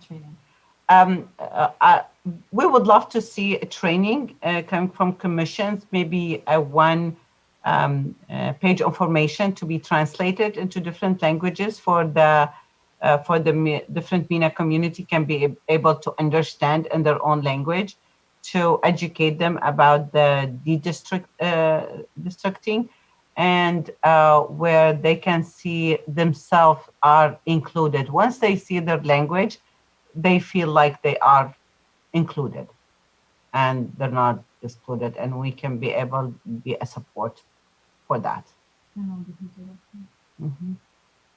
Very good. Commissioner Sinai? Thank you all for your input. It's all really helpful. I've spoken a little bit with James about some of this. We're still in the process of, kind of figuring out, who's on first, who's on second, who's on third, and all those different pieces. I understand what you're saying about clarity, and I'll be honest, I have asked to understand what everybody's doing. So I did ask the California Philanthropy for their kind of what have they funded in detail. And basically they said, these are the people we funded. And I said, but what are they doing? And they said, one of these activities. And so we really, for us to be able to fill in we need better communication between both. It can't be just let us guess what's already out there, but we do need to know what's already been funded, what's already, what plans already happening, and so we can know how to take place. I also think that at some point it might be, or this might be the time to have this conversation more deeply about unity mapping and what are the pros and cons about unity mapping. Because I really liked how you Kevin, when you were doing your presentation, I was like, oh, heck no. And then when you explained it, I was like, okay, I can lean into this a little bit more. But there is a fear at the local level, and I'll be honest, because I've been talking to the local groups, that the bigger groups, the collaboratives and all that, translate things for them, and their voice is actually lost. That other groups, know more than they do. I have a hard time with this. I keep hearing, oh, redistricting is so much more difficult than the census. I got to be honest, talking about your community is not difficult for people, and we don't always have to put it in a map. We're looking at all these different ways to actually get input. And so I feel like we set ourselves up to fail when we're constantly saying this is difficult, versus I was just talking to a woman who works with farm workers, and she said, we tested this whole idea of, can you tell us your community? And with farm workers, they had no problem. They were very excited to talk about their community. They learned some things about it. They weren't even knowing if they were going to do redistricting, but she said it wasn't a foreign concept to talk about what is your community and what are the lines. So I want us to see if we can change the narrative a little bit and move away from being, you have to be a demographer, you have to understand this, to you are the expert of your community and we want to hear from your community. So the unity mapping, I like, we've heard this several times, and here at the commission we've discussed it as well, is it's COVID now, so how do we think differently?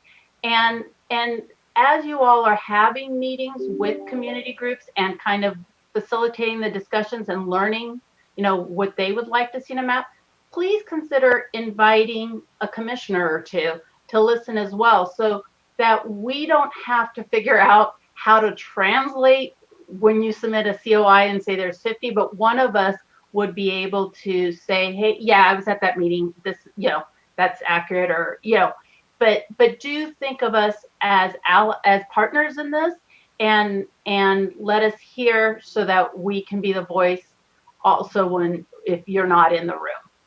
So hopefully, I think my only big question on this was two. One is, is that a possibility to invite us? Because we have been thinking about how do we do different ways than the traditional meetings. And second, on the unity mapping, the pros and cons. Maybe I'll take on the second piece. One, I think is important to really get a full sense of the landscape, right? So certainly there are, I think maybe 3 or 4 groups in particular that are going to be involved in a unity mapping process that I know of. But there's also other coalitions that are also going to be doing redistricting. Questions on whether they will actually do sort of unity mapping and sort of that whole process. But certainly folks are going to be doing technical assistance, community engagement, and things like that. And there'll be coordination and communication even outside of the unity mapping space, where I think you can capture, folks who may feel sort of left out of that process and things like that. So we certainly encourage, for instance, to talk to Advancement Project about their coalition, which we were also a part of. And that's part of the ideas, right? Is that we don't want to be disconnected from what everybody else is doing, right? So we are already starting to have conversations with regional tables that are going to be doing this work, and other sort of community partners. So I know, for instance, for us at least, it's important for us to make sure that we're including that in what we're lifting. I guess the other point I'll just make is that I hope that we were not giving the impression that we thought the redistricting was too difficult for folks to understand. I do think, the point that Kevin was making was that there's a technical piece, right, that requires a specific skill set. But certainly I think this is why we have this broad coalition, because we think that, we need to be hearing back from the people who know their community best. And so certainly agree with you that folks on the ground are the experts, and they can talk about their communities of interest, freely and are more than capable of doing that. The one other thing I would say is that I think there's certainly concerns around folks' voices getting lost, and I think that's certainly one of the reasons that some of these other statewide spaces are formed, to make sure that there's new skills being developed so folk can participate in different capacities in this work. And I think part of our structuring around regional structures, and making sure that we have go-betweens that we can, get input from, but then as we're having conversations in these other spaces, be able to kind of go back and forth and make sure that they're still kind of brought along throughout that process. I think it will be a difficult thing to navigate. Again, there's lots of moving pieces and a lot of back and forth. But I think that also kind of speaks to the need for time and early coordination. Thanks, Kevin. I have Commissioner Yee, then Commissioner Lamont, and Commissioner Turner. I'm sure Commissioner Turner was before me. Commissioner Turner. Thank you, Commissioner Yee. I appreciate that. Yes, Nala and James, Kevin, and Lene, thank you so much for your presentation today. It's been very important, critical information for us to receive. And Kevin, one of the questions I was going to go to as far as collapsing the information, thank you for taking the time and speaking about that. And I think as a commission, we'll still need to talk some more about that, weighing in the different approaches to make that happen and ensure that if we take advantage of your kind of streamlining or making sure that we're not just looking at more maps, one street difference, that we are fully aware of how much input went into that decision. So I love all of that. I thank you. Now, with the difficulty conversation, I come from a different perspective. I do think there is concern about a difficulty, not because people don't want to talk about their community. I think once they go through that door, I think people are all in ready to talk about it. However, that door that's marked redistricting, right? That's marked, community input tools, whatever the case may be, communities of interest. that's where people, I think, will have to have the patience, the tolerance, the ability for all of those reasons that you named, why people can't necessarily have the luxury of just focusing on one more thing. I think that's going to be the major barrier. And so I'm really interested. I think it might have been Lene, you were talking during part of the presentation or in your presentation overall, and Nala, you can speak to this too. We've talked about targeted strategies, and I know with the coalition that you have, I'm familiar with it. I know that you've done lots of research, et cetera, and you outline targeted strategies as it relates to those that were still incarcerated, those that are, are houseless, are faith-based, all of those things. If you already have targeted strategies that's differentiated for these particular target groups, it would be helpful for us to hear, to receive. When we engage this population, this is how we engage them. So from an education standpoint, from when we go out with comms and what have you, that we're not hitting and missing, we can learn from what has already been determined and has already been researched. So that's the piece that I wanted to lift up for MENA and for not Cali Calls, and for the Black Census Citizens Hub. So if we can receive information like that, yes, we want to train, but we're also looking for your groups, the previous groups that has presented before. If you found the magic, bean that's going to get us to grow the giant tree or whatever it is, go ahead and tell us that up front. This is how we engage with this population so that we can tap into that at the outset. Thank you. Yes, thank you for that. Yes. I can answer. The thing is, when I first started Access California Services, the community, they did not come forward to receive services because of the culture barrier and the language barrier. But throughout 22 years, we learned that we need to meet each client where they are. We cannot generalize everything. Like this will work with this client, but that doesn't work with this client. So we need to meet the clients where they are, in a culture, in a language, in the education, and especially we have the mental health department. It's a barrier. There's a stigma for services. So the thing is, we were very smart in doing that, where we can meet them where they are, and their own language and their own culture. We have 16 languages here at Access California this year. It's very important for them to feel empowered, and we speak their language. Mm-hmm. Yeah, I really want to just double click on what Nala said. 100% agree. You have to meet folks where they are. I really appreciate you raising that, Ms. Turner. It's critical to successful outreach work. There's so many generalizations that are perceived and approached with communities of color that really need to be disaggregated and dissected and segmented, because we all represent a wide variety of walks of life, and that is represented in the communities in which we live.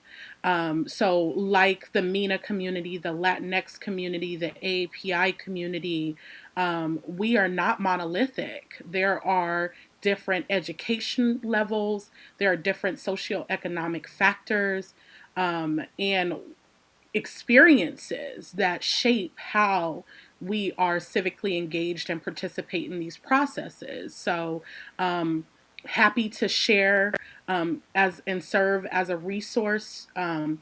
Specifically for the African American community, we have been building on this work for many years and have done multiple rounds of testing, survey, research, data, focus groups, targeting both paid, organic, earned media, different multimedia facets that really speak to all Black communities in California. So we'd be happy to lend ourselves as a resource and alongside NALA and other partners to make sure that we are really being inclusive. Beautiful. Great. And the thing is, when we start the conversation with the client, it's always we try to connect with them before we ask them, how can we help you? Connect with them in the same culture. Like how long have you been here? And you have your family, and open a conversation, personal conversation before we can start. We try to gain their trust before we start helping them, so the help will be easier. And later on, within 15-20 minutes, they'll put everything on the table for you. Yes. But we build that the first 2-3 minutes to break the ice and build the relationship. I want to double click on what Nala said. That's why it's critical.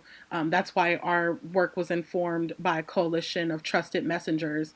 That relationship has to be there. The trust has to be there.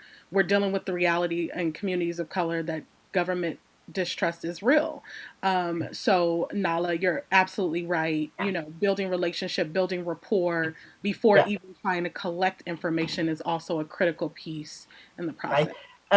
Every year we serve more than between 10,000 to 12,000 clients. And sometimes they see me in the parking lot and they say, do you remember me? I say, of course I remember you. And to be honest with you, I can't remember 12,000 people, right? I say, of course I remember you. Of course, yes. And this is how you build. I never say, no, I don't remember you. Of course I remember you. But that building the relationship, and the staff here at Access, sometimes they laugh. They say, do you remember them? I say, of course, they came to Access before. That's right. I would just add, Kevin, go ahead. Oh, thank you, thank you. You know, certainly I agree with all that's been said here, and I think that's why our approach, particularly in the selection of our organizations, really focused on trusted organizations and messengers. I think we talked about the geographic diversity, which is certainly informed by where we know Black communities are.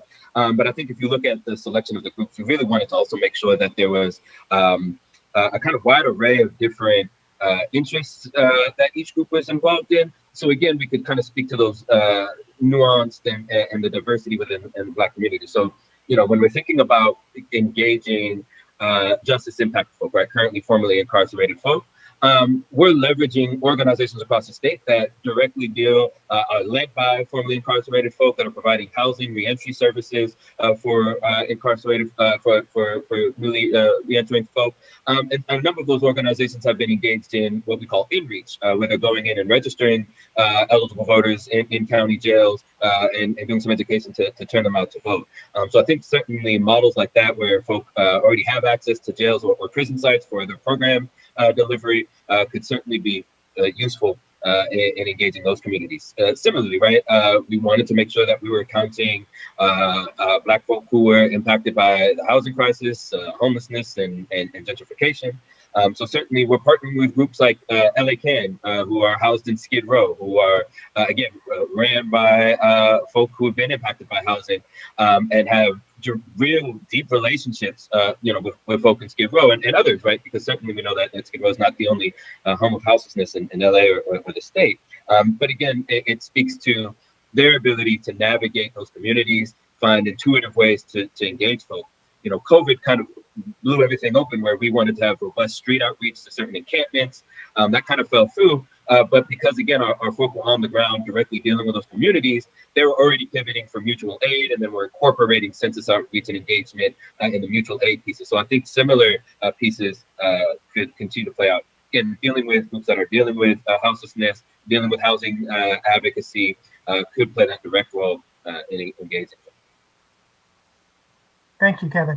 So I have Commissioner Yee, then Commissioner Lamont, and Commissioner Akutagawa. So thank you for these two presentations and these two organizations and on all the wonderful work you're doing. So we're so fortunate to have you helping us in our work. I have a question for the hub, and I have to phrase this a little bit strangely to stay within the agenda item as announced. So the 2010 Commission looked at LA specifically with the question of whether to create an African American VRA district, and a lot of discussion, a lot of back and forth. Ultimately, the decision was not to, and all the reasons for that are in the final report for 2010. I'm wondering if that decision is still in the air, And if it is, whether the sense is that there was adequate access to the process from the community, that the ultimate decision was adequately informed by the access that was given in that process. Yeah, I'll certainly take this one. I think it's a little early for us to answer that question, right? I think that, again, we are trying to take a very sort of data-driven approach. We don't know, right, what census data is going to look like and how accurate it's going to be. We certainly are have concerns about just the Census Bureau's sort of approaches to counting folks, particularly once COVID hit, and think that that's going to have an impact on what we see. But it's certainly early for that, and I think we want to do some more analysis before we sort of start deciding on things like that.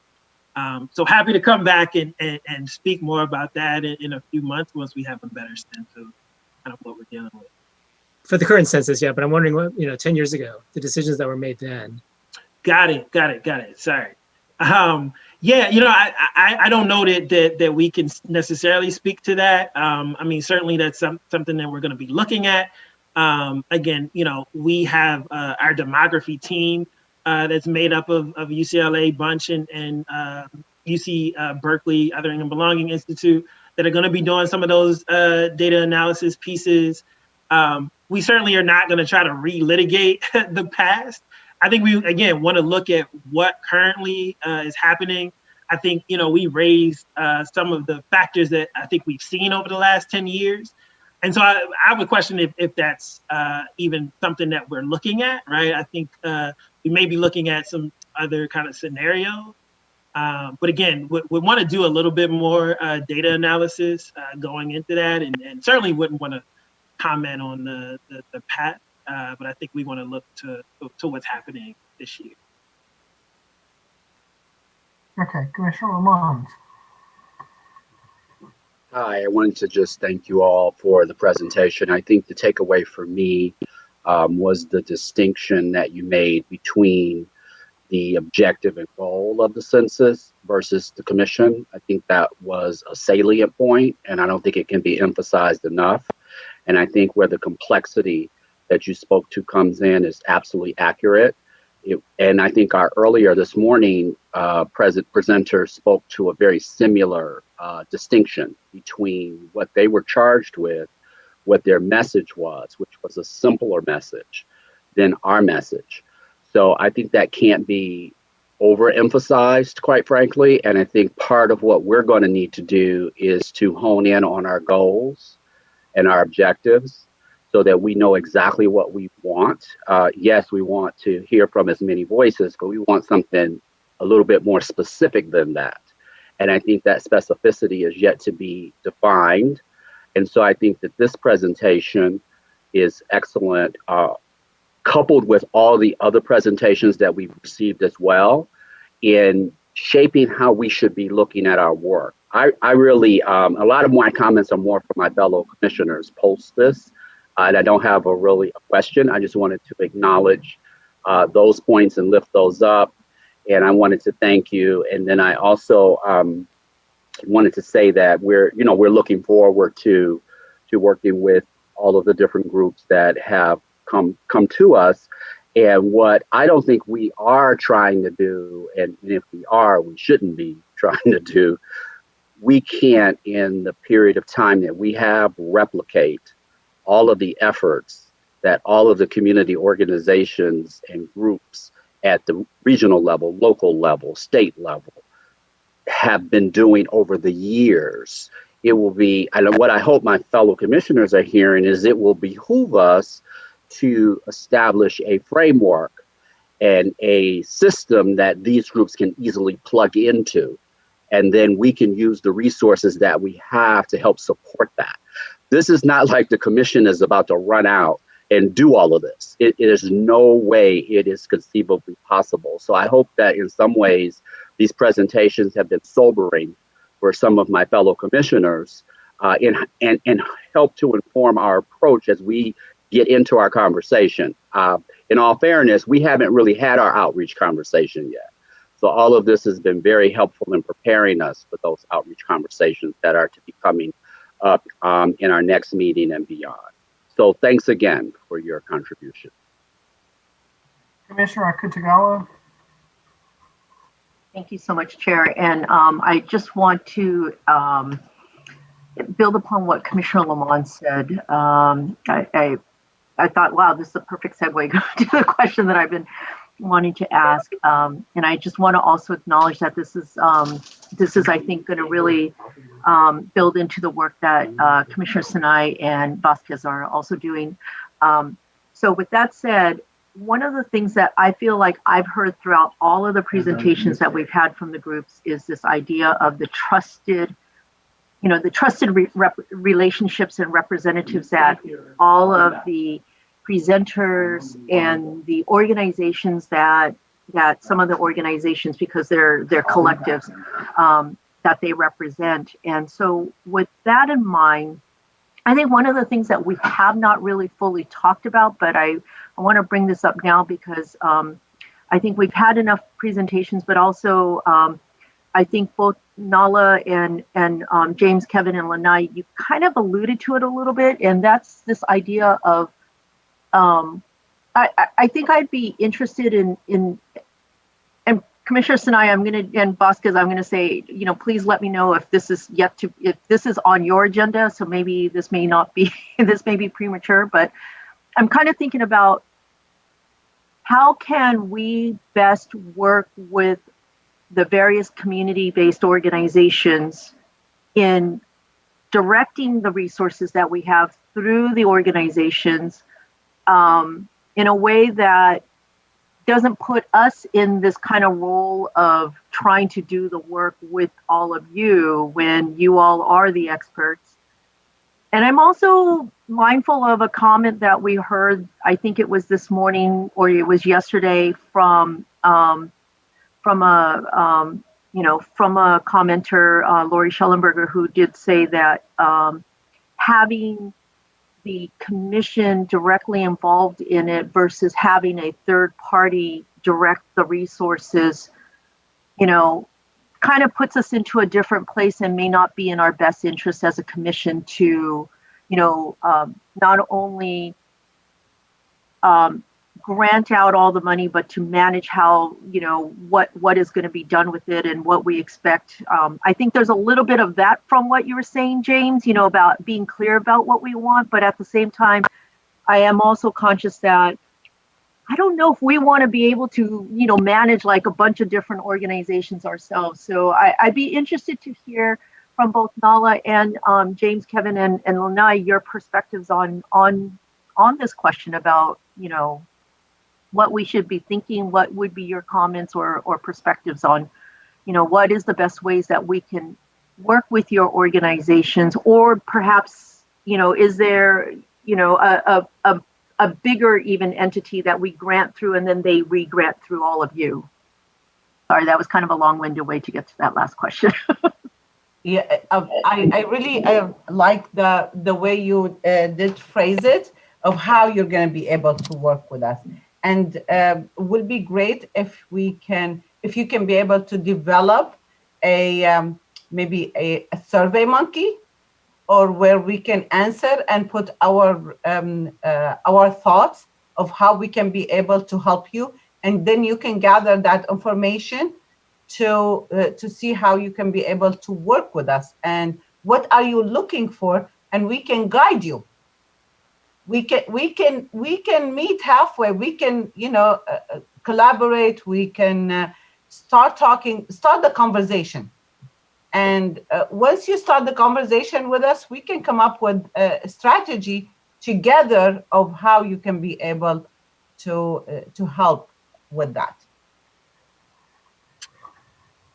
Let me just say quickly, I would mention three things in particular. One, granting and making those sort of decisions is complex work, right? And I think that goes back to the point I made about roles, right? That we need you all to be clear on what you're looking for. And as much time that you can spend sort of doing that for us, I think would be helpful. And if there is a sort of third party there that can take the sort of granting on and reviewing applications and things like that, certainly would welcome that. Two other quick things I'll mention is that, one, I think it puts you all in a position where you may be granting to certain groups over other groups and might, cause conflicts there. But it also, there's a thing about us as well, right? Like if we are a grantee, we have to be able to look our constituents and the communities that we're working with in the eye and be able to say, we are looking out for your best interest, not necessarily the commission's, right? Our job is to advocate to you. Your job is to sort of listen to what, we bring you and then make decisions from that. But I think it may put us in a weird position as community groups to say that we've taken, funding directly from the commission as we're doing advocacy as well, right? So wanted to also just kind of lay that out. That's actually one of our recommendations. I think it's the first specific recommendations in our slide is we would recommend, going through a third party. And I think that you can put parameters on how that grant money is used, right? You're looking to get to specific types of groups. There's ways that you can work with that third party to make sure that happens. To be honest with you, when I first received the email from Linda, I was very honored. I was very happy that, oh, we are included. Oh, they think about us. And that's a great approach. And to start the dialogue, it will be great. And we can always come up with a great strategy. Thank you.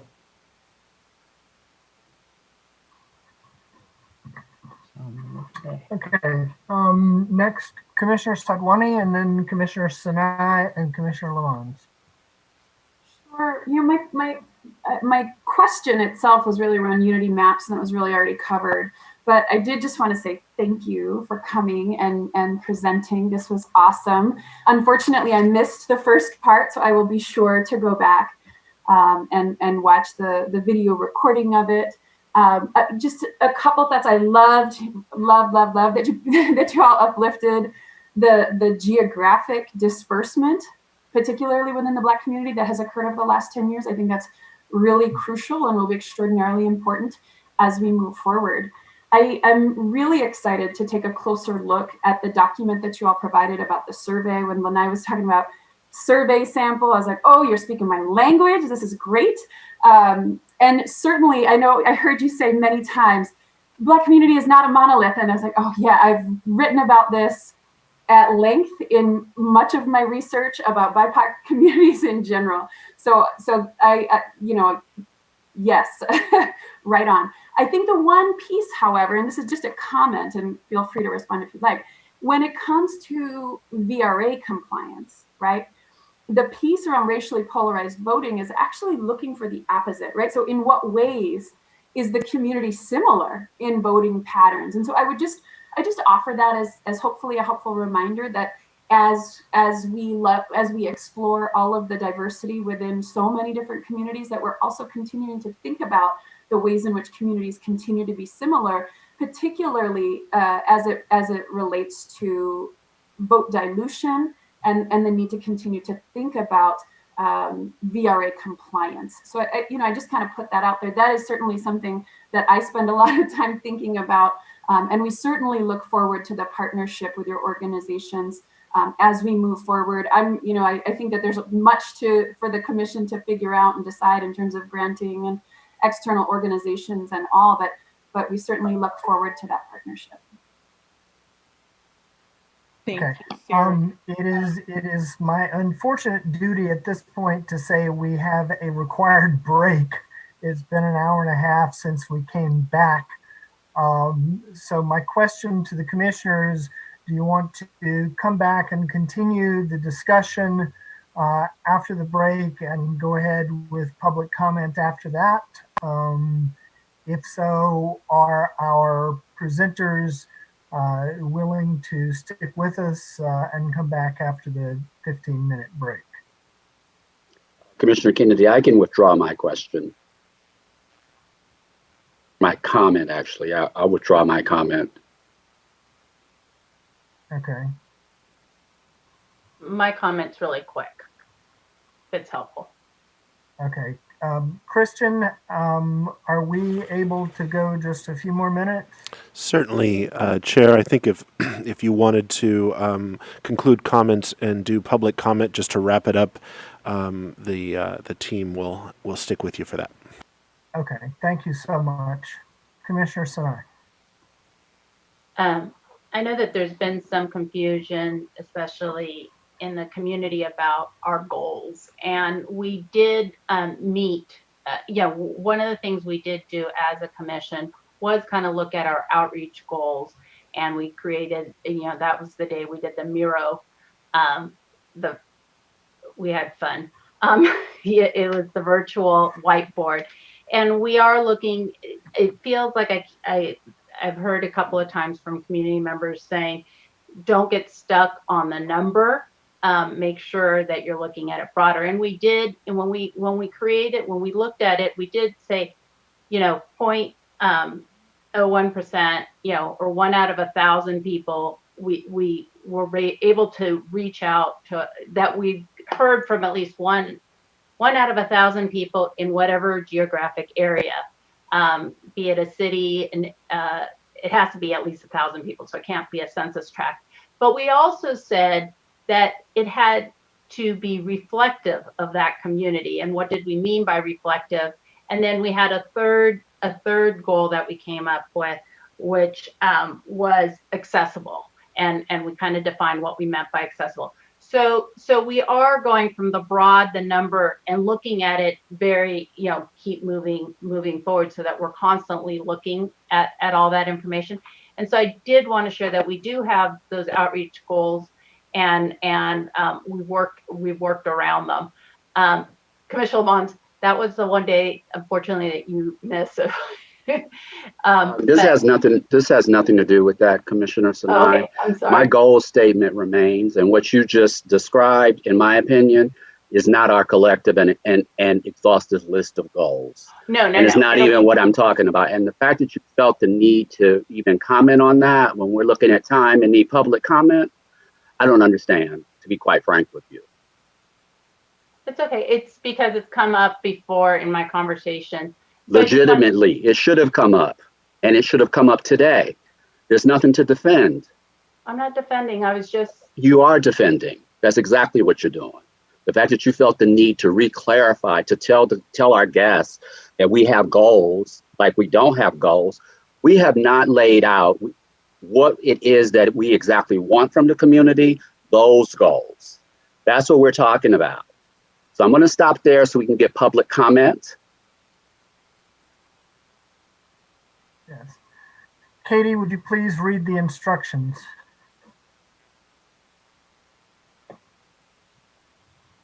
Yes, just a moment, Chair.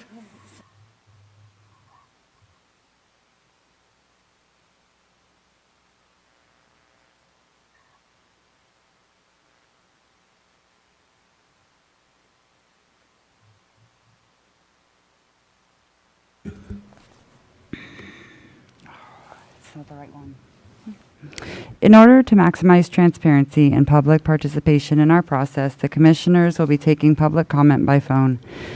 To call in, dial the telephone number provided on the live stream feed. The telephone number is 877-853-5247. When prompted, enter the meeting ID number provided in the live stream feed. It is 915-0553-2099 for this week's meeting. When prompted to enter a participant ID, simply press the pound key.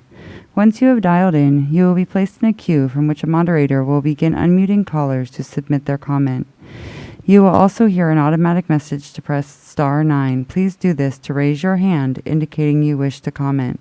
When it is your turn to speak, the moderator will unmute you and you will hear an automatic message that says the host would like you to talk and press star 6 to speak. Please make sure to mute your computer or live stream audio to prevent any feedback or distortion during your call. Once you are waiting in the queue, be alert for when it is your turn to speak, and again, please turn down the live stream volume. These instructions are also located on the website. The Commission is taking public comment on the presentation that has just occurred. We do have someone in the queue. And invite them to join us. Yes, I will do that. It won't let me.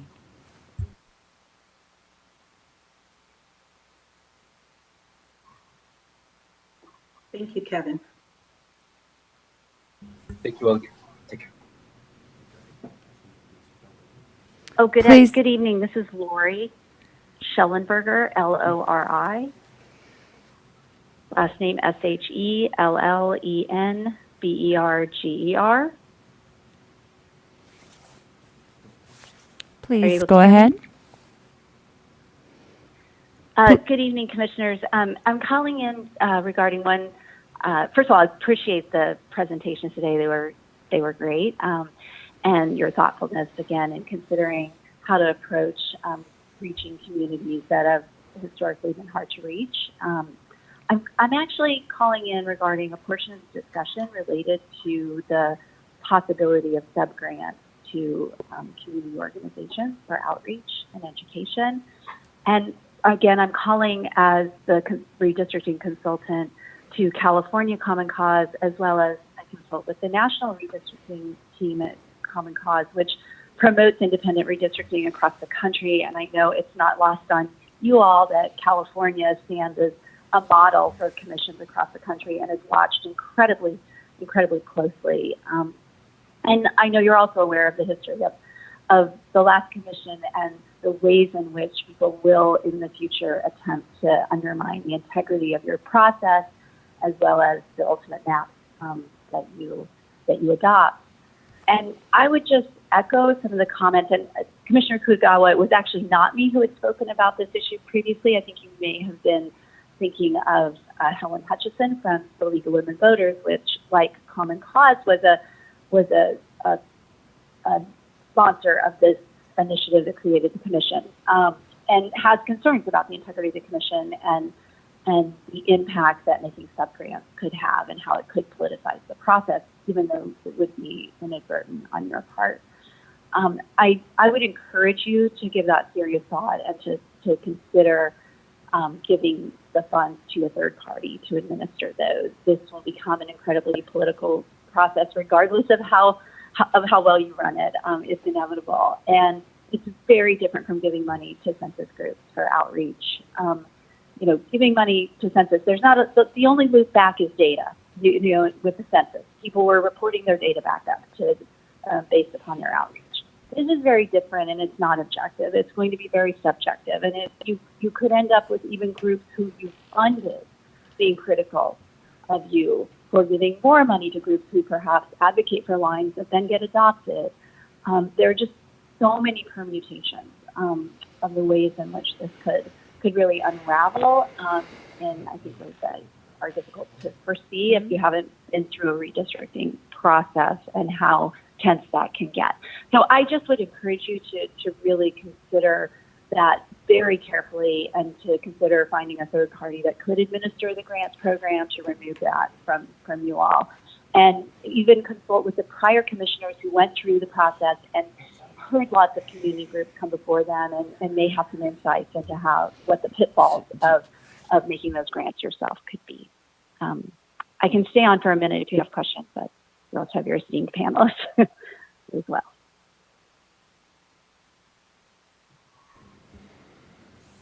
All right, thank you.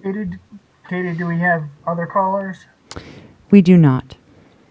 Okay, Commissioner Lamont?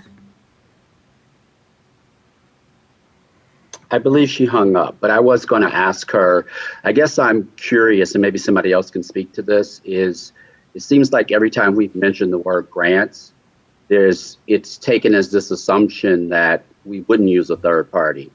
Our team is looking into how we can best support communities in helping us in our efforts. We have our legal team as well as our staff looking into our various mechanisms to be able to do that.